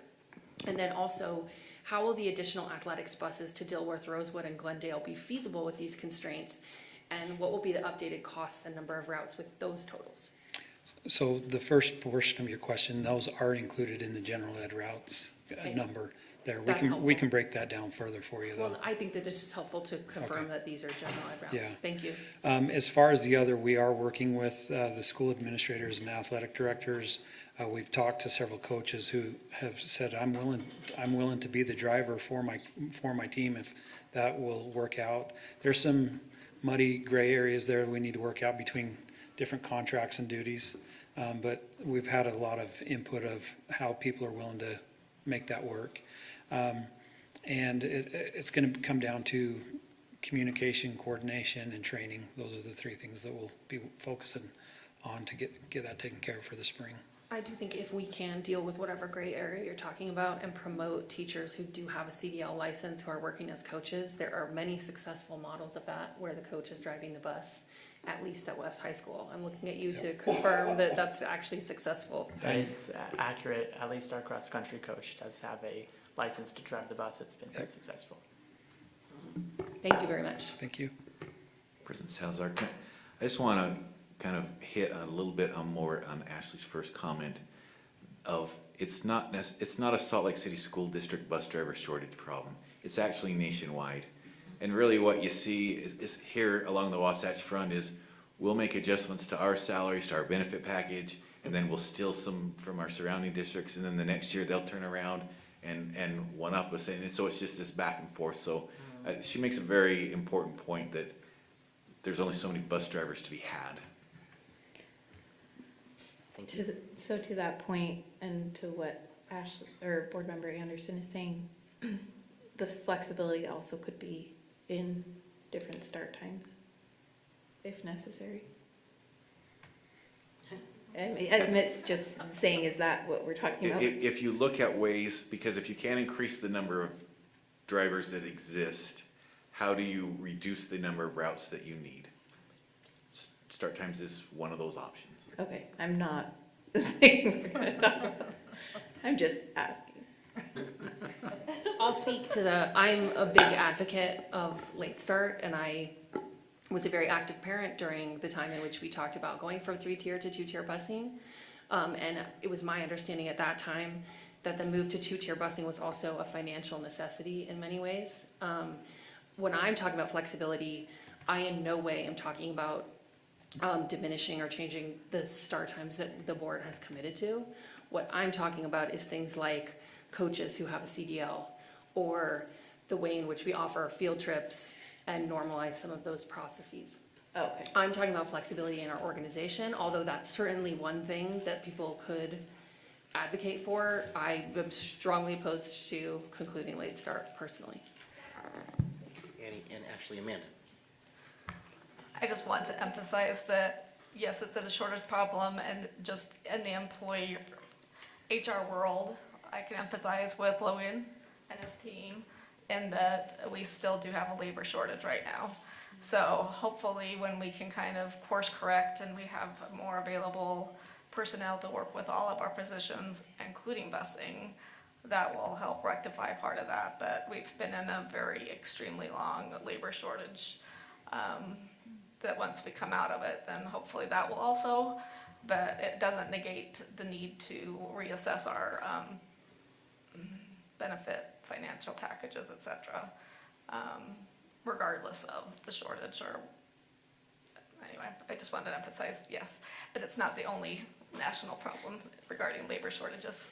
Thanks, Amanda. Any last questions? Otherwise, we can move on to the special education transportation report. Okay. Real quick. Have we asked the former employees who have moved on why they left? Or are we just guessing? No, Ken generally asks why they're leaving. Oh, yeah. We do have quite a few, again, retirees that their health and other challenges deal with that. But are more, those that are staying in the field generally are going somewhere that it's because there's a full contract for them to go to. Okay. Isaac, we'll move on to special education. Yes, special ed, several questions about transportation for that as well. Out of the 72 routes that I've shared so far, 38 of those routes are sped routes.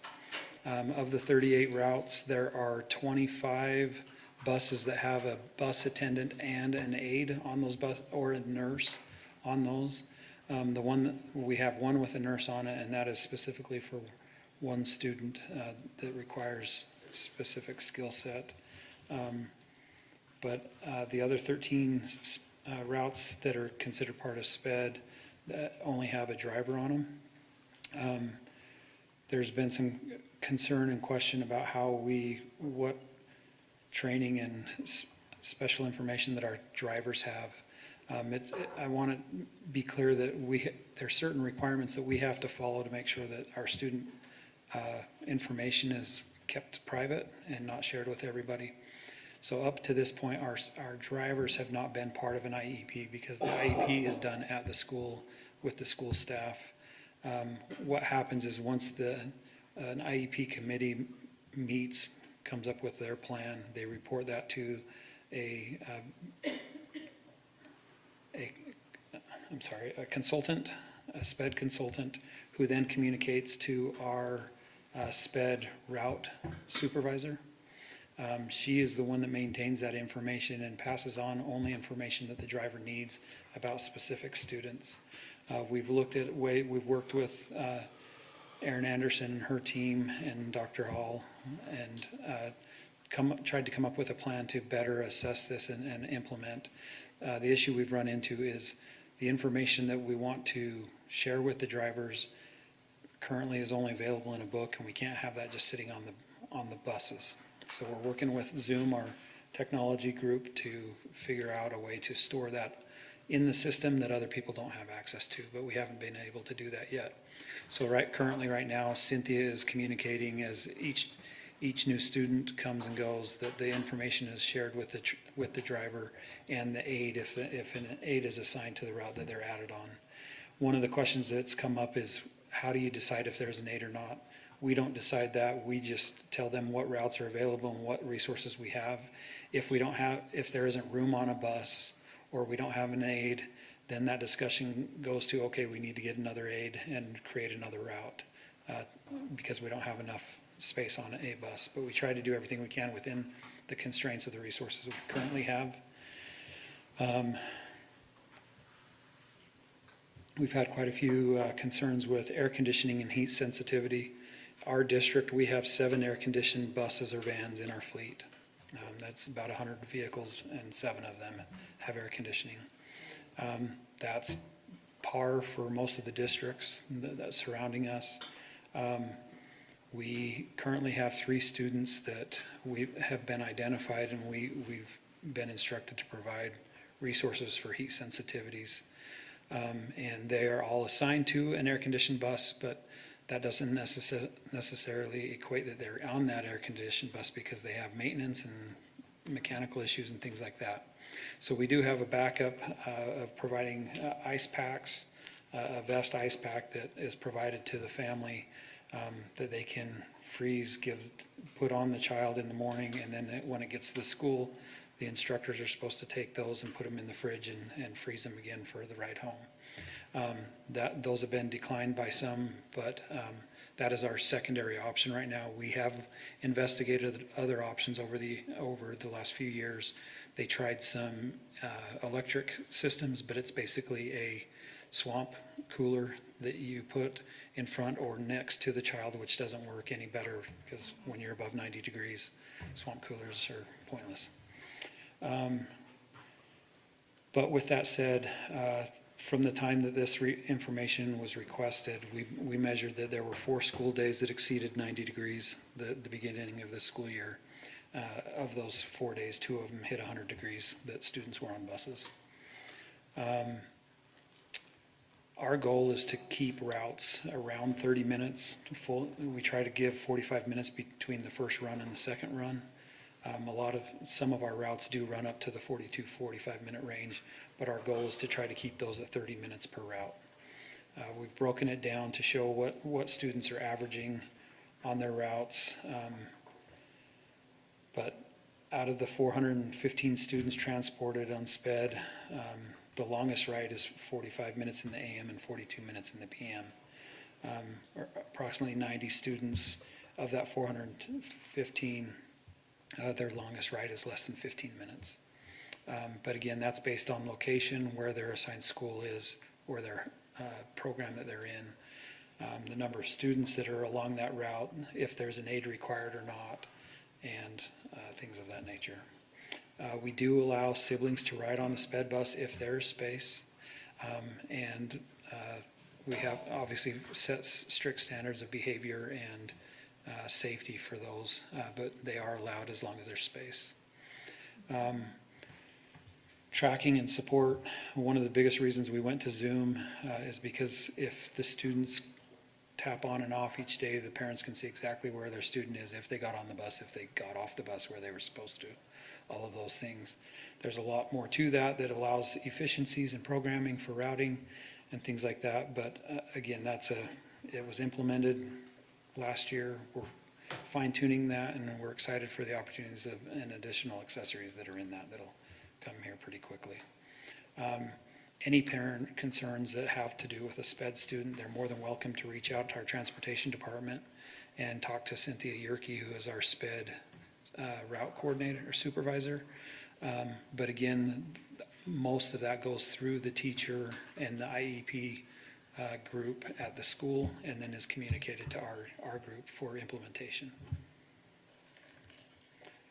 Sorry, I made that short and really short, but those are the highlights of the memo that I sent last week. I have Questions or concerns? Brian first. Yes, just 2 quick questions. Maybe I'm not seeing it in the reports, but did you give a breakout of how much of because I think you said that of the $8 million, SPED is included in that. Yeah. Did you break out how much is SPED? I mean, you gave it for DLI and projected costs. That's part of the $5.3 million in there, but we can break that down further. Okay, that would be helpful. Okay, yeah, 72 routes, 38 of them, so we're close to 45% of the budget. 45% of the cost. Okay, and then in your report, you were answering those questions about time on the bus and all of those sorts of things. Mm-hmm.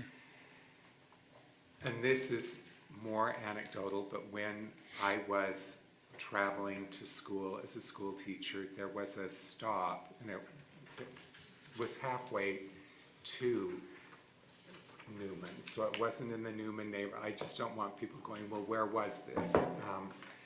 But there was a stop for a special ed student, and it seemed like, because of course when the school bus stops, then the sign goes out, and all of this traffic is being backed up, but I was watching, and it seemed like sometimes it took a long time for that student to get there. Do you have problems with that extends the amount of time that students are on the bus? Do you understand what I'm saying? SPED routes are a little different because there is no distance requirements for those. Okay. So we pick them up at their location generally. Right, I understand that, and this was, you yeah. know, at this home.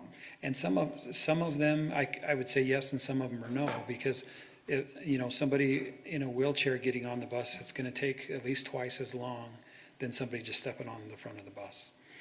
But again, it's a communication with the parents and the families of the students as well. Because we have, all the time, we'll have, if somebody's sick, we'll come by and wait for them or try and contact them, reach out and find out what's going on if we need to wait for them. But we're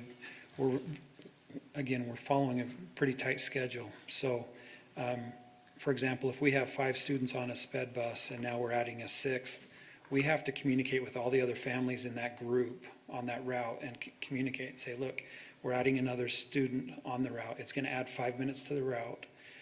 And we're gonna fit them in between this location and this location. So your pickup and drop-off times are gonna be different going forward. But we communicate with every one of them 72 hours in advance to make that change. So I'm hoping that answers your question, Yeah, but it's still pretty I vague. don't want it to appear that of course, I understand that it takes more time with people that are in wheelchairs and have different disabilities, but what I was referring to was there was no activity. I mean, it was like the bus driver was honking, trying to see, are you coming? Do you understand what I'm Yeah. saying? Is there like communication that goes back and forth that says, my child's not going to be able to do it today, or my child's having a hard time? Ideally, yes. Our bus drivers don't call, our bus drivers aren't in direct contact with the parents. So generally, it's on the radio calling dispatch communicating with Cynthia or contacting the parents, the home, and trying to find out what's going on. Because the last thing we want to do is just say, oh, they're late, and take off and leave them. So. Yeah, okay. I was just trying to understand that, Amanda. And if you don't mind, part of that is it takes, especially with more complex kids or even less, like there's a lot of complexities to getting the child out the door, so. Yeah, that's what I was and trying to understand. Yeah, and so there could be the variables of maybe they're not there and you're trying to juggle that, and there's other variables. I've been behind school buses that have been in similar circumstances, and they're just kind of patiently and kindly waiting for the parent or caregiver to bring the student out to the bus. So I would presume, to answer your question, yeah, it's gonna delay the route time and such, but it's a definite component of busing more complex students. Amanda, did you have questions for, Oh, yes, I can go last though. were there others? I've only seen Brian's hand at this point, so the floor is yours. All right, are you ready? Sure, shoot. Do the best I can. First and foremost, thank you very much to everybody that put the effort together to work on this. I know there were a lot of components between your department and with Tiffany Hall and Erin Anderson and whomever else. I do appreciate that you did put in your notes that there was work over the summer to improve the process and to ensure it's consistent. So you're trying to ramp up processes and improve those procedures and structure to improve these components for our kids.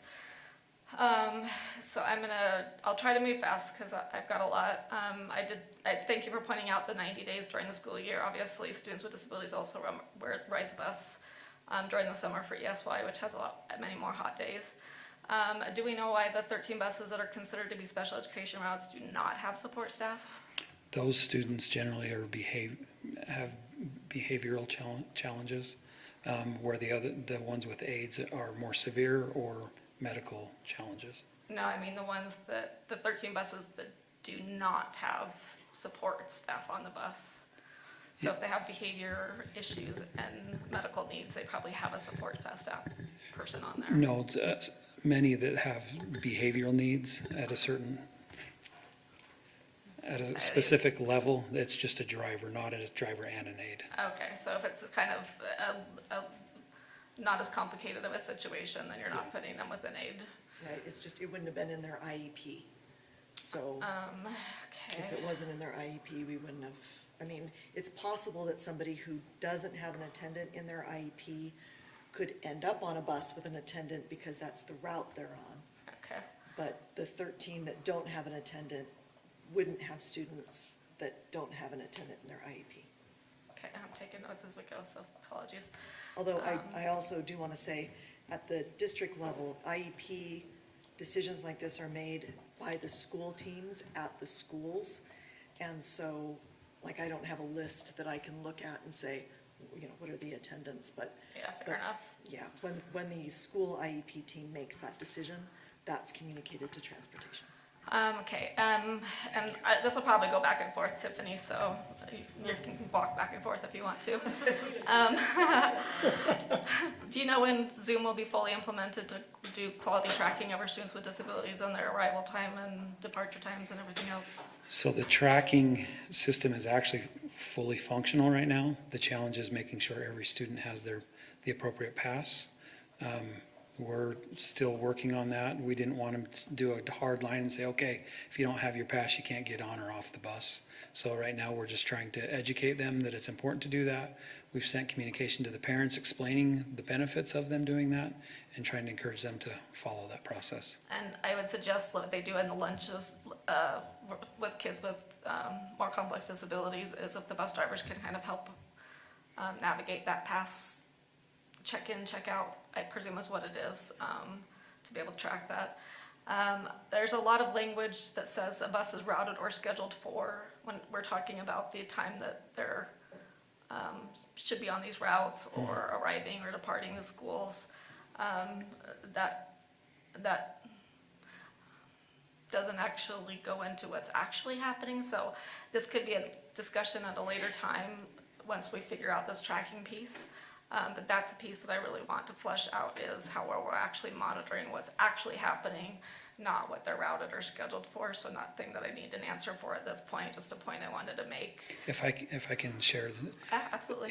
any route that's reported to us that it's continually late or having a challenge, we work with the administrator to make sure they're informing us of any issue they have, and then we're evaluating those as we go. Generally, you draw a program and add 5 or 6 minutes to give you some cushion, but on a daily basis, there are certain routes that at 3 o'clock in the afternoon, there's always a backup of traffic in a certain area. But that's really what the process right now, trying to identify which ones aren't on the schedule that was planned and then try to resolve them from there. Yeah, and that would be great to do because there's been times in the past. Can I finish my statement and then I'll take round 2 whenever it's ready? In the past, whenever a parent let me know that a bus was intentionally dropping off kids after the main bus drop off and then picking them up intentionally early to avoid the crowds, which actually runs into impacting their education. That's been a while, so it's just one of those, it didn't get ironed out until they brought it to me as a community advocate, so just a piece to kind of keep in mind. I'll quit asking questions this round, but Tiffany's welcome. Yeah, I'll just say that we were made aware of that school, and we have spoken with the teachers that were requesting that, to Awesome. remind them that all of our students get a full school day, and that's been adjusted and addressed. Very Thank you awesome. for that. Is there anybody that wants to speak to round 1 of this topic? Okay, if not, Amanda, you have 2 more minutes. Okay. So in the language, it stated that the bus attendant, when included in the IEP, provides ... I did ask how many in the last 2 years has a bus attendant been included in the IEP. Obviously, it's hard to do that. You guys answered that kind of as a sideline when I was asking follow-up questions. So is a bus support person the same thing as a bus attendant?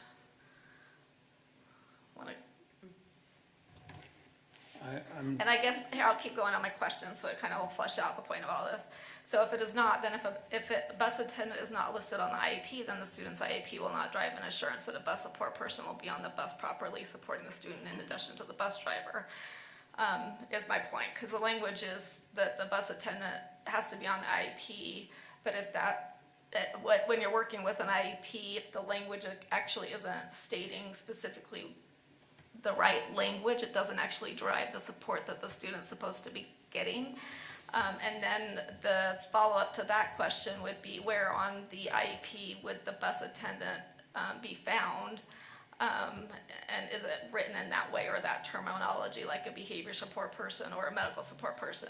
And the reason I ask this is, as we've been kind of having these conversations and gearing up for this meeting, I reached out to several parents that I know that use busing and have kids that either definitively need support for one reason or the other. And, you know, do you have bus attendant on your IEP? Do you feel that your child needs that support on the bus? Has it been offered to you? Are you aware of this? Do you feel it's even necessary for your child? Is this a non-issue?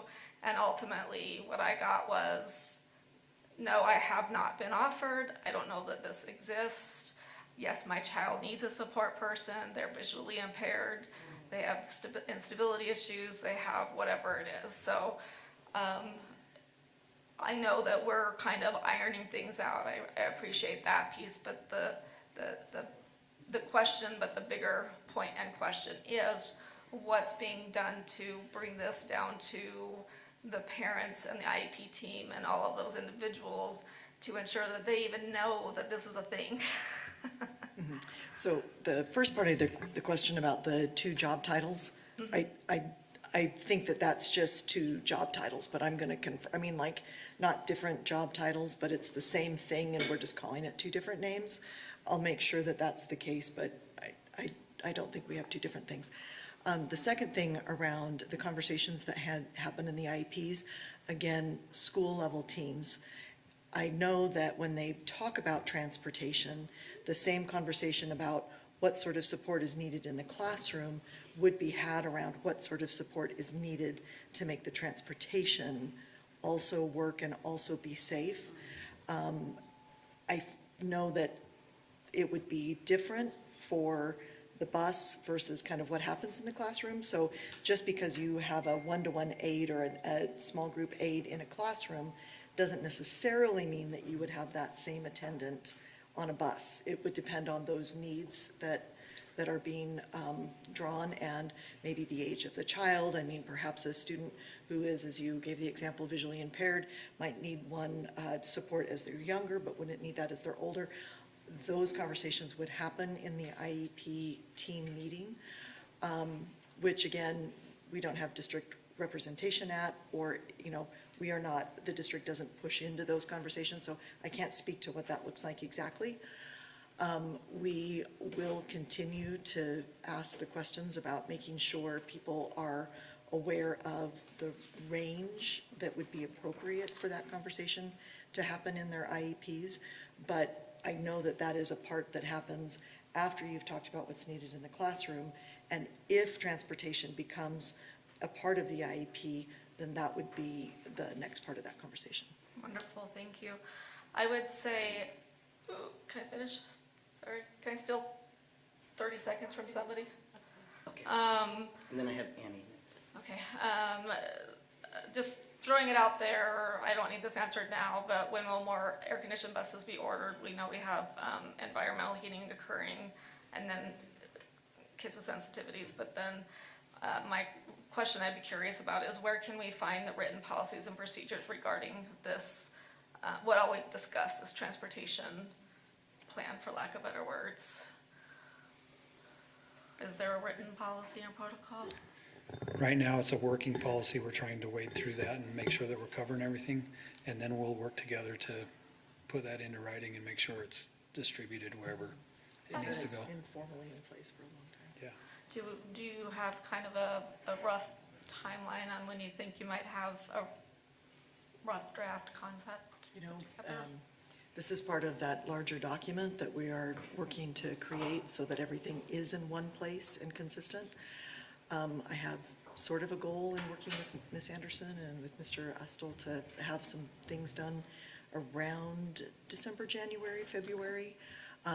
It's a lot to write down. Yes. And so we're working through that kind of with the things that, as they come up. So it is a chapter in the book that we are writing. Thank you. I appreciate it. Thank you. Thank you, Amanda. Annie? This might pertain to Dr. Hall, sorry to make you turn around. But just to follow up on IEP discussions, I have been part of several IEP discussions, and there have been district representatives there, district employees.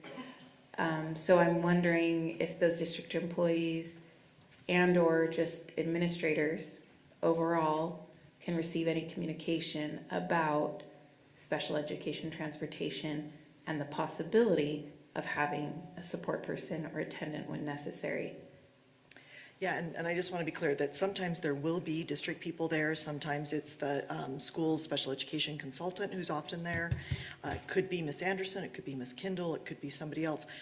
I guess I should make a finer point to that distinction, which is they can't contribute or they aren't part of making that IEP decision. When the decision is made and signed, they aren't part of the signatory process or the decision-making process. But the second part of that about what does that look like in terms of clarifying what options are available and when it's appropriate to offer certain things like that, that would be actually something that we'd want to communicate out through the school administrators who represent the school district in those IEP meetings. That's actually where the appropriate place for that information to come from in an IEP meeting would be. So, Okay. yeah, absolutely. Great, I just, as a representing parents with students with special needs, oftentimes they don't know what they don't know. And I think myself, I'm a kind of intense personality who's a big advocate for my child, but I know not every parent is that way or comfortable being that way in IEP meetings. Right. So I do think it would be very beneficial for school administrators to have that directive.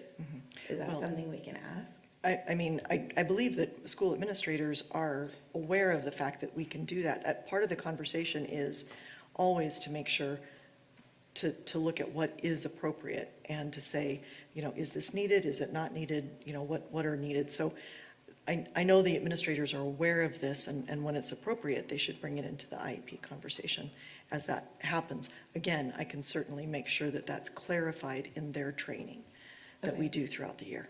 Absolutely. Thank you.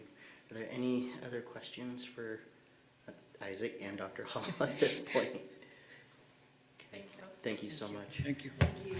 Okay, before we move on to discussion, I do want to circle back to our public comment on school closure and grade reconfiguration. I did confirm with Helen that Dr. Kevin Caruso did submit in writing his public comments for this evening's discussion or public comment period for that topic. It's been distributed to the board members in print, and I'll just make sure and ask that we include that in our minutes for this meeting. The second piece before we move on to the discussion agenda, we are again running short on time. Brian, I'm not quite sure where we're at with that, but nonetheless, I'd like to propose that we push diploma options for a couple of reasons. One, obviously for time. We are awaiting a pending request from Board Member Anderson and Board Member Fact Jefferson on diploma options. We have it tentatively scheduled to be a study session on the 18th. So with the board's approval, with this proposal, I'd like to suggest that we do move that to the 18th so that we can get to items number 2 and 3 and of course our action agenda. Are folks on the board comfortable with that with a thumbs up? Yeah. Okay. We're 43 minutes from a 4-hour meeting. Okay, thank you. So we'll move on to item number 2, which is family school collaboration. This is generated through board member request as well. We've had a study session on this topic. I know there's been a lot of information gathered and generated since we've had that study session. It was time to bring it back.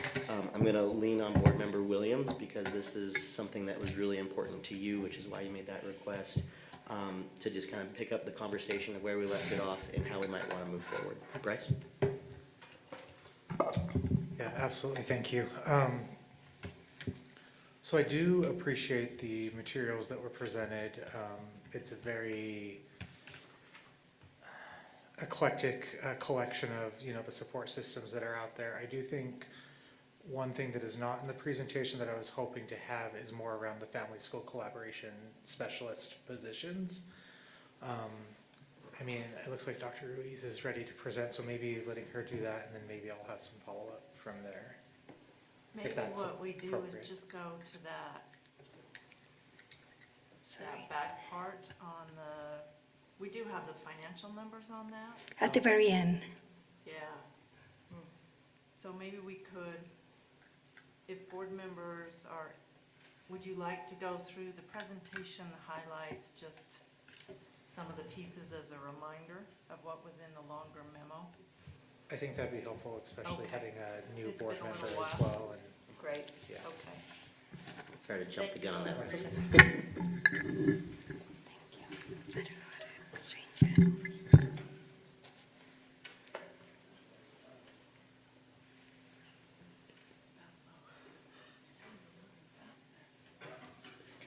Oh, there it is. Okay. Okay, good evening, and thank you for the opportunity to share an update on our family, school, and community collaboration efforts. This is my most favorite topic. And I want to thank our teams, especially from Dr. Hall's team and Dr. Taylor's team, the communications team, that really helped me put all of this information together in a memo for you.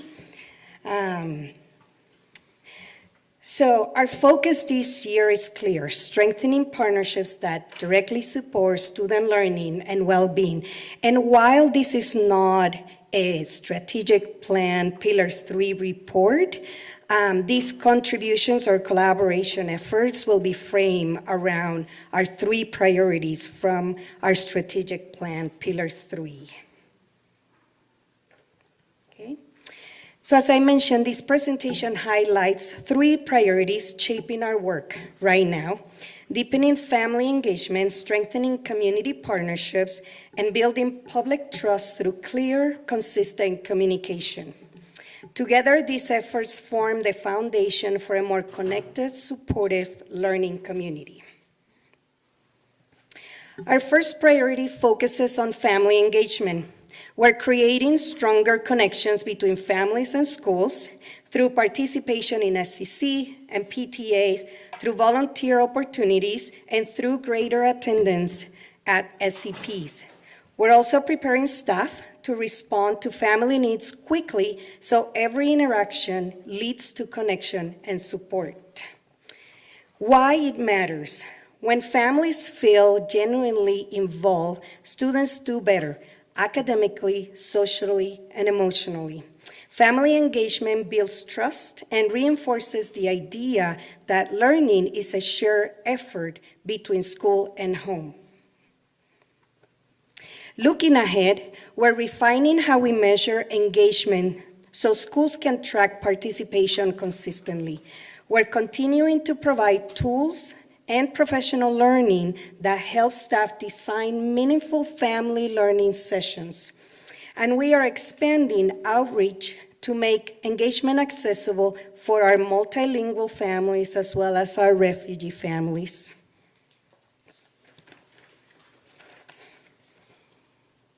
We see this work in action across the district. Schools are linking family events directly to learning through literacy nights, STEM nights, and college and career events. Title I funds are supporting parent learning sessions on academic progress and available resources. Through SLEF and CLC programs, families are also receiving health services, internet access, and emergency assistance that help them stay connected. Families are also contributing to decision-making. They're part of SCC and land trust planning, offering feedback through surveys and participating in superintendent meetings. We're also seeing more families of students with disabilities joining in PTA and SCC. Family resource centers continue to provide a place where families can access information, support, and advocacy. Our second priority centers on partnerships with the broader community. These collaborations extend what schools can offer, especially in areas like health, wellness, and enrichment. We're aligning community partnerships with each school's goals so that resources directly support student success. We're focusing on clearer alignment between school needs and available community resources. We're also raising awareness so staff and families know what supports are available and how to access them. When schools and community organizations work in sync, students benefit from stronger, more coordinated support. The work is also about creating inclusive school cultures.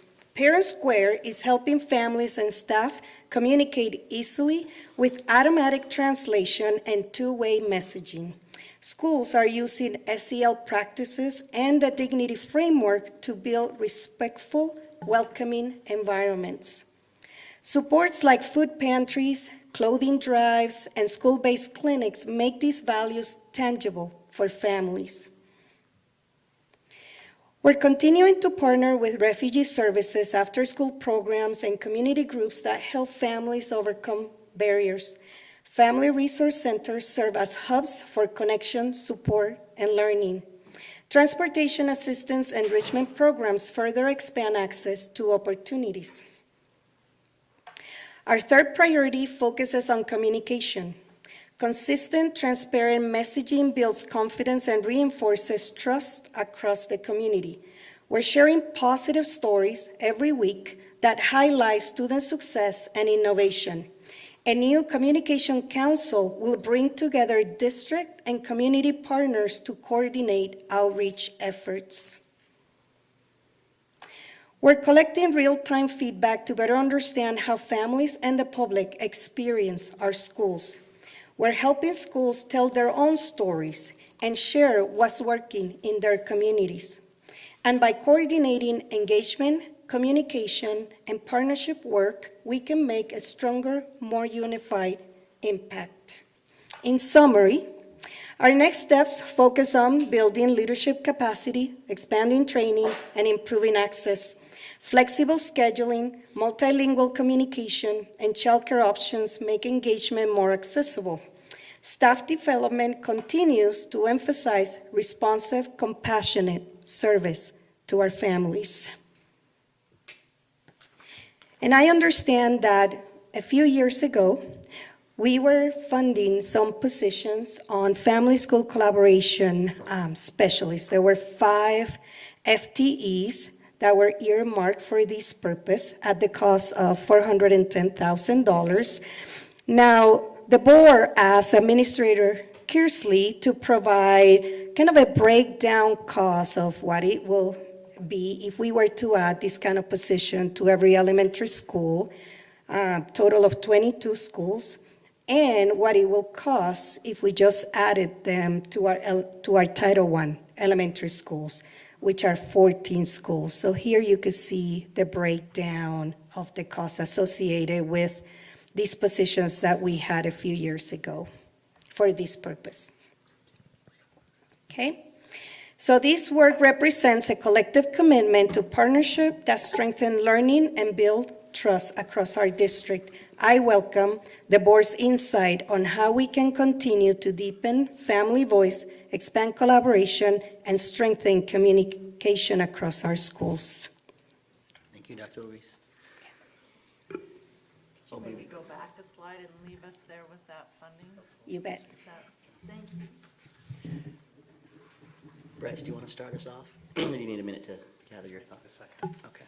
Are there any other questions from board members? Alan? I might want to just go through this schedule a little bit. So,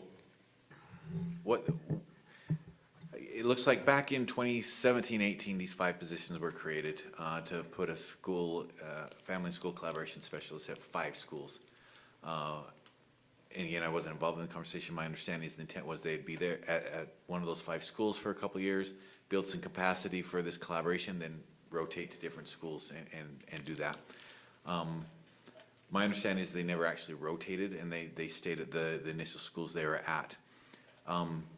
So a couple of years ago, it was determined to end those positions. But I just want to note, the funding hasn't been earmarked to anything else. So, other than my fund balance.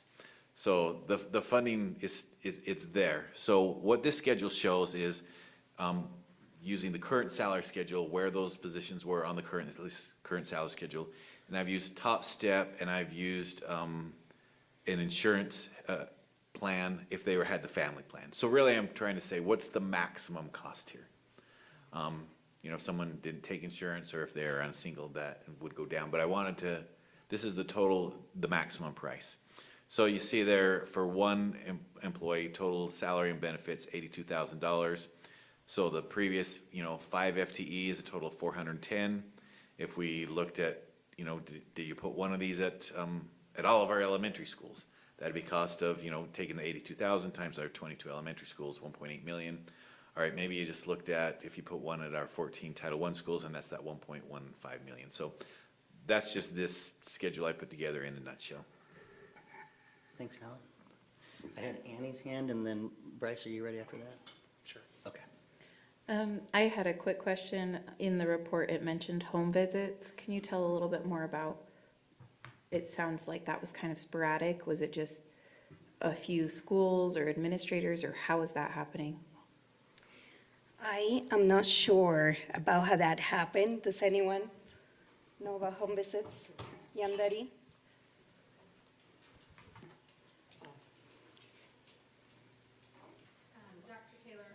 More information, but it is school dependent, and some of our schools do it based on their school's needs. For example, at Liberty Elementary this year, they looked at their chronic absentee data from last year, and they looked at which families would be coming back to Liberty this year. So they made it a priority to visit those families in advance of the school year to talk about the importance of coming to school, to make sure families had resources if that might have been a barrier to attendance, and to follow up. I know just anecdotally speaking with different principals, they target that differently per school, but that's just one example of a principal using data to meet student needs through those school visits, the home visits, excuse me. Okay, thank you.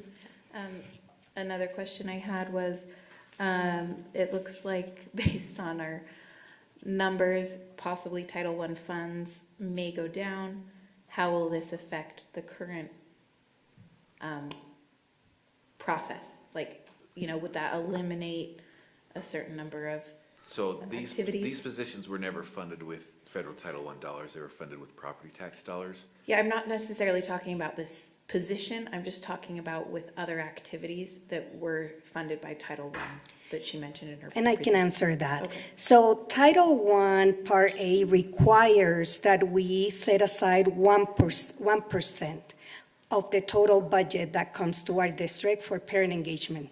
So it depends on the amount. So it will never go away completely, because that's a requirement that we set aside at least 1%. However, the amount may decrease depending on the amount that we receive district-wide. Okay, thank you. And then the last thing I had was kind of this community partnership idea, which was priority number 2. In the community partnership, I'm wondering how community members who do not have students at that school are engaged in order to help with school needs. I recently went to the Liberty Wells Community Council meeting, and the majority of those community council members are not parents of students in the district, but are interested in helping the district. And, we're saying how much they miss Hawthorne Elementary and being involved in the school. So I'm wondering if there are opportunities for community members to, provide additional scaffolding for this process. I can share a little bit about how we've been doing that and some things we're working on as well. One way we've been trying to build that is through the Neighborhood Community Council. So whenever we do have big updates, we send information to the chairs of those community councils. Same periodically when there's a subject that is of great interest to many constituencies, we reach out to the Salt Lake Community Network, which is the group. It's a group made up of the chairs of all the community councils. We presented there just last week, and so we keep pretty close communication with them. Dr. Ruiz mentioned that we'll be starting a communications council. We referenced that in our last strategic plan update. First meeting is first week of November, and we're looking forward to that. So the purpose of this, because I know Board Member Romano, you weren't here for those conversations, is to bring a handful of community partners who share constituencies with the district. So these are organizations that are also serving communities. We started out with just a handful of groups just to make sure we're building, and then, we can always scale and invite other partners, but figure starting with a small group will help us get our feet on the ground. And the idea is to collaborate with those groups, both in information sharing and also in addressing needs that are in the community, whether that be informing another trusted voice about resources that the families they work with need, or informing them about district programs that aren't well known. Okay, and also, do you have a sorry. It's okay. This also might be pertinent to Logan. Is there like a clear volunteer process? If there is a community member who's maybe not part of an organization, maybe they're not part of the designated partner organization, but they want to contribute and be engaged in the school, is there a volunteer process that is clear? I mean, I know you have to go fingerprint and do all of those things, but is there any sort of training, or how would that work? That's a great question. Our volunteers are actually managed through our Salt Lake Education Foundation. So okay. I'm not positioned to speak super well on that, but I'm happy to look for information and have that shared through the superintendent to all board members, if that's all right. Yeah, that would be great, but also I think that would be important for those community councils and those communications things, because it's a catch-all for individuals, not just organizations. True, thank you. Okay, Amanda? All right, I was trying to put my thoughts together, so this is gonna be a little choppy. First, when I was kind of reading through all of the different ways that the schools engage with their communities, it was really fun to see this mass compilation of wonderful concepts and approaches throughout the district, and it really is a beautiful thing. I guess question to that is, or push for this would be, what could be done to share that out, ensure it's shared out and accessed by schools so that they can see the fun activities and approaches, like through the PTAs, through PTOs, through the principals, everything of these neat things occurring, that they don't need to reinvent concepts. They can tack onto them quite easily. The other piece I wanted to point out is something that we've talked about off and on. But you have in here as page 13, survey Title I elementary and middle school teachers and administrators. The topic was needs-based resource allocation. What would most improve your ability to support high-quality instruction at your school? What student-centered support would most impact your ability to teach more effectively? They had a few other things that they commented on, but the thematic things that we've kind of talked about over and over and over that isn't unique to just Title I, even, I'm sure, yeah, I'm gonna slaughter this, so I apologize. Co-teaching or push-in support, training for supporting teachers in high-need settings, consistent access to paraprofessionals or aides, more support for building strong co-teaching and inclusion models, greater access to paraprofessionals or aides.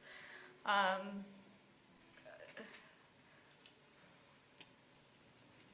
just want to emphasize the need is real, and the need is Title I all the way through. These are what helps teachers be successful in their classroom, and we've got to figure out how to provide that support to help our teachers be successful so our students can be successful. So I don't really have much beyond that, but thanks. Thanks, Amanda. Bryce? Yeah, again, thank you. I really do appreciate just seeing the collective efforts and programs and opportunities that are available. I want to be very clear, and I've said this multiple times. I was very much opposed to the elimination of the specialist, and that was not a decision the board made. That was a decision the former interim superintendent made. So I want to make sure that the public understands that that was not a board decision. I appreciate also having this budget analysis in front of us, and do find some comfort knowing that the funding has not been earmarked for anywhere else. That gives me some hope that there's maybe something we can do with that. So, you know, this is a topic that I asked for back in the spring, and we've been spending different meetings or study sessions, things of that nature, talking about it. And in that time, I've been having conversations with community members, with staff at schools, both in Precinct 1 and Precinct 2. And this is something, as Board Member Longwell said, like, there is a need. These are things that our teachers need. You know, as we're having this conversation tonight and thinking through it a little bit more, I'm still very adamant about some variation of a family school collaboration specialist, though I am thinking it might need to be thought out a little bit more and maybe a little bit different than what it was before. I did not realize with the 5 original specialists that the intent was for it to move around to different schools, and so I think that's a conversation we need to have as well. So I have lots of thoughts, lots of things pondering in my head right now, but I'm almost wondering, and not to Board Member Longwell to take away from what you're saying, because I do believe this is a thing we should think of outside of Title I as well. But I'm almost wondering if maybe the Finance Committee takes a look at this in terms of Title I staffing, and see what the board's appetite would be with that. And I think, yeah, go ahead. Ashley? I agree with that. I think just to give some background, this presentation and the idea of a family school collaboration specialist is linked to a number of aspects of our strategic plan and also our board goal of reducing chronic absenteeism. So I think it's really important we allocate resources to this area. I also think in the meantime, we have learned that capacity building does not work. We need people who work in our buildings and serve students from the first bell to the last bell on the days that they are there. And I think the challenge becomes the formula and the schedule that can honor, by the math, as we learned today, 80% of our elementary schools are by the state formula overstaffed, and 89% of our secondary schools are overstaffed. From our enrollment report, if you compare the two average daily memberships. So it's why I agree ultimately that the larger issue is about how to make an investment in Title I schools that we know are going to stay small and that require normalized staffing with concentrated investments from potential sources like property tax growth. I don't know if we've been told where that's being allocated, and also revisiting where our savings went from the funding of all-day kindergarten when that was funded by the state. We'd previously been funding it. We can talk about different things about how money has been used for purposes exactly like this when it's outside of the minimum school program. And with all those background factors in mind, I think it is prudent for the committee to discuss the financial aspects of it, because we'd be versed in the trade-offs to ensure that we have both equity and efficiency in our next budget cycle. And I also think it connects to our discussion on school discretionary funds. I don't know if others agree, but as I'm going through all this, I'm realizing that we have a new board member who also doesn't have a memo produced by the Finance Committee that's specifically about these financial trade-offs uniquely for Title I and special education, and the need to really make some specific priorities given the reduction of federal funds. And also that we are no longer a cash-rich district. We are no longer as cash-rich as we once were. So I'll circulate that to you because it's been discussed in prior meetings. But in other words, I support what Bryce is suggesting, that we take a look at this in a committee that could dedicate the time to discussing all of those varied aspects and trade-offs as well as revenue sources. Thank you, Board Member Anderson. I'm going to go ahead and chime in and use my time as well. I think it's also pretty clear that I was a huge proponent and supporter of family school collaboration and would be moving forward. I agree that the Finance Committee should take this on for a number of different reasons. And I remember in our study session, you know, Mike, you and a number of teachers from Rose Park talked about the needs outside of a singular specialist, right? There's counseling support, there's special education support, there's the push-in support that Amanda's talking about, all the aspects that Ashley's talking about. And I'm also thinking about what Dr. Jeffries presented on relative to proficiency and growth and the academic element. And not only is there like the social and emotional well-being of a student, but there's also the academic, elements that we need to be supporting students at to make sure that they're successful and moving on. And so I do agree that, that we should have the finance committee look at this a little bit more closely and bring it back to us. Any other in the first round? Alan? And I may want the finance committee to ponder that we might need to add more meetings than our standard 5. Because I think both President Salazar and Board Member Anderson have hit on very important that this conversation is one piece of a bigger picture. And to really look at that big picture is going to take more than the 1 hour that we try and get in every couple of months, along with the other stuff that we're also addressing. Thank you. I'm already counting potentially 2 agenda items for the next finance committee and 3 when we look back to the next meeting. So we'll move into the second round. Annie, I saw your hand. Yeah, I would just like to ask how much money is currently earmarked. It's this 410 was the current earmark number? Correct. Okay. And I would just agree, I would love for the finance committee to meet on this. Since I'm not a member of the finance committee, I would just like to say, I think it would be very wise to maybe, decide on what the goal is, what the position would be, and what metrics we would use exactly, and then maybe start with a smaller number that could possibly share schools that are nearby, and then scale up based on effectiveness.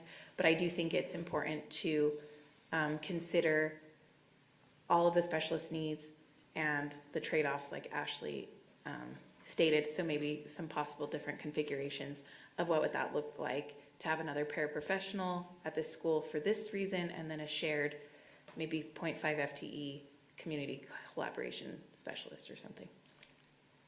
I think I'll expand on that too, Annie, is that we also need to consider that each school will and most likely have very different needs and requests. So I think it'd be good to keep that in mind and what those fluctuations of budget and resources might look like too.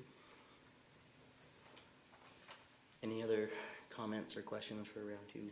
Charlotte?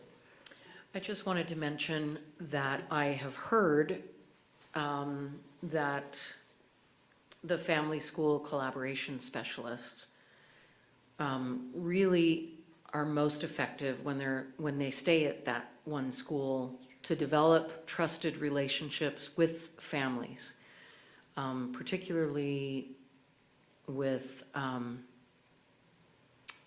guess, for lack of a better word, minority families that, may not speak English as a first language and that don't know how to navigate the system, the school system, and those trusted relationships are key.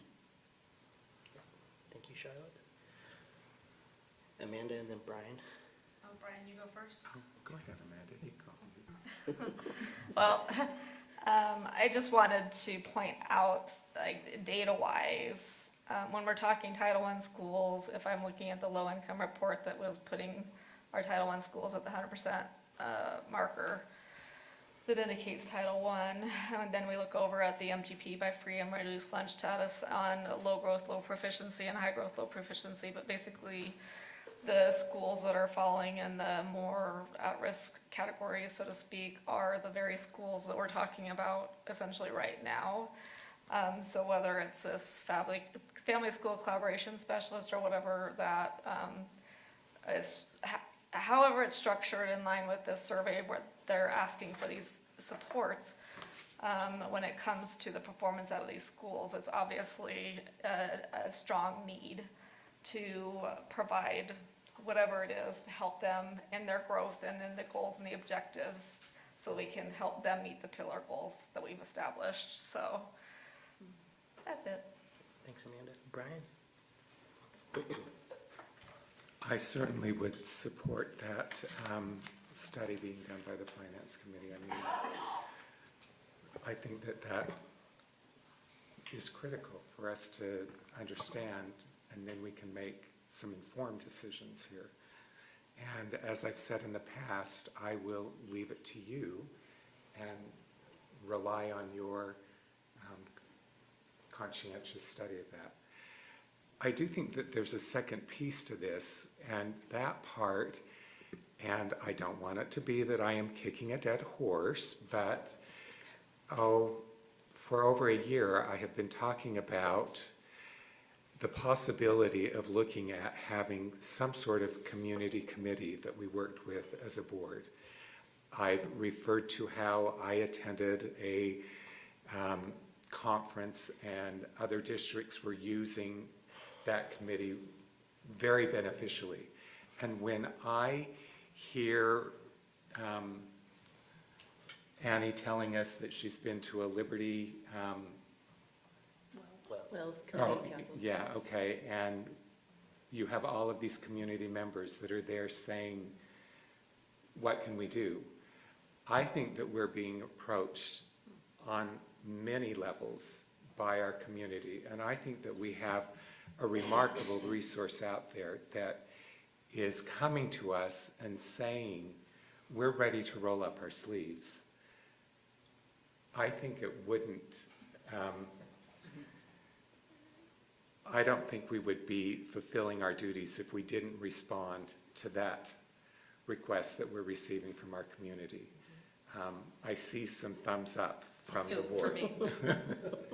I think that that's something that we need to also pursue. Study session, that's one proposal. I think there are other things, but I would like to see this on our agenda at some level. Brian, is that not the kind of what Yandri was talking about? Is that the same thing or similar? I think that that's a piece of what we're talking about, but I think that there is more to this. And what I would like to do is look at that, those programs that have been used in other districts throughout the country where they are taking community members, creating a committee that, I mean, they don't run the Board of Education or anything like that, but what they do is they engage and offer support, offer ideas. They have resources. I think it would be really prudent for us to look at that. Dr. Grant? Oh, I think Foss was raising, were you raising your hand there, Foss? Yeah. Go for it, Foss. Sorry, I missed you. I'd just like to say that this sort of program, to have the schools cooperating with the community, seems like exactly the sort of thing that we should be working on in terms of creating positive cultures for students, ensuring that they feel like the school is a part of their community. It's not something that they're going to that's outside of. And in particular, something like working with community organization groups. You know, I imagine that that might be stronger for elementary grades and middle school rather than high school, but building that sort of thing at a young age and feeling like your community and your school are one thing is a perfect initiative. Thank you. Dr. Grant? I just wanted, as the board thinks about this, to be thinking, if you would, will you go back a slide there, Dr. Ruiz? So these are ways that we can improve what we're doing. I would like the board to have a clear sense of what they would want to accomplish with this position. Because there can be a lot of different things, and I think if we're thinking, and as Finance Committee takes this up, if we're thinking of an allocation, I think we should have very clear goals. One of the challenges with the last version of this was that we were spending these funds for a handful of schools without clarity of what they were doing and perhaps a lack of oversight over that to make sure that that's what we were accomplishing. But I also think if the board's going to move forward to fund something like this, we'd want real clarity about the accomplishments you'd like it to make that way. So just to be thinking about that as we're looking at this, particularly as we're looking at trade-offs for other allocations to support schools. Thank you, Dr. Grant. just to recap things so that we can move on to the next item. One, thank you, Dr. Ruiz, thank you, Bryce, for bringing this up and for the conversation that we've had.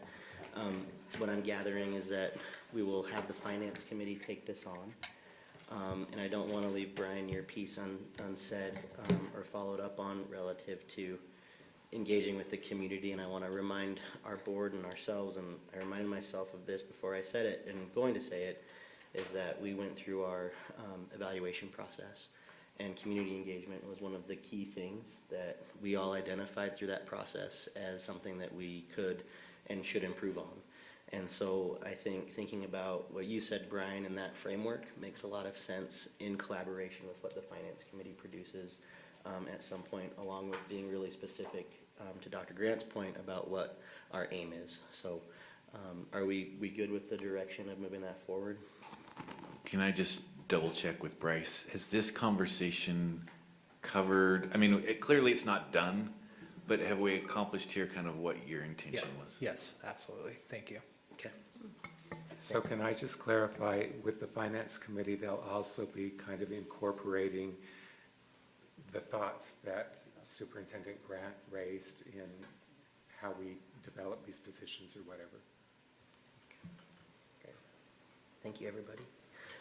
Moving on to item number 3 of our discussion agenda, we have B1, Board of Education, Legal Status, Responsibilities, and Ethics. This was pushed from our last meeting to this one due to time constraints. I think it's prudent upon us to maybe see if Ms. Kindle could come up, or if somebody from the Policy Committee would want to recap why this is on our agenda. It's a simple thing that we have to do tonight with it, but if there's any discussion or follow-up that's needed, we'd hear it now. Well, okay, as a member of the Policy Committee, I would say that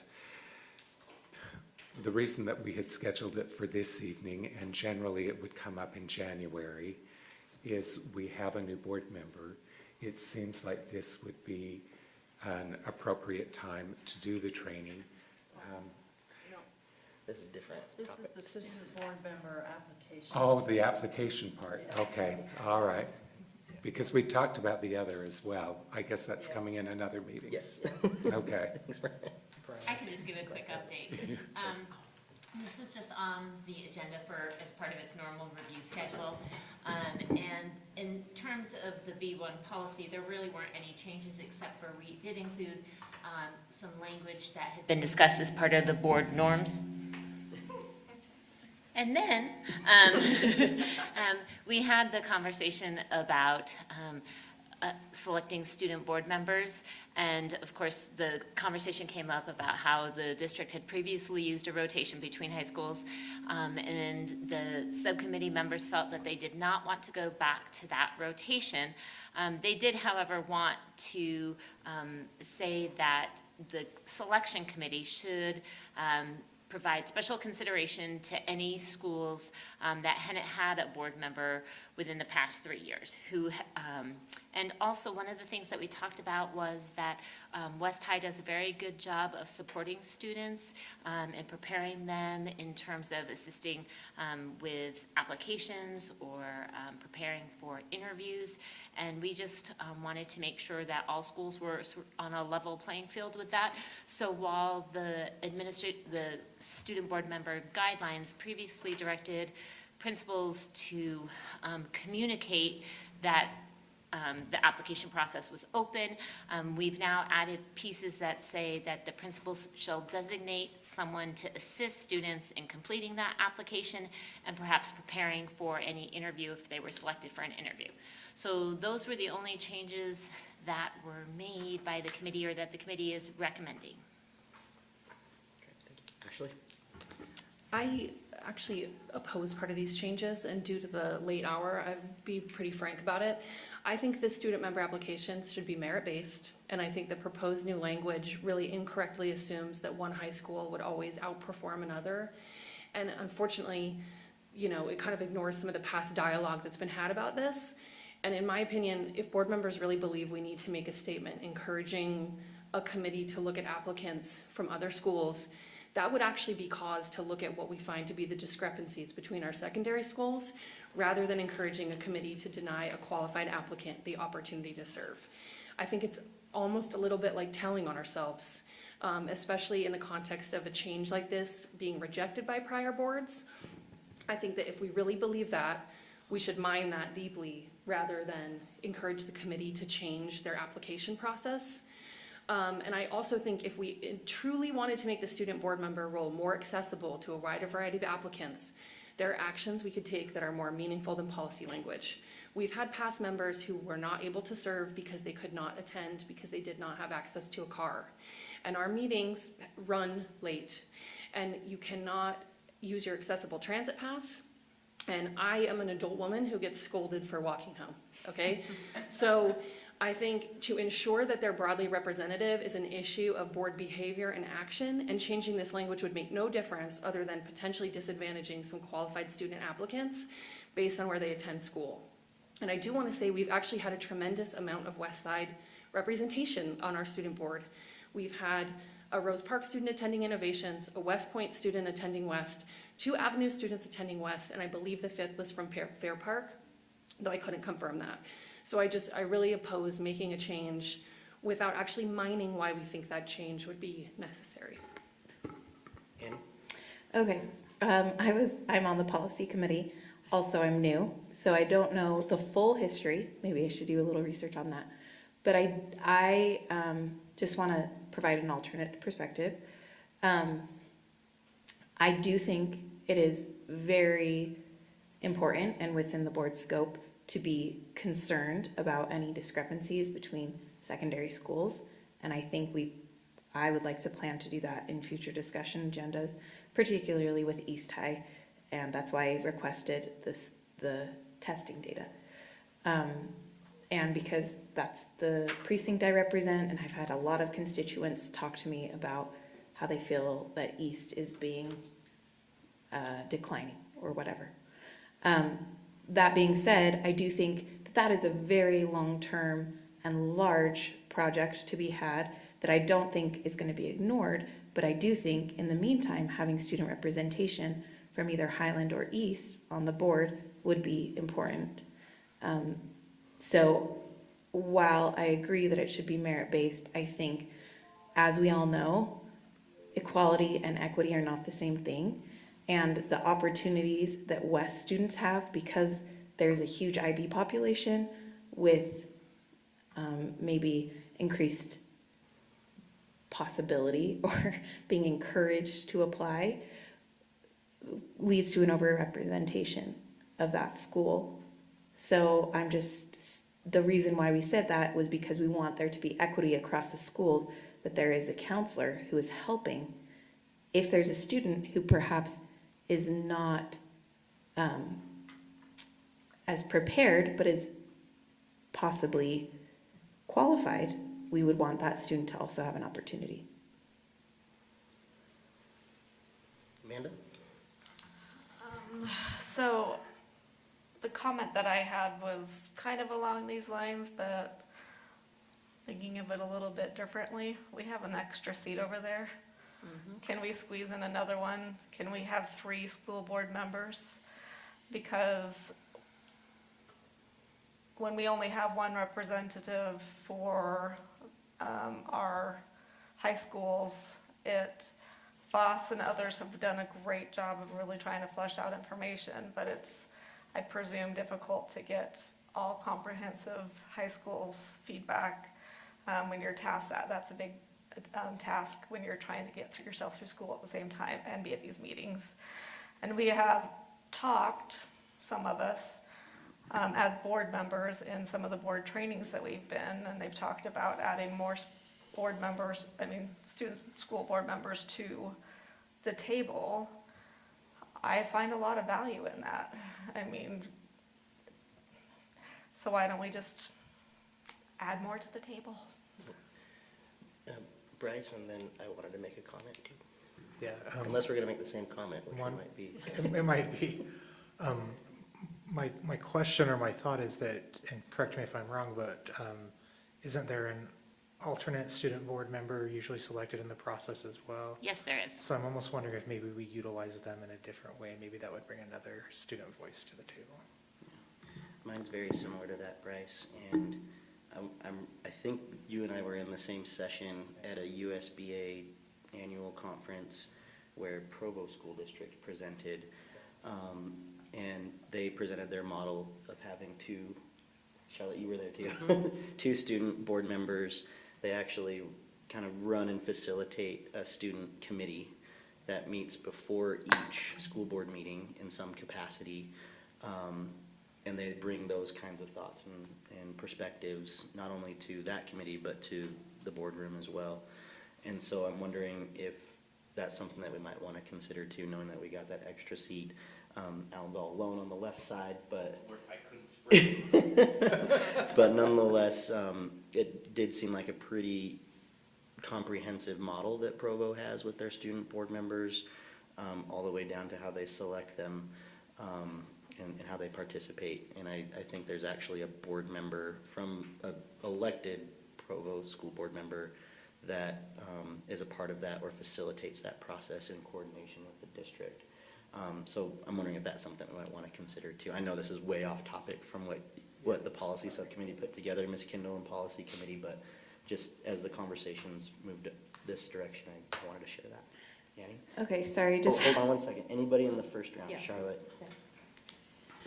So as a policy committee member, I just wanted to say that this was sort of like a compromise type of thing. It was, we didn't want to bring back a rotating thing,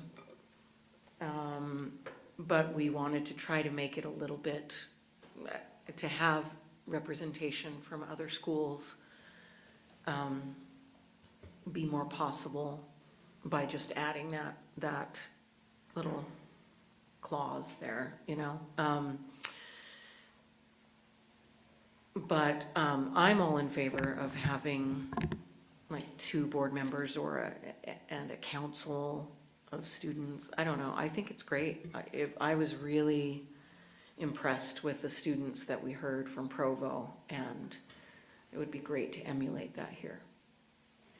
Brian, and then we'll move into the second round with Annie and Ashley. The time is late. That buzzer was for the 4 hours, so I'm not going to spend a lot of time. But as a policy committee, we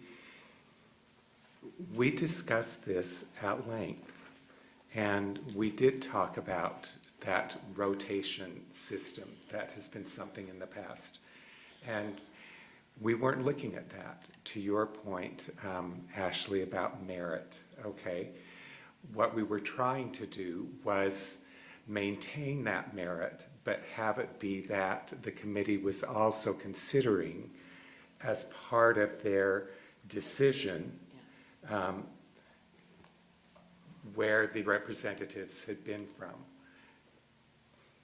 The line that was added about the principal, that goes to all of those secondary schools, so that all of the schools were having that instruction that they were to be supporting that student board member application process. It seems that there could be some strengthening of that in some of the other high schools to help those students that are interested in doing it. There may be students out there in some of these other high schools that truly, by merit, should be the one that's on the committee, but they're just not being directed in that way. So that's what we were trying to accomplish with the revisions to the board policy. Okay, thank you. Annie and then Ashley in the second round. 2 minutes. I just am gonna point out, I'm opposed to the language of merit. I just think that is the wrong language to use.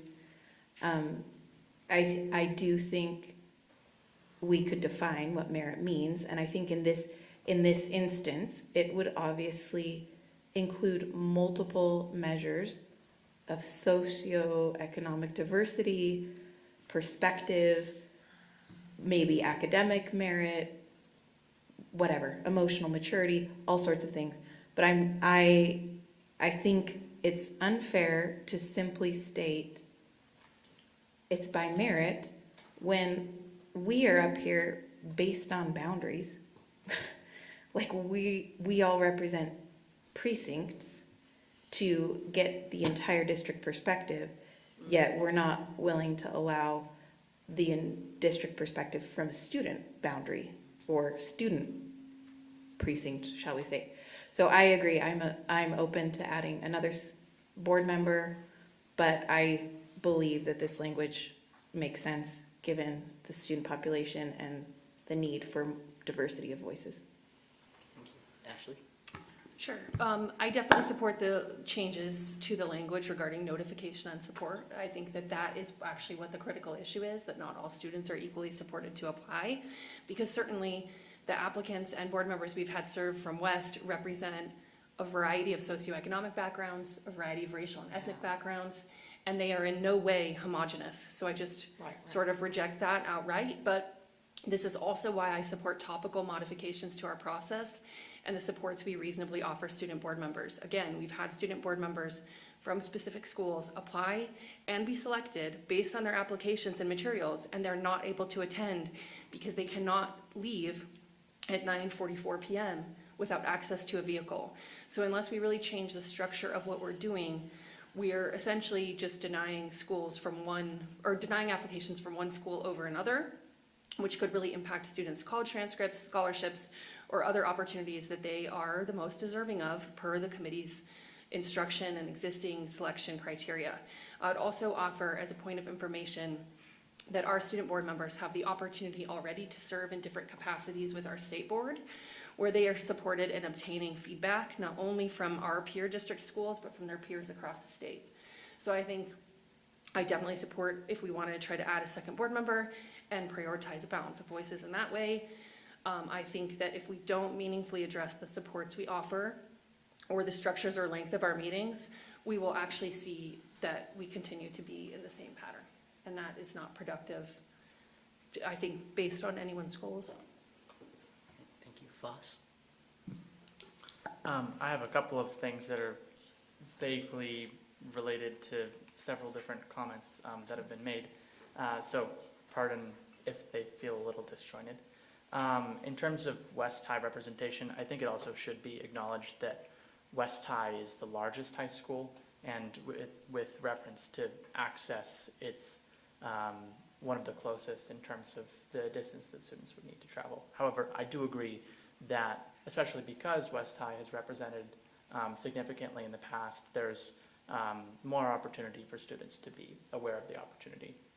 I was, because Lily was at my school last year. And so I think that's a good sort of solution to make sure that there's a specific person identified at each high school that's making sure people have resources to complete applications and are aware that the application itself exists. I would also say that I'm not currently talking to my alternate, but I probably should be, because that would double the amount of insights on high school information that I have access to. And also just having more people on the board, or having some sort of subcommittee of students, maybe through Zoom or something like that, so that people that are not able to attend here would be able to give some input. But the more people, the more experience is provided. Like, I think there are two different ways to look at it. There's both the value that a student board member such as myself is able to add to the board, but also providing a board position adds value to the student board member as well. Like, this is an educational opportunity as well as an opportunity for me to provide something. So the more people, the more positions that are open, the more people can have that experience, can get that education in, being in this environment, whatever, many things that may provide in terms of being an experience. Thank you, Foss. So I'm just, about access, Ashley, I was going to mention the Zoom option, which I think is valuable. But in addition, we could talk as a board about transportation if necessary. Thank you, Annie. Well, I think that kind of concludes our discussion for this evening.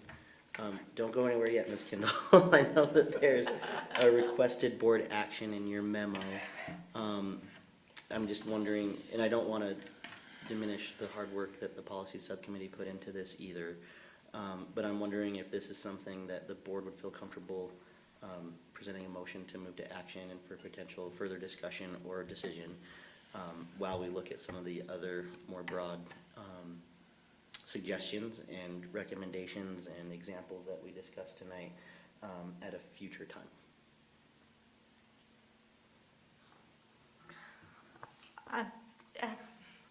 Is it a problem if we don't make this decision tonight? Can we take our time to iron this out? Certainly you can. I mean, obviously, we'll be starting the new process for a new board member. So if you wanted that, at least the pieces with regard to designating someone to assist students with that application process and resources, that would be great to have for the next round coming up, even if it's the one subpart that board member Anderson disagrees with, even if you struck that piece. But certainly, the board can choose to send this back to subcommittee for further discussion or revision, or the board can just assign it for, future discussions. So it really is just getting, if you want additional support for the next round at all three high schools, that designation, then it would be helpful to have a decision at least on that piece. And obviously your board policy, none of this affects that. There weren't those changes in the board policy. So I don't know if you'd like to make separate motions or a motion on some pieces and not others, if that makes sense. There are options, you're saying. Yep. And I'm open to a partial motion if others are. Would you like I don't to- want to force it if we want to push it, but it seems prudent to help support the language that helps support more kids accessing it. Is there a motion on the table? Oh, we'll see how well this goes. I move, I would say, you can tell me if this is sufficient, and I'll rescind if it's not. Okay.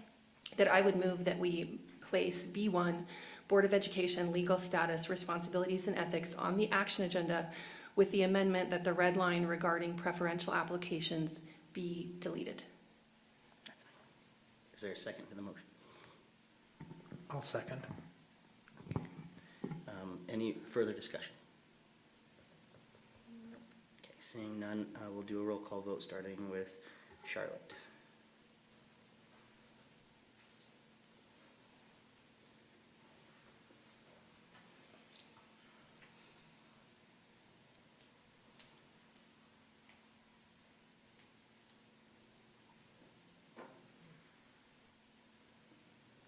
No. Ashley Anderson, yes. Nate Salazar, yes. Annie Romano, no. Brian Jensen, no. Amanda Longley, yes. Bryce Williams, yes. Okay, that motion passes. We'll revisit this on the action agenda. On the action agenda, we have 3 items. We have item 1A, Hughes General Contractors Incorporated. Item 1B, Hogan and Associates Incorporated, and the most recent topic of B1 that we just moved to action. Is there a motion regarding item 1A and 1B? Ashley? I would move that we approve 1A and 1B as posted, and I just have discussion clarifying questions for Mr. Astle. Is there a second? Or Alan. A second. All right. Please continue with discussion. Yeah, so again, I don't know if it's our business administrator or auxiliary services who would best answer the question. I'm just hoping to clarify for the public rather than, silently consenting on these, that these 2 purchase orders indicate there's an increase for the athletic temporary fields at West and Highland. Is that correct, first of all? So I want to clarify, so those increases were already approved by the board, but I do want to clarify those projects are not coming out of bond funds. Those are coming out of district funds, and possibly we'll have some donations and fundraising efforts for some of those projects as well. And that's what I was hoping to clarify with you. So if you remember a few meetings ago, we had a conversation and there was some confusion about what SLEF was fundraising for. If you go back and you listen to all the meetings, the indication was it was any and all athletic fields once the project total was determined. So now it seems like we have a project total. and SLEF would begin their fundraising, but these POs say it's coming out of capital, right? Because again, it's not a bonded project, it's a temporary project that's adjacent to the rebuilds but funded from capital. If SLEF was fundraising for these projects, how would that capital fund be reimbursed? What's the process? Yeah, so in the past, when SLEF has raised funds for capital, they transfer the money to the capital fund of the district. So the expenditures stay in the capital fund, and then we end up with an additional revenue source of donations. And so that means when we approve this, we're approving it simultaneous to the ongoing direction that SLEF is fundraising for as much of the total of the temporary fields as possible. Yeah, I just want to reiterate that the change orders for the temporary fields was already approved back on the June 17th board meeting. So really what we're approving now is the increase for the construction of the building. The increase of the construction of the building, can you So- explain what that means? So the original purchase order was set up for some preliminary CMGC, I think I wrote it down somewhere, construction manager / general contractor expenses. So the original PO was set up and approved by the board in February. And then we did a change order to this, because it's all the same contractor. So we did, and instead of creating different purchase orders for the same contractor, we've just put it all on the same purchase order. So then on the June 17th, there was a change order for the temporary field costs. And that was approved on that board meeting. And now, as we nearing the end of the design phase or whatever phase we're in, Isaac, and we have a better idea of what the total cost of the building, now we're saying, okay, now let's increase the PO to cover the total cost of the construction of the building. Okay, that makes sense to me. And then I would just reiterate, because the direction to SLEF was again to fund for as much of the total as possible, that it would be ideal if our board representatives who are part of the SLEF board are able to report on, you know, different organizations fund different sports and different organizations fund different neighborhoods. And to make sure that we are maximizing the investment on this, and that we're getting reports on how close are we to what that total is, now that we know, you know, more of where we are. And my last question here, is there some stress about the completion of the Rosewood field? Are we on track to, is this related to Rosewood specifically? And if so, are we on track to complete that field using these additional resources? Yeah, again, so the resources we're approving tonight aren't going towards the field. Okay. Because that was resources that were already approved in a previous meeting. Got it. But overall, the fields at Rosewood are on track. We've had some delays on the Glendale field, but we have a solution that we talked about today, that they'll start tomorrow. So the track and everything will be ready for spring. Okay, that's very exciting. And I think knowing we want those community updates and we're getting them, I don't typically like to pull things from consent, right? It's not quick, it's not efficient, it's 10 p.m. But I think when we're making changes like this, it can be helpful, even if there's like an attachment that describes, you know, some of what you're talking about. Because I would say the community cares more about these things than they do about a majority of our consent items. So I'll get questions about it. I wanted to dedicate the time to talking about it, and then I appreciate having the time to do that. So thank you. I want to clarify, because I think this has come up a couple of times, and Board Member Ansonerson, you've raised that we directed SLEF to do something. I don't have any record of the board directing SLEF, nor do I understand that there's ever a precedent for this board to direct SLEF, which has its own board. So that I think we need to question. And the second thing is, I don't have any recollection, nor does anybody else I've talked with, including SLEF, that there was any promise to fundraise for all fields. SLEF has made their priorities based on what we were asking, generally, to align their work. And it is around funding for the CTC Center, funding for the Glendale field, which was presented when we first presented this, that SLEF would help with that because it was the McBride field. And they had a connection already with McBride to help us fundraise toward that field. And the third one is for the health clinics in the high schools. So this idea that we were going to fundraise for all of them, nobody else has that understanding. Ashley? Yeah, I would just respond to that. I did email information about all of the meetings where this was referenced, the timeline, the discussion, and that it was stated specifically that the athletic fields, plural, would be fundraised for by SLEF, and you're correct, the board doesn't direct that, but we were told by staff that that's what would occur. And then it was never specified that it would be only Glendale. And I've emailed that, so what I can do is just circulate that to everybody, because it's just frankly what we were told. Additionally, we were told that fundraising on Glendale had commenced because the Glendale campus had its total the soonest, because we approved it the soonest. And the supposition then is that the rest of the fundraising would begin when a total was obtained for the next batch of projects that we approved, because we approved them in sequence.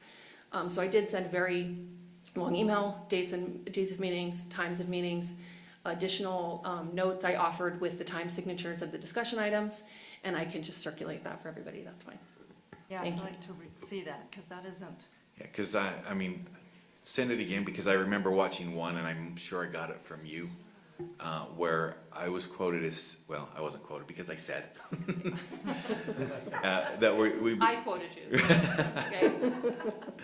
You know, that we'd be looking for, you know, partnerships for all of them, partnerships with either donors or the city. And so one thing we did with those Rosewood Fields is we've partnered with the city to, you know, help defray the costs on that. So the statement of partner with other entities is still valid, even though we maybe say SLEF isn't specifically raising funds for that. Will we always accept a donation for anything? Absolutely. Thank you. Any further discussion, Brian? I just wanted to interject that being on that SLEF board, and Bryce and Nate, you're there as well. The understanding that I have had was each of us were assigned to a specific area. I was assigned to the CTE, then we have the health clinic, the health clinic. Your CTE. Oh, your CTE, excuse me, right. Anyway, we each have our own specific areas. Okay, thank you. Thank you. Any further discussion? Amanda? I just wanted to, it might be redundant, but emphasize that the increase request for the West High School rebuild and the Highland High School rebuild that is increasing the cost so markedly is, well, not related to the fields, but related to the second round of the rebuild phases for Highland High School and West High School. Those are coming out of bond funds, which is the largest portion of both of those dollar amounts. Right. It's And I not want to coming emphasize, out of our. we're not asking for an increase to the PO because we missed the mark when we set up the PO. It's, I mean, this was the plan all along. We set up the purchase order originally for initial costs, and now as we get further down the process, we're increasing that PO to cover the cost of what we know now. Right, thank you. Thank you. If there's no further discussion, I'll ask for a roll call vote, starting with Board Member Anderson. Ashley Anderson, yes. Nate Salazar, yes. Annie Romano, yes. Ryan Jensen, yes. Anna Longo, yes. Bryce Williams, yes. Charlotte Fife Jefferson, yes. Thank you. Our last item on our action agenda is item B1. I'll entertain a motion to start the discussion. I move that we approve policy B1, Board of Education legal status, responsibilities, and ethics with the amendments previously discussed. Is there a second?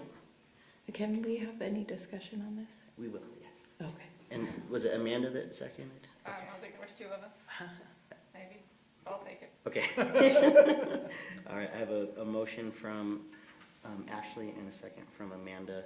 I'll open it up for discussion. Okay. I just want a point of information. There has not been a student board member who was not part of the West IB program since 2019. Point of information? Are you honoring a point of information? Yes. We had a student from Innovations within that time frame, so that's not accurate. Oh, okay. And we did have another young lady. Kind of both, wasn't she both? She was an innovation student, and like all innovation students, she did her sports with her Boundary School. Okay. She did cheerleading with her boundary school, but was a West High student. Okay, when I was researching. Sorry, an innovation student. Okay, when I was researching, it mentioned since 2019, all of the board members have been from West, but maybe it was an innovation/West student. So that's just my discussion. We have 5 high schools, and if one high school has been representing for 4 out of the last 5 years, I think it's crucial that we have the opportunity for that to be a point of consideration in the selection. And if I Additional could- point of information. Please. If the time was 2019, we also did have a student who had to withdraw, I believe, who was from East High. So I think that, Horizonte. Horizontal. sorry. Horizonte.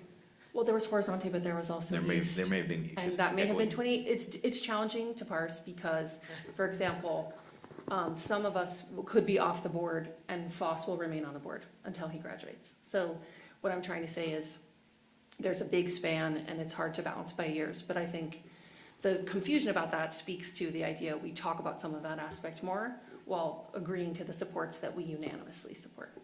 I think that would be most productive to continue the dialogue effectively.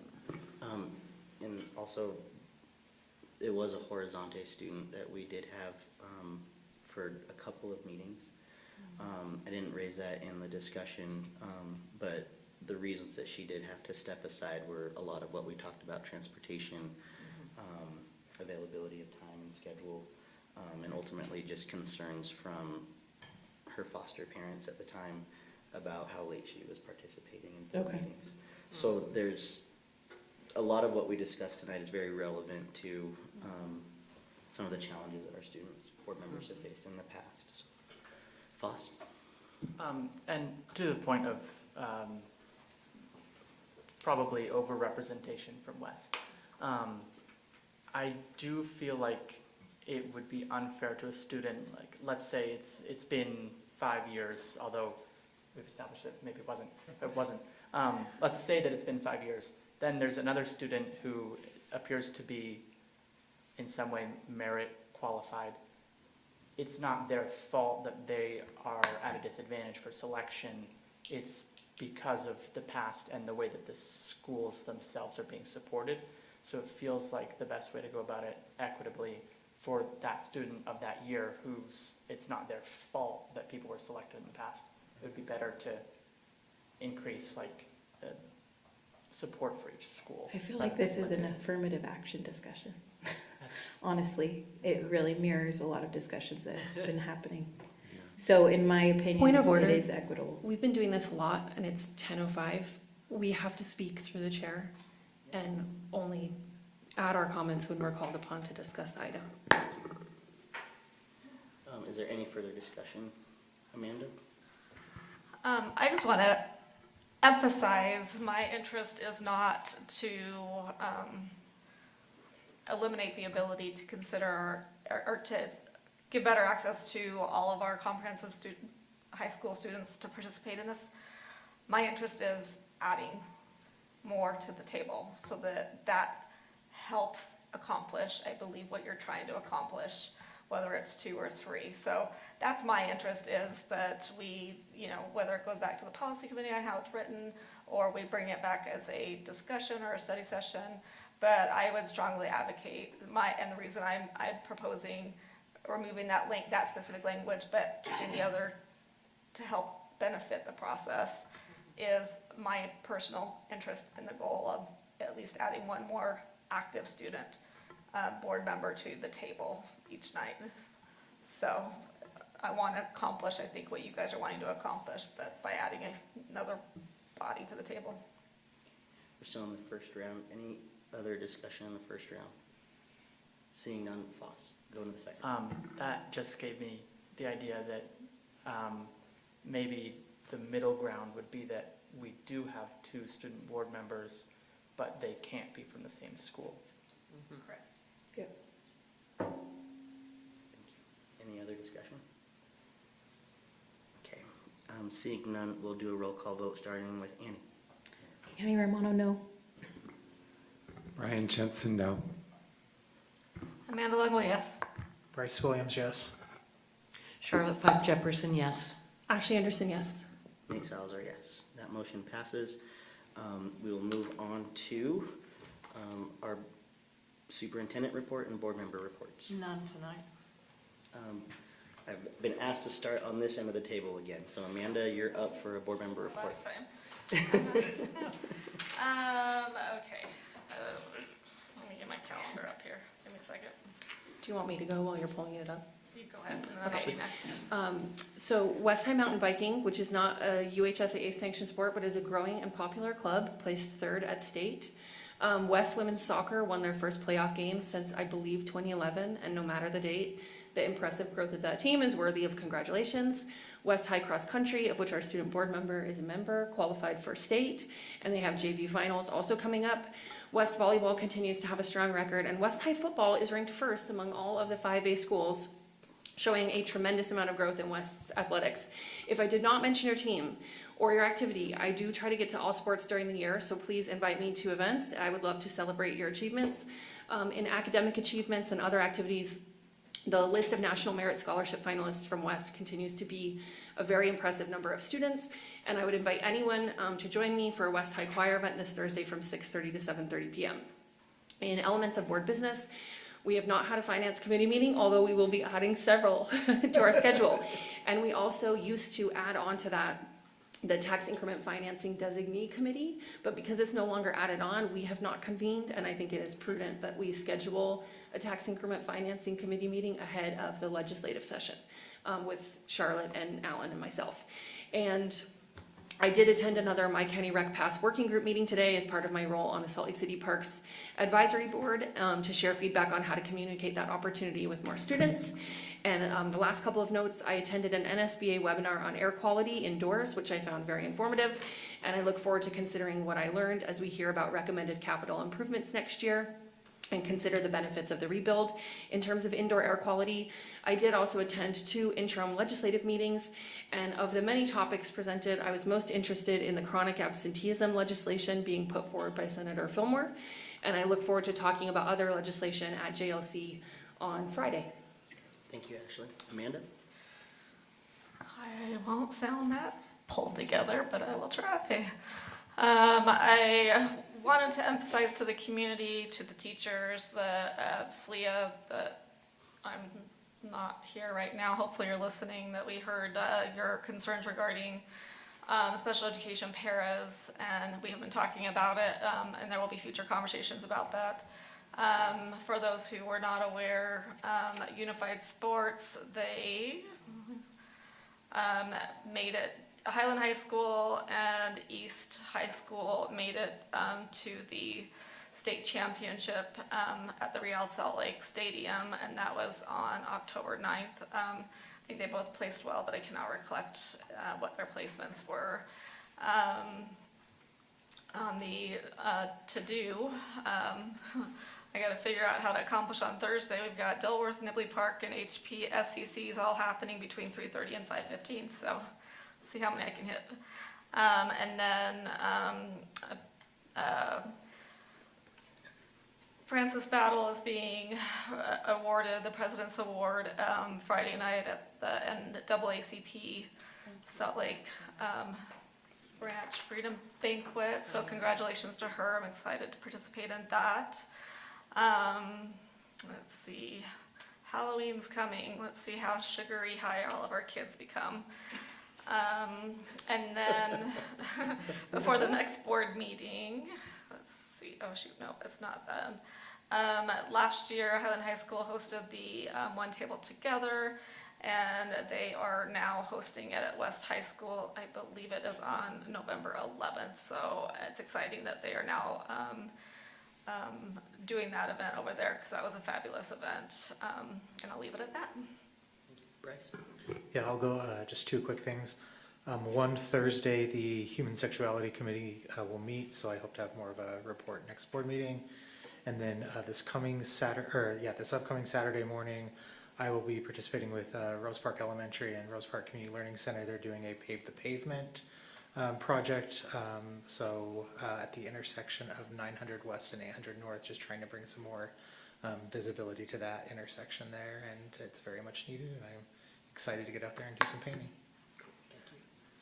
Foss, do you have any reports to give? No particular reports, although I did notice during the reports on school scores that 6th and 12th graders tended to have unusually low scores for those end-of-year testing tests, which I feel fairly confident in assuming, but not knowing, that that might have to do with them being at the end of their career within that section of the school system. And just since it's my understanding that those scores are somewhat related to the financial support for schools, their testing is related to that. I don't know whether that's true. It would be helpful to emphasize for those students that they should care about those scores because they do have an impact on their fellow students who are also going through the school. Thank you, folks. Brian? In light of the time, I'm relying on the other board members who have shared many of the things that I had noted. Thank you. Annie? I will also pass because of time. I just wanted to say that I am making the rounds to the schools in my precinct, and I attended the SCC meeting at Glendale. Well, it was the Mountain View SCC meeting, and then visited Franklin and got to speak with the principal and the office staff, and I am going to visit Parkview. Well, I did visit Parkview, but they invited me to come along with a story walk at the wetlands that are nearby. So planning to do that on Thursday. And I'll be making the rounds to all the schools. Thank you. The only thing that I will just re-announce is that our next school board meeting on November 3rd is on a Monday, not on a Tuesday, because of our elections. So please get out there and vote. It's always a really, really important duty that we have to get out there and participate in the civic process to elect new elected officials. We do have a need for closed session, and I'll entertain a motion. I move that the board enter closed executive session to discuss the character, professional competence, or physical or mental health of an individual, as well as pending or reasonably imminent litigation, and that the board adjourn immediately upon the conclusion of the closed session. I second. A motion and a second. Any discussion? Seeing none, we'll start with a roll call vote with Amanda. Yes. Bryce Williams, yes. Charlotte Fife Jefferson, yes. Ashley Anderson, yes. Nate Salazar, yes. Annie Romano, yes. Brian Jensen, yes. Excellent. That motion passes. Thank you, community, all of the folks that are still here with us for all of your work and dedication to our students.